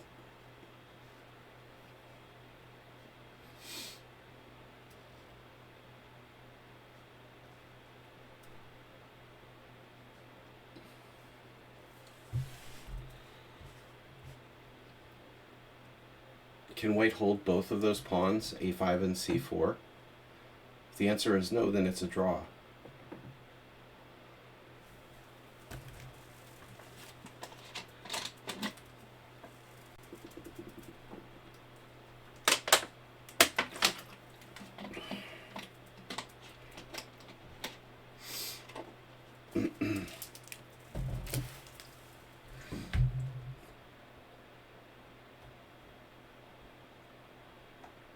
I really messed this game up. I mean, I was totally killing white. Like, they were like -10. Maybe I'm exaggerating. I'm confusing two games now. Nah, but I mean, no, maybe not -10, but white was definitely lost in this game. This was bad, and I just like mindlessly went into a exchange up endgame. White has a strong protected passer on d5. If I had kept more pieces on the board somehow, I think I was winning. I could have played for like mate instead of trading into the ending. But even the endgame should have been winning for me. White's getting really low on time here.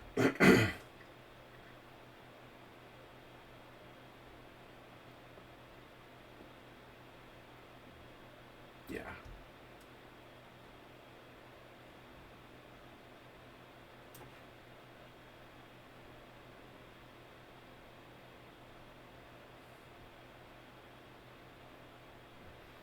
a6 rook c8.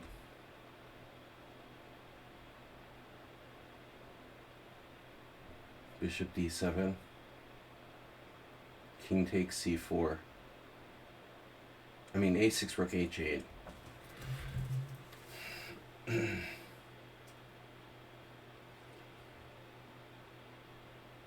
This is a long one.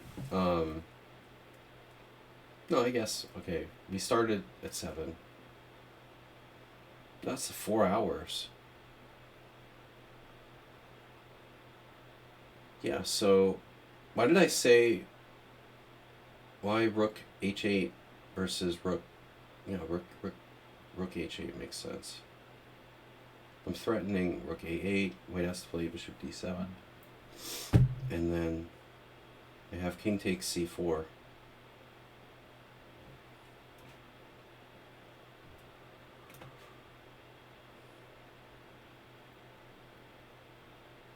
Bishop that couldn't versus the rook that could.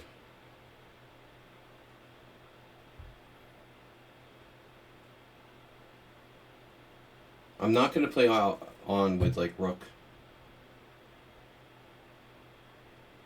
So now if I don't have king takes c4, I'm probably screwed.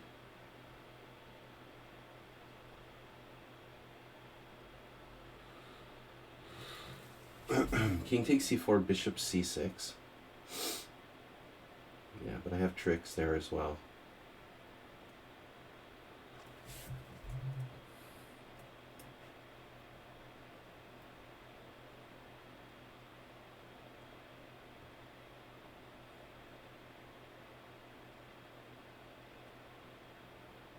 It's the right color rook pawn.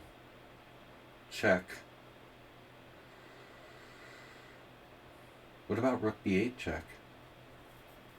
That doesn't help.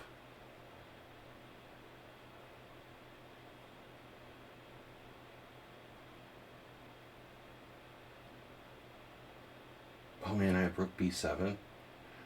Sorry, rook h7. Doesn't work. Jesus Christ. Rook b8 check.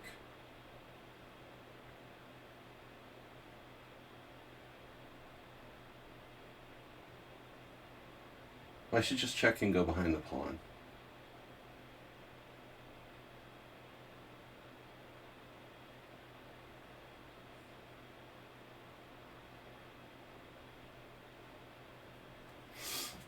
Is it enough?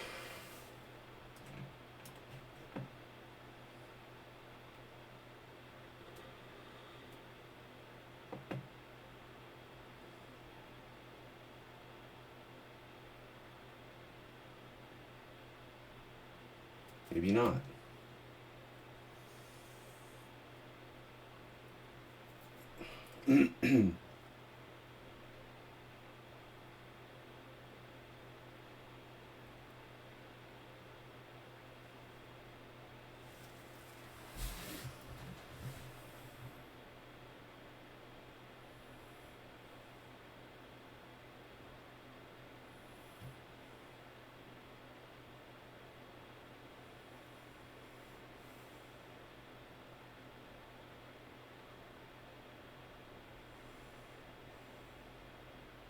Do I have like mates or something?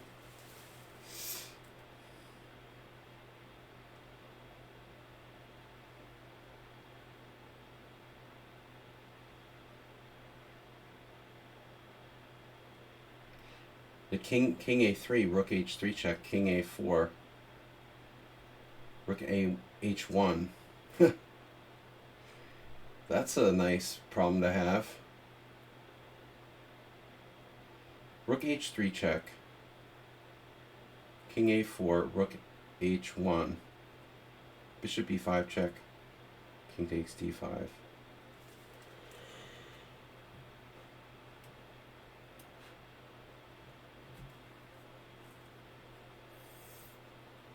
Come on up.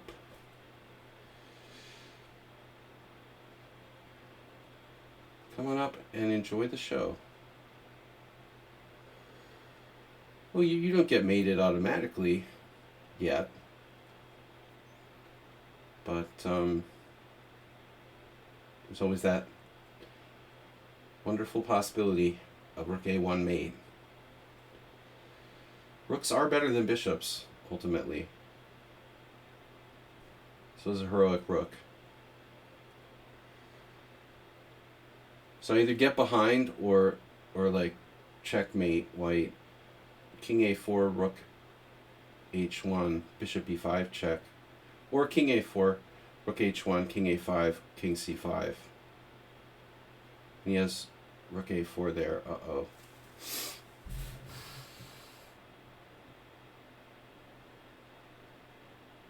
I might have to be might have to use a little bit of finesse here. So king c5, rook h1, king a5, king c5, a7. Oh my god.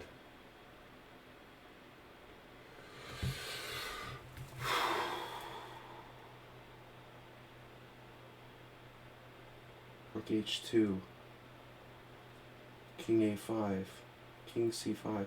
He has bishop a4.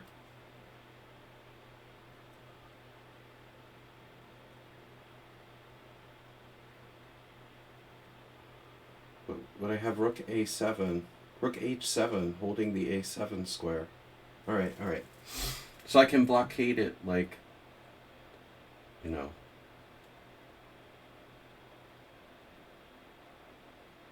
Let me see this now. Alright. Rook h2. What's wrong with rook a7? Rook h7, d6. Rook h1, threatening mate. Bishop e5 check. I'm fine. Rook h1, king a5. Yeah, this is a problem.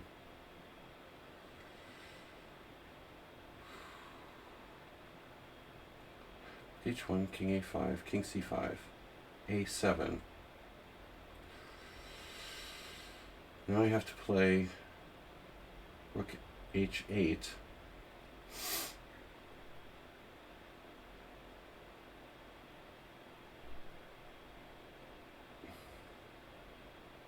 Then bishop c6.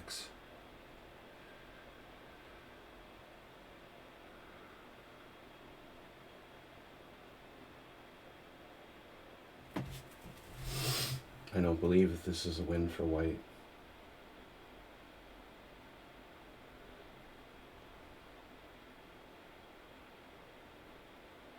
Rook a7 immediately.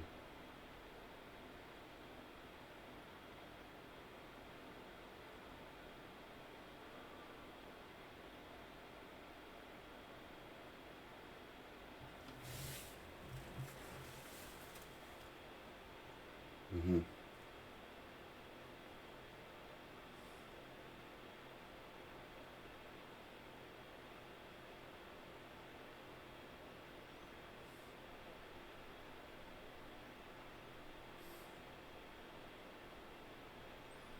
The d6 move. Rook h4 doesn't help. King c5 doesn't help. Or does it? King c5 right away, a7. Yeah, I'm not gonna make it there.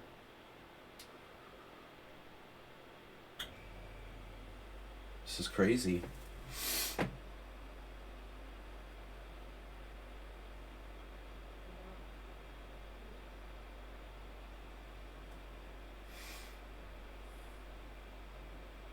If rook h7,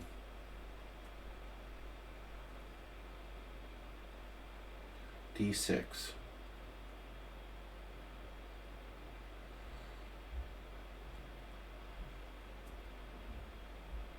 rook h7, d6, rook a7, king c5, h2 versus rook h1. Does it matter? Rook h2, king a5.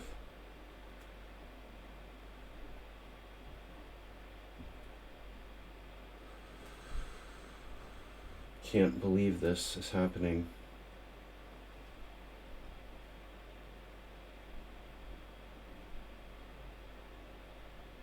I can't believe it.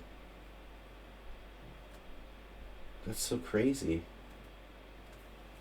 This is really, really weird, man.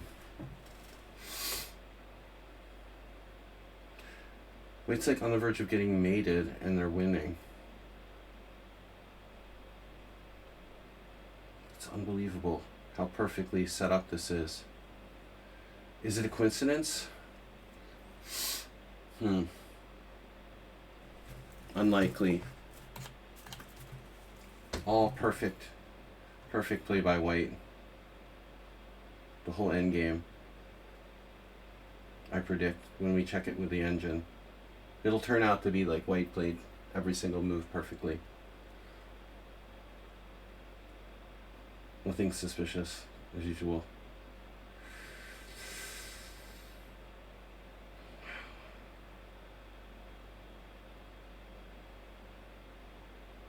I keep feeling like there's something here.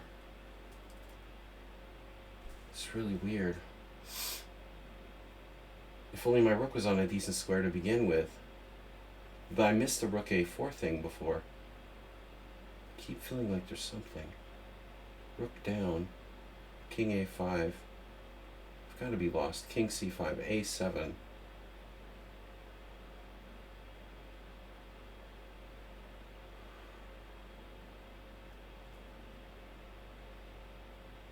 Rook down. King a5. King c5. A7. Damn.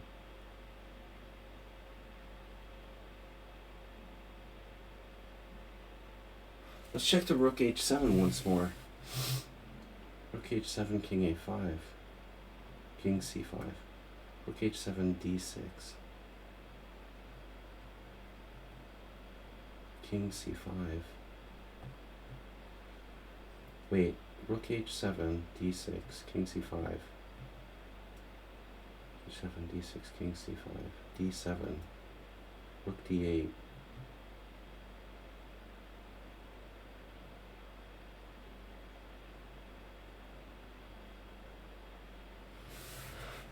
Rook H7. He has an easy win there, right? Rook H7, D6, King C5, Rook H7, King A5, King C5, Bishop B7.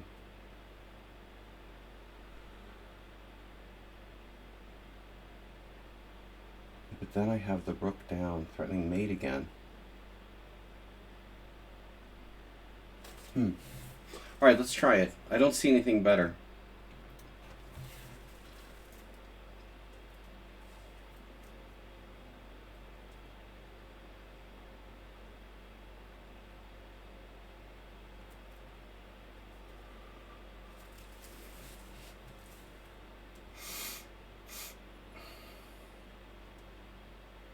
No spoilers. Alright, guys. This is very critical that nobody gets any help here.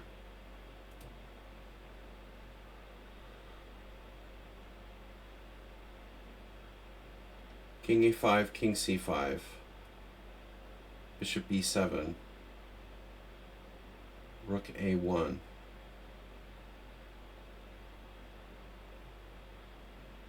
D6, King C5, D7, Rook H8, A7. Well, no, Rook H8, Bishop B7, King D6. Aha! No, I would go Rook King B6 there.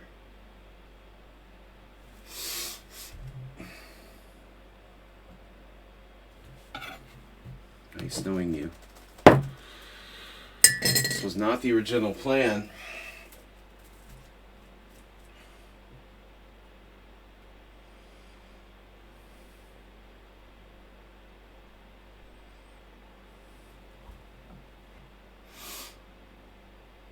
D6, King C5, D7, Rook D8, Bishop B7, King B6, A7, King takes C6. Maybe I'm not lost. Okay, so King A5 was variation B, and it was Bishop B7. King C5 stops the d-pawn, and now I have mates.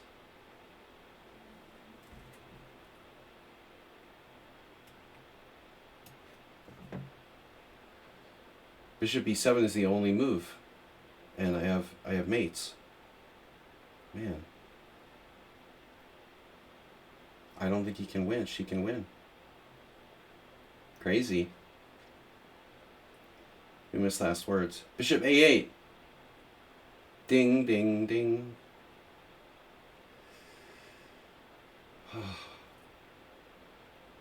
Boo. This was close. Wow. I really thought I was going to lose. Still, there's a chance I could lose, of course.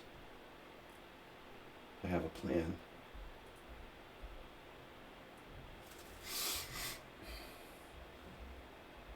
Be careful.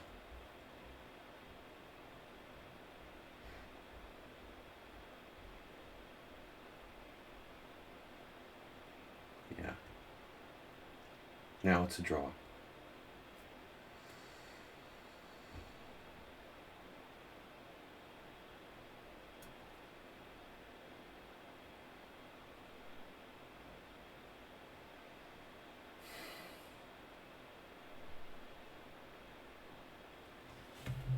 when the opponent's guard is down. Man, there was this guy at the World Senior, this sleazy Filipino I am.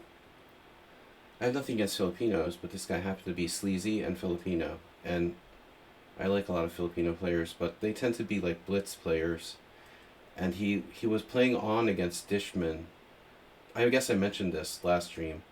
He played on against Dishman like forever with like rook and knight versus rook. It was really gross, you know. That was really gross.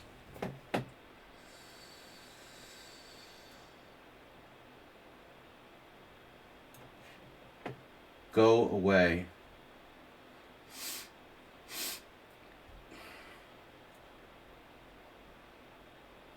The draw zone.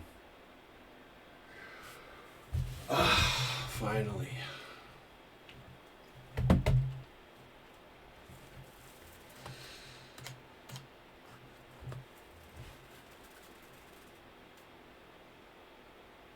Yeah, streaming, I mean, I don't know, it depends on what software you're using, but it seems to me like Streamlabs is, I don't know what you're using, but Streamlabs is really, I feel like I'm running like some kind of old, really old, poorly designed software that like, you know, runs the computer like into the ground. Camtasia or something like used to like freeze my computer when I would make videos with it. It was like the worst software ever.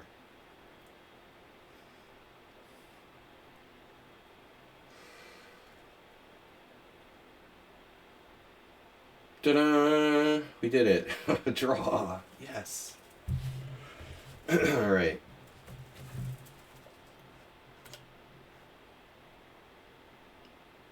Well, I mean, okay, but Streamlabs is a version of OBS. Draw. Phew, that was close. I thought I was gone. So, I'm sure a bunch of people, like, just left without playing. Like this guy. Comanche. Nice. Band. Okay, let's just eliminate all the people who, like, didn't play any moves and left the game.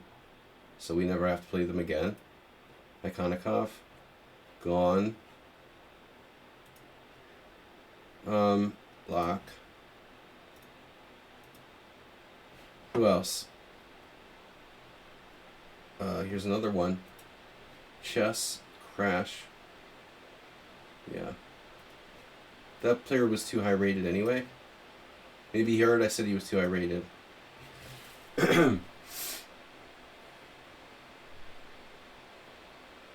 Alright, anyway, let's take a look at the games we did play. So, Chess Passionist, you know, guys, I mean, he had the draw. He didn't know the theoretical draw. Go in the corner. Bishop pawns his draw. We have to go in the corner. And it's a stalemate. My king is one square too far away here. Actually, how do I even win this ever? Like, where would my king need to be in order to win this position? Okay, I need my queen on f6. My king has to be much closer. My king has to basically get to g6, so I have to like get a free tempo. In order to win, I would have to I have to get my king all the way over here. Essentially. And just for an example, just to illustrate how that would work, like if I could get over here and go here, you know, obviously, and now I'm winning. But there's some instances where the king comes in from like f5. Anyway, whatever. He made a simple mistake. That should be a draw, obviously. Shocky was I was lost. Yeah. I don't know what happened. I mean, I thought everything was cool, and then suddenly, what? I just made like one bad move. I didn't like that my rooks weren't connected. I wanted to just connect my rooks. So I put my bishop on b4, and apparently that's like losing the game. But I didn't know what to play in this. What am I supposed to play? I don't have a move. I guess I should have done what I did in the game, like move my queen back and forth or something, you know? So it was asking too much. I should have just like shifted my queen around or whatever. So Shaki let me off the hook there. Morales was in trouble, but I missed something big. What the heck? Okay, so I'm just up the exchange here. Yeah. I let Morales off the hook. I thought, okay, I have no risk. I'll play queen takes f8. But I'm just up the exchange, so that was stupid. Alright. Rocky, what happened there? Rocky resigned? Rocky blundered. It was that bad Tarash. Oh, he hung the rook on d8 and resigned. Okay, I didn't even know what happened. We were better there. Tomas Treinsen. The knock Manson Gambit. Jesus, dude. I mean, I don't think bishop b3 is right.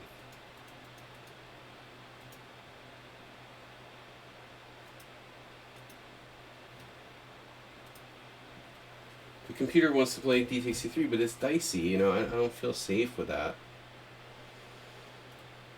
This is simpler, but yeah, I was wondering about this, if it's better to play bishop e7. Apparently it is, although it just transposes, probably. But you should put your bishop on b5, that's the point, you know? And now we'll transpose to something. Yeah, you have some compensation, it's not that bad. I have no idea what's happening in these things. Bishop takes f7, king f7, queen d5 check. Wait, this is insanity. I'm not going to go into this. The best move is apparently king f6. That's crazy. I'm not playing this. Not in a Simul game, anyway. So Thomas, anyway, I mean, our game was normal. I don't know what happened to me here. So king e8 was a blunder. But I mean, I didn't... How am I going to, like, get myself out of this? I guess I should just hang tight and play for d4. Yeah, I was a little too phobic. I got my knight to a5. It can go here. King e8 wasn't necessary right away. You had g4 first, which was very strong. So there. Your timing of g4 was bad. Should have just done it right away. Gave me time to evacuate, you know, and then it's a game.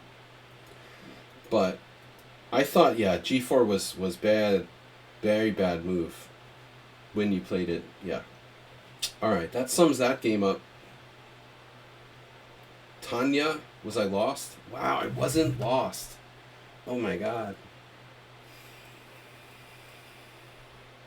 Phew, bro. I wasn't lost in this ending. Even someone on sound was giving up. He was giving up hope.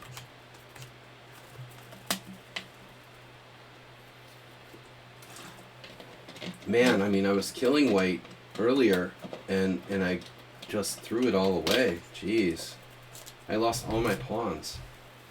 So you go from this position where you're up the exchange. I went from this position... I'm up the exchange and I have 3 pawns. It's a technical win. And I end up with 0 pawns in a series of moves. Wow. So that's a double question mark blunder.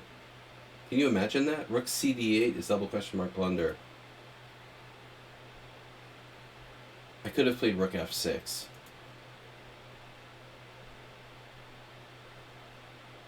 It's way better. It's less passive. So now white is full comp. And I end up like dropping 1 pawn. And it's still manageable. Even after dropping the second pawn, I'm still drawing. But somehow I managed to drop even the 3rd pawn and let white's king like Maybe rook b4 is okay. It's all a draw, apparently. It doesn't really matter if I drop 1 pawn, 2 pawns, or 3 pawns. So what am I supposed to play here? King c7. It looks stupid, but it would have been better for like stopping those pawns. So I cut it really close. Too close. It's amazing that you can, sometimes draw like down 3 pawns for the exchange, but this is a good example. And this was close. So king takes c4, bishop c6, check, here. And then, yeah, rook h7 is only move. Because my plan was to play rook h1. And I thought I was lost. And I was lost if rook h1. That's close. Because after this, my main line was d6. But I can just go here. And on d7, I just play rook h8. And it's a draw. Okay. So anyway, good game. Let me see here. Morales, Baba, Cheesy Nuke, Mr. Slow. Mr. Slow tortured me. Let's see if what I did in the opening, Mr. Slow, is a thing. I feel like I invented something new. The delayed bishop g4.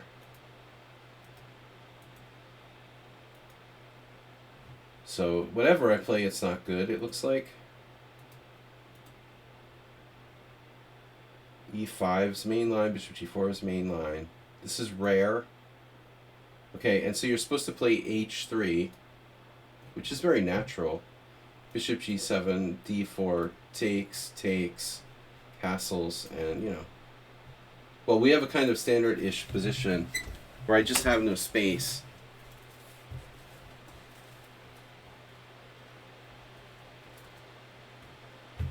It's not like black is lost. It's just worse. I have no exchanges, so I'm cramped. Yeah, this isn't great. So Mr. Slow, I guess, by playing d4 right away, you give me a little bit better of a chance here. Computer likes d5. I looked at this. Queen b3. Okay, Hey It's Miro was here earlier. I had some games with him in these types of positions before. Okay, it's another way of playing. The way you played is okay. Obviously. Delchev from 2013 has a game. I guess h3 is a little routine, but it's not bad.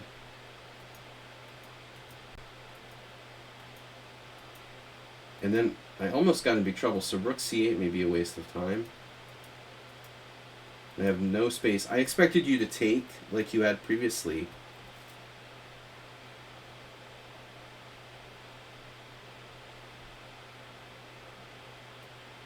We had other games where this type of, white square bishop pops back on here, and we have the light squares. This time you played differently, and you played d5, which I didn't anticipate. And now I was really concerned. I almost got my queen trapped with queen f6. But I've seen this trap before, obviously. So, yeah, knight e2 is a good move. I underestimated this. And you still have a very strong lasting advantage. Maybe I should sack a pawn instead. Yeah. It looks like I should just continue to offer... Actually, what am I doing? Like, why did I exchange on e2 so early? Yeah, that was dumb. This was dumb. This was dumb. I don't have to exchange. So what about the endgame? You're way better, but f3 isn't absolutely necessary. And I'm holding. I played kind of passively. And now I'm lost. Wow. I thought I was lost. Yeah, so you have to take with the bishop. I don't know, though. I thought I might be lost. I wasn't sure. Yeah, so this is really bad. Wow. Wow, so I'm instantly lost when I exchange queens. I wanted to take, but I thought you would avoid trading queens, and that's what would have happened. So, wow, I'm lost in this ending, straight up. Queen takes c4, I'm just lost. Queen takes c4, bishop takes c4, you took the wrong way. So after bishop takes, my plan was knight c7. You have bishop d7, threatening bishop c8. And I thought, mistakenly, that I could draw by doing like knight a6. And then if you went here,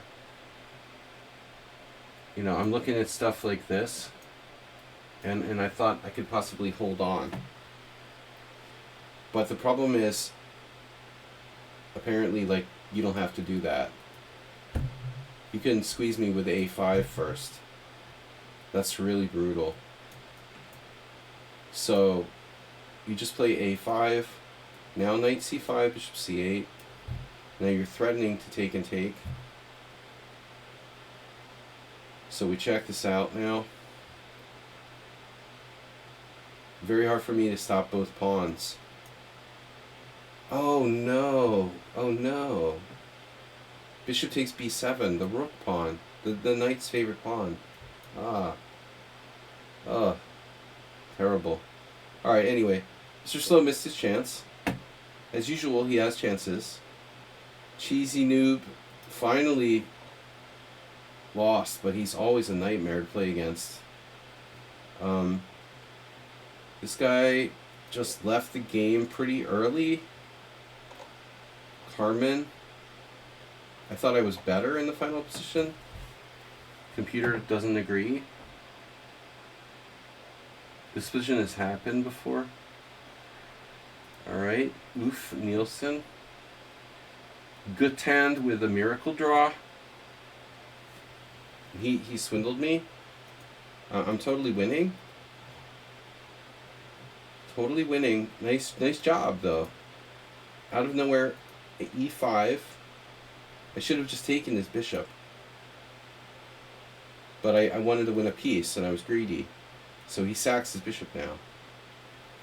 And so I have to not accept the bishop. And so I did. But you have a draw with bishop f7. Very nice. Very nice. That's an impressive save by Guttand there. It's no way I can play for a win. I'm lucky that I'm not lost. Perpetual check. Right, that was entertaining. QQQ. Alright, we got more. Brenton. Oof, not good. Not good. If you're gonna play the Kali system, you know, you gotta not maybe think about not putting your bishop on d3. Alright. If you face the King's Indian attack, like I'm playing here, you don't want to put the bishop on d3 because you get forked by e4 in a lot of cases. And this pawn exchange is not good for white. You're giving away like all your opening advantage by giving away your central pawn. We've talked about this with Richard before. I've told him, you know, don't trade off your central pawn. But here, you know, what's he supposed to do? He has to like lose the tempo or play e4, you know. He's going to have to move his bishop or play e4. You can temporarily stop it, but at some point this is going to be a threat again, and you're going to have to do something. So, alright guys, quick recap of the last games. QQQ, that was, he was fine. Pretty good game.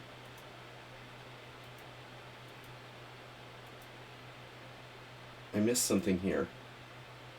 What? I missed f5. Yeah. This was crazy. g4 was crazy. And then white was lost. Alright. A lot of people playing g4. GG, why not? Left the game. Acerbate left the game.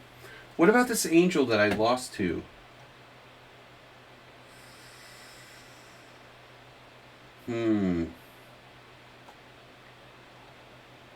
Maybe not an angel. RCF rating 2100. Alright, fine, but I mean, why are your ratings so weird? It's pretty strange. I mean, honestly, like 2281 bullet, 2100 blitz, and 1800 rapid. People normally have higher rapid ratings than their blitz ratings, not lower. You know. So I don't know, man. I mean, the guy might have been using an engine to help his play, but maybe he just played a great game. It's hard to say. Here I couldn't find a move. G5. Engine, bishop e3. H4 is the engine move. Yeah, I mean, so if you start... Okay, I play a dubious move. He plays the engine's number one move. He plays engine number one move. Plays engine number one move. This move is like forced. Then h5. Engine number one move. But he does make a mistake coming up. Bishop g6. Knight f4. I'm basically lost. And then knight takes h5 was even stronger. Well, I saw this, but I thought I had queen takes h4. So I'm not gonna like accuse this player of being a cheater. Maybe he just played really well, but I certainly didn't. G5 was too much. But the other game, however, I am pretty sure. Acerbate, I don't know what you did today. You just left us early. Someone on sound, we have a very interesting game with him. Globo Globo lost. GG, why not? Just kind of abandoned the game. I mean, it was still a battle, but I was better. Let's see. So, yeah. Diecast Illusion, blundered and lost. Acerbate, left the game. Someone on sound, we're going to take a look at. Someone on sound, you played this quiet, close Sicilian. It may be even too quiet for you.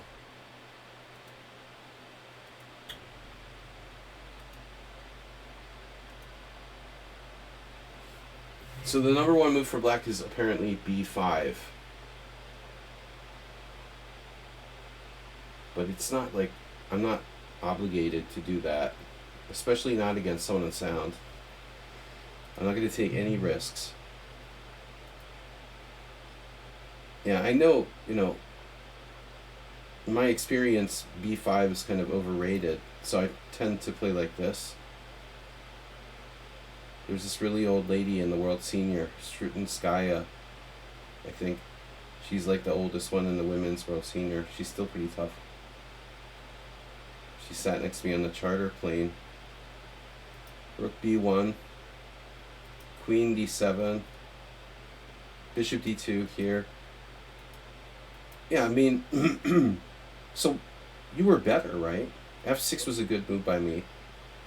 Bishop h3. Yeah, I don't know, maybe I played f5 too early. And then here, if you consolidate your position with like, you know, c3, d4, you might be better. Peter says bishop a8. Oh no.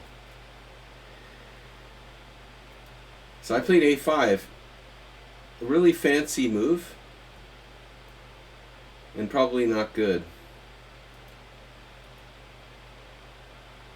The d4 was definitely too early. And I thought, you know, I'm okay with knight c8, but apparently not. So I rushed with it. It's not necessary. The fork is important, of course, but it's not necessary to play knight c8 right away. I could have moved the rook first. I should have moved the rook first. I underestimated your advantage here. Because you're overextended a little bit too. So like what happened in the endgame can happen. You're better. I wasn't sure about a4. The pawn might fall. So I decided, like, whatever happens, I mean, even if I lose a pawn or something, you're going to be exposed in that heavy piece type of endgame. And here I really was surprised. I thought you were going to take with the queen.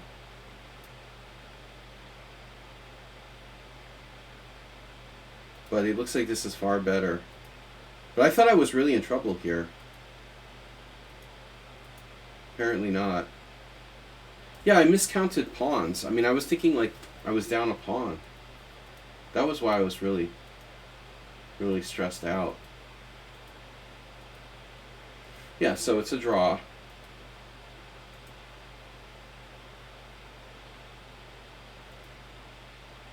And you just have to play like the normal move here.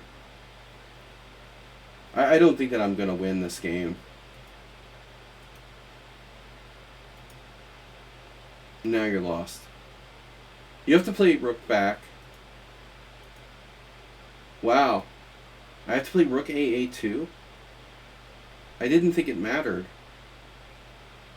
Rook A2 is totally winning, but rook A1 is not. I thought I was improving my position by playing rook A1 check, forcing a rook back. Wow, that's crazy. So I'm actually winning by force after rook AA2. I did not realize that. Rook B1, check. King F1, rook takes H2, threatening mate. You have to play King G1. I go over with the other rook. You move over. And now what? Do I take the pawn on G3? I would just take the pawn on G3. I am winning. I thought I was winning anyway, though. I can't believe it. It's a draw. Yeah, you resigned, and you could play rook B1. But I don't understand. What am I missing here? So, rook A2. Oh, because you have rook takes H7. Oh, my God. You have rook takes H7. Yeah, I didn't realize it. You know, you obviously didn't realize it either. You thought you were lost no matter what. Wow. That's really dumb. I mean, for me and you. I'm like, I can't believe I'm winning against you, first of all. Yeah, that was a World Championship level game. Basically, thanks Mr. Someone on Sound, for a World Championship level end game by both of us. And then finally, Edward was a draw. He was too high rated to play. Surprisingly, I was winning against this guy. It was like 2,500, 2,300, 2,200. 2,200, very strong. I was winning here. Oh, I had D6. Oof, I missed it. Yeah, I'm just winning with D6. I have D6, bishop F5. But I was upset when I saw this guy was like 2,500. Also, my opening was kind of, I thought, dumb to play E4.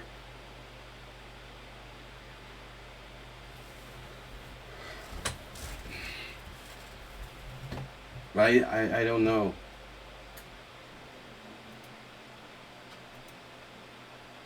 Wow, knight E5.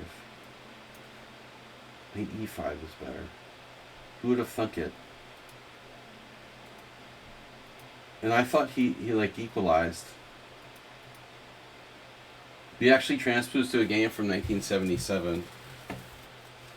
Wow. I was 5 years old or less. Unbelievable. Bishop F4, knight F6. Yeah, I almost played knight C3, avoiding exchanges. Oh, and there's another game for 2013. Wow. Deep in the middle game. Huh. Anyway, this wasn't a very exciting game. And then finally, the game I'm very suspicious of.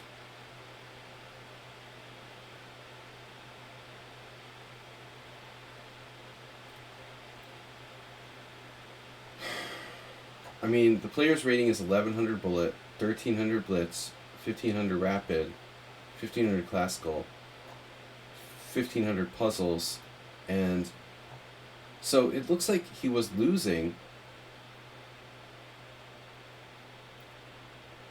He was clearly worse, and then played perfectly thereafter. Very strange. So this is a known mistake. Black is equal. This h4 move for me was surprising to see that coming from a 1400.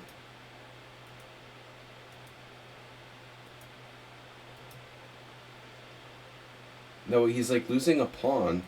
Bishop a4, also engine, #1 move.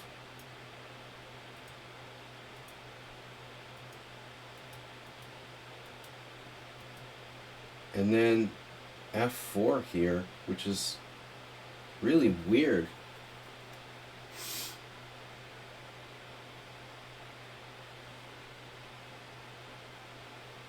I don't know, man. I don't trust this player. Yeah, here he blundered with rook d3. He can play rook takes d6. That's what I expected. And I came back to the board and it was like rook d3. What's that? Bishop takes c3, rook takes c3, bishop takes e4. Now rook e1, bishop c6, f5, only chance, e5. And then he finds this move f6, which is like, freaked me out. So apparently he's still not okay.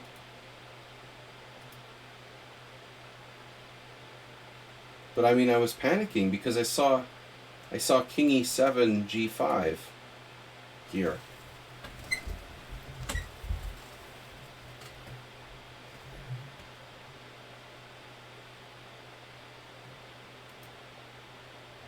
After rook takes f6, now he's like, he's got full compensation for being down a pawn.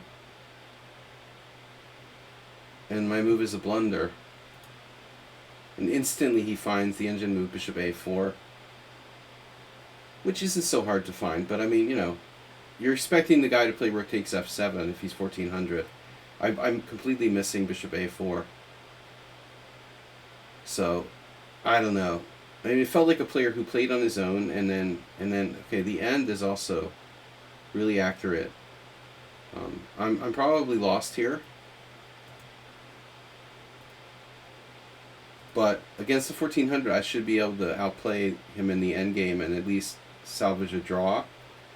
But let's see how perfectly he played this. Rook a6 is best. I mean, I resigned a little early because I was pretty, you know, upset. Rook a d6, it's a top move. And then d4, you know. I accept this game if the player is rated like 2100 or higher. What I don't accept is someone who's like 1491, consistently in all his ratings, very, very low. 1129, 1370, 1347, 15, you know, whatever. All of his ratings consistently low, and he plays like a grandmaster in the endgame, you know. I figured there's zero chance he's not. The game is odd. You know, yeah, exactly. It's odd. King c7. The computer doesn't like his final move, though, interestingly. Yeah, rook f6 was better. But I should have played this out. I was really convinced he was cheating. It looked hopeless to me. I mean, e4... Rook takes h7. e3 check is really bad, I thought. Maybe I had more chances than I thought here. Wow. But still, the game is odd. I don't know. I look at his final score. I mean, 1 inaccuracy, 1 mistake. 94% accuracy for a player who's supposed to be rated like 1400. You know, that's not normal. Anyway, alright. So in file under extremely suspicious, though unproven, accusations, I'm not going to play him again. 16 wins, 6 draws, 2 losses. Thanks for playing, guys. I'll see you Tuesday, tournament. We're going to organize the tournament. Probably rapid chess. Anyway, good to be back. Thanks everyone for your support. Masturbate. Mr. Slow, Brenton, Robert Sacamano. Where are you? No. No Robert Sacamano, sorry. The Richards, and everybody for your support. Much appreciated. I'll see you guys later. Bye-bye.